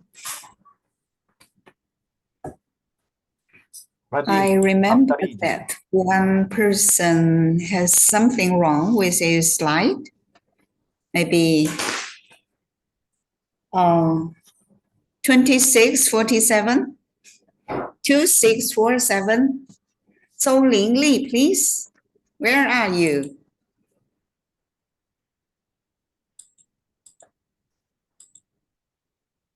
So Ling Li.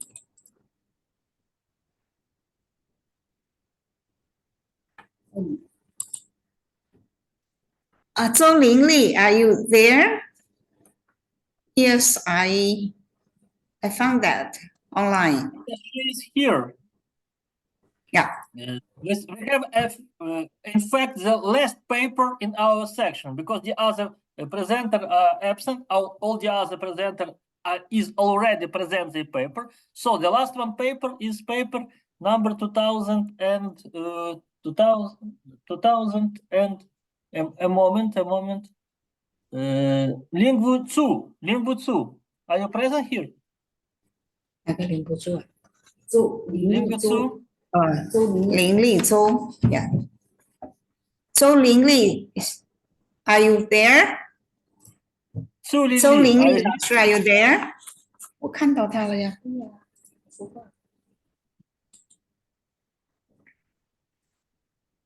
I don't see her. I think she is still wrong. Still wrong. Still wrong. Yeah, maybe. Maybe. I noticed that 2622 online is the author of our conference. You ask her if she want to say. I would like Please move him. Hello everyone. My presentation was scheduled for yesterday, but I had an important meeting in my work, so if I would like to present my work today. Okay, you may start your presentation. Okay, let me share my screen.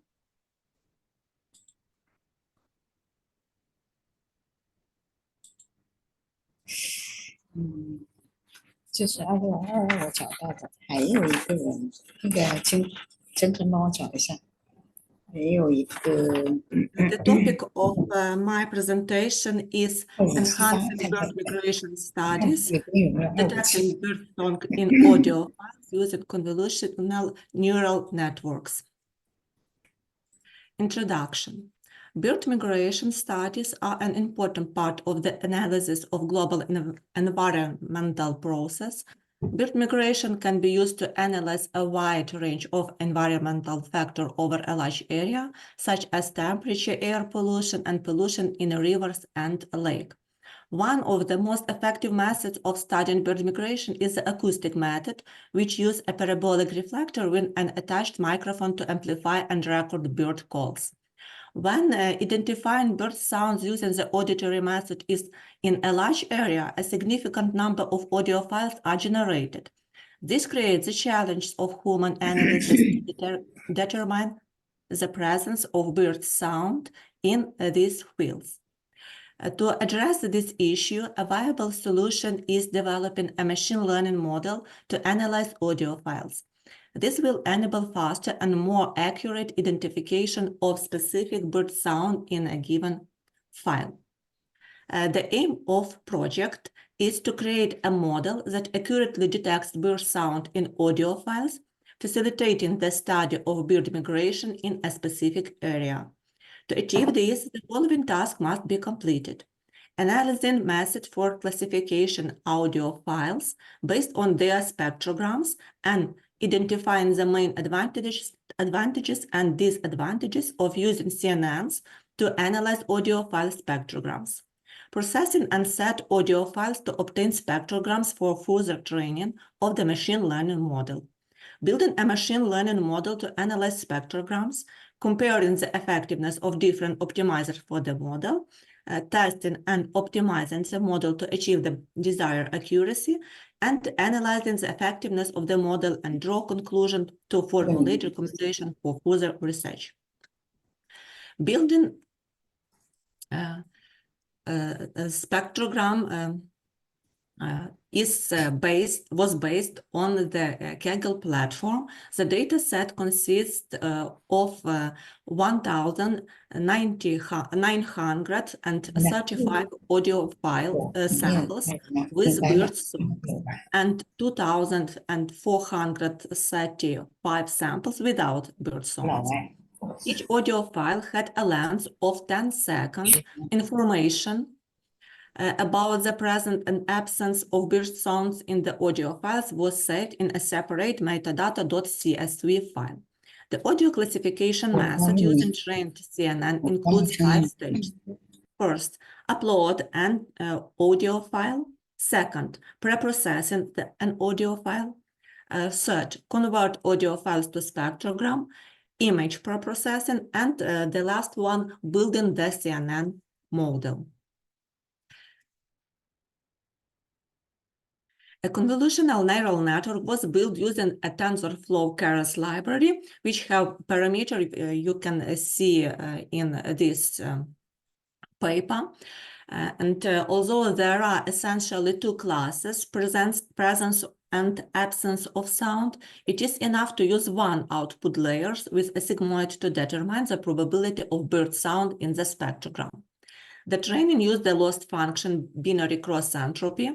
The optimizers were Adam and RMS probe. They was compared, and the main metric was accuracy. CNN was trained for 30 epochs.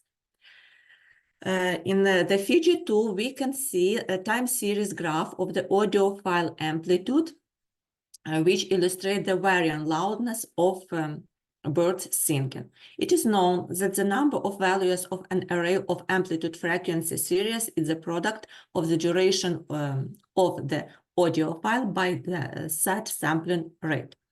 And since the sampling rate is 22,050 and the duration of each audio file is 10 seconds, the length of array of discrete signals is 220,500.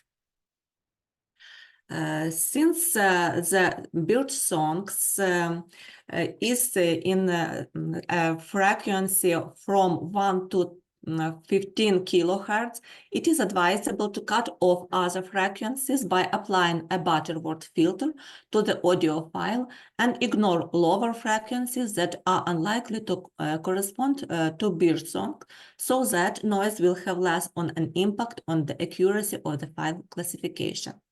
After applying this filter, we can confirm that the necessary frequencies are suppressed by plotting a spectrogram. The suppressed frequencies are displayed in black in figure 3b. Making classification it is essentially to convert the sound signal into a spectrogram, as I said previously. A spectrogram is a visual representation of the sound amplitude of a specific spectrum of signal frequencies in a discrete period. The spectrogram is based on the MEL spectrogram, which is obtained but by transforming the signal using STFT and converting the resulting values using the MEL scale. The STFT spectrogram was obtained from the input time series and amplitudes using the STFT function of the LaBrossa library. Similarly, the MEL spectrogram was obtained using the MEL spectrogram function of the LaBrossa features library. Figures 4 display the STFT, figure 4a, and MEL spectrograms. MEL spectrograms is in figure 4b. The training data set consists 2,059 images, which is 70% of total data set, and another 30% is the files which not consist a bird song. The division resulted in 41 groups, the last of which had an incomplete number of images due to the remainder from the integer division. Next, spectrograms parts corresponding to the bird sound in the audio file must be extracted using a convolutional neural network, and several types of neural network were compared. The comparison we can see in the table 1 was compared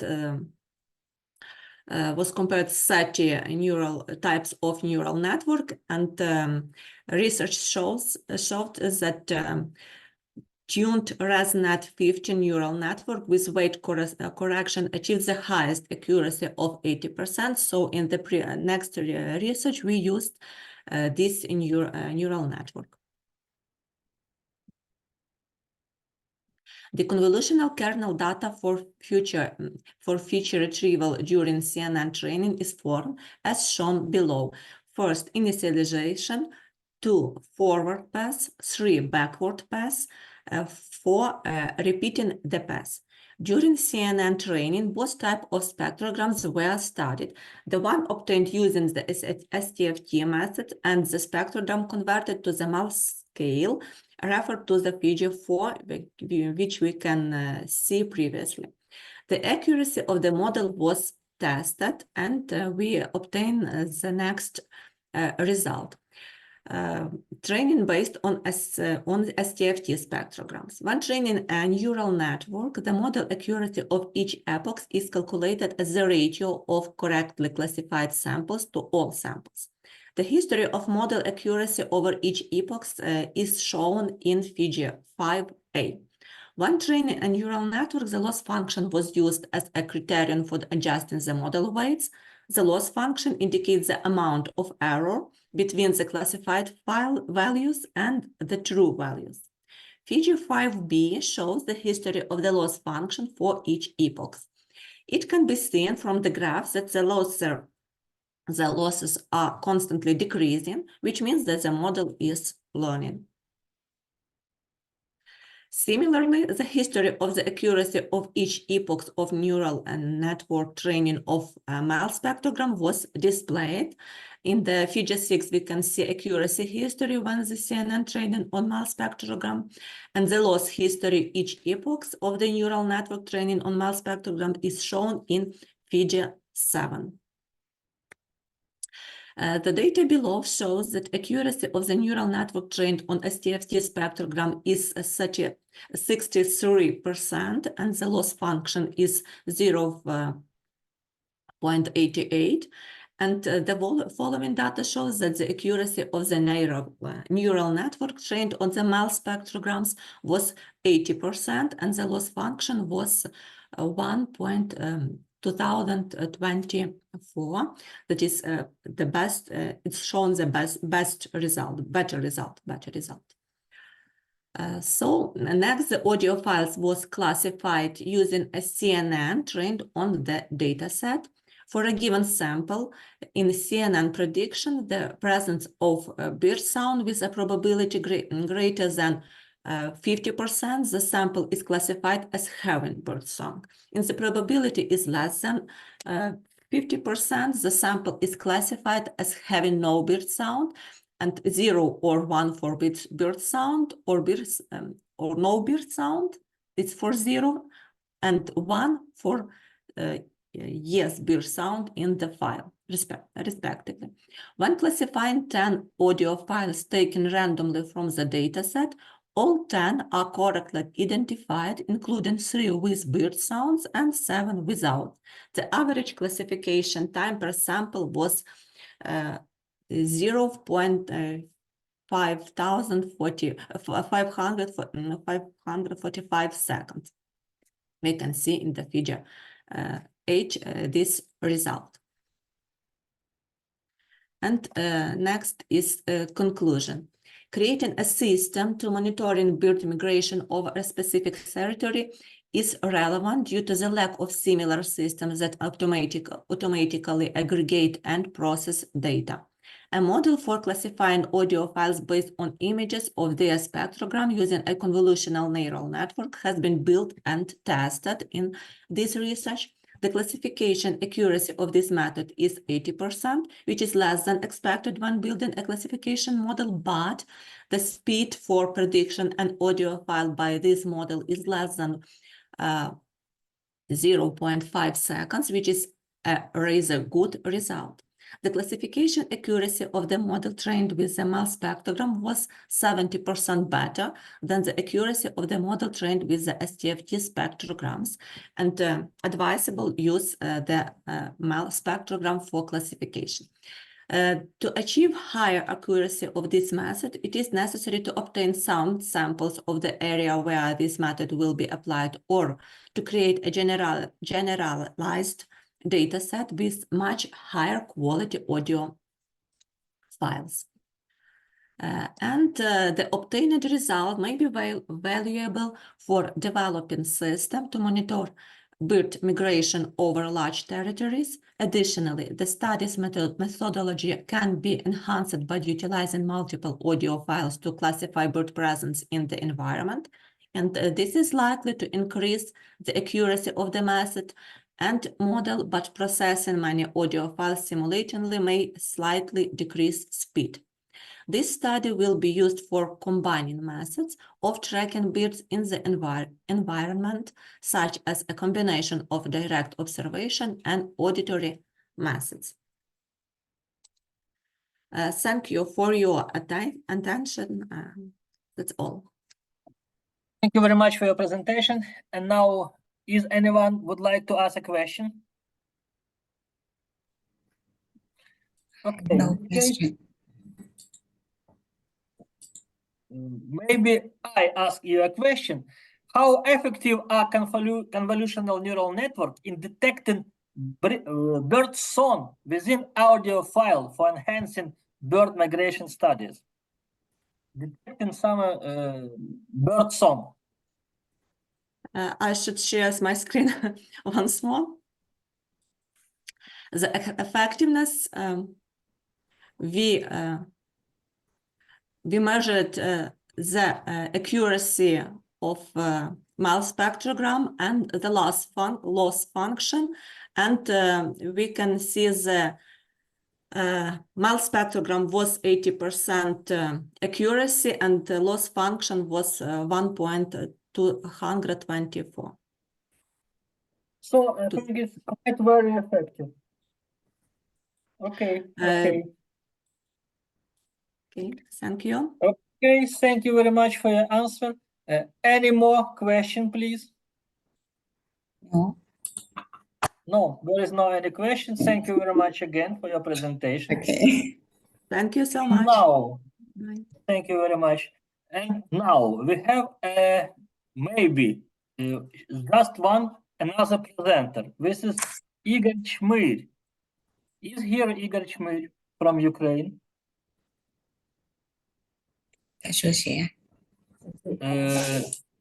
Paper number 2500 78.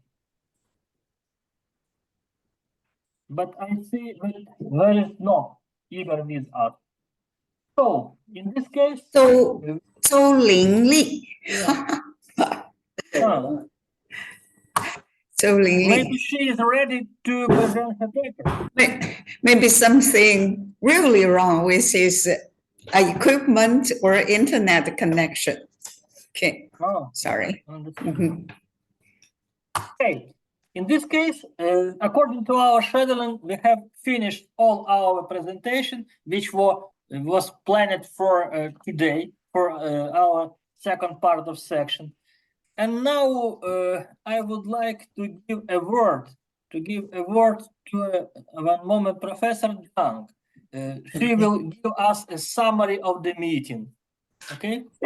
So please, I want you to speak about summary of our meeting.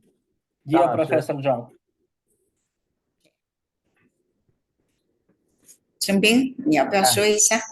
现在我们邀请张老师。Now we invite our Professor Zhang, Conference Chair Zhang, to give a final speech. Thank you. Okay, here I give a closing speech. Hello, ladies and gentlemen. I'm so happy to announce that our international conference, ICAILE2024, has been successfully closed. Our conference, Artificial Intelligence and Logistic Engineering, realized a gathering of scholars from different countries and regions and set a platform for the mutual exchange and learning. I'm delighted to have this opportunity to gather with the friends from the academic communities in these days to share this research achievement of each scholars and their joy have experienced during the research project process. The first and the most important task and the role of our conference lies in sharing rather than publish papers in the proceedings. Of course, the publication of the paper is also highly valued by our authors. I definitely believe that the sharing of research achievement of scholars in different fields, sharing of the method used in their research, and the sharing of the experiences and the feelings of innovative spirit and method during the research process are more important and meaningful for each of us. Everyone can touch each other's research achievement, even their thoughts and concept, through the platform of the conference. Scholars from different countries engage in extensive discussions around various scientific and technological issues. This is an expected outcome and the role of international conferences, and we have achieved this goal. We are honored to have invited three famous scholars, Dr. Professor Irina Dovishuk, Dr. Professor Wang Meng, and Dr. O.K. Tishenkos, to give us wonderful keynote speeches. Authors of our papers made their presentations, except one who are busy in her doctoral thesis defense and international travel to another country to have her defense, and the other is in an important work trip. All these speeches, including the keynote ones and our authors, are followed by asking questions and answering, warm discussion. Every one of the attendees seems to be immersed and intoxicated in this process. I always feel that the time is flying. If not, there would be much more attendees join the discussion. As the chair of the conference, it is a great honor for me to meet so many researchers and friends through this platform of our conference. I cherish this opportunity. I hope and believe everyone have got a great enjoy in this process of communication. Thank you all. See you later. See you at our next conference. Goodbye. Thank you all, Oza, and our committee. Thank you very much. Thank you. Okay, goodbye. See you next time.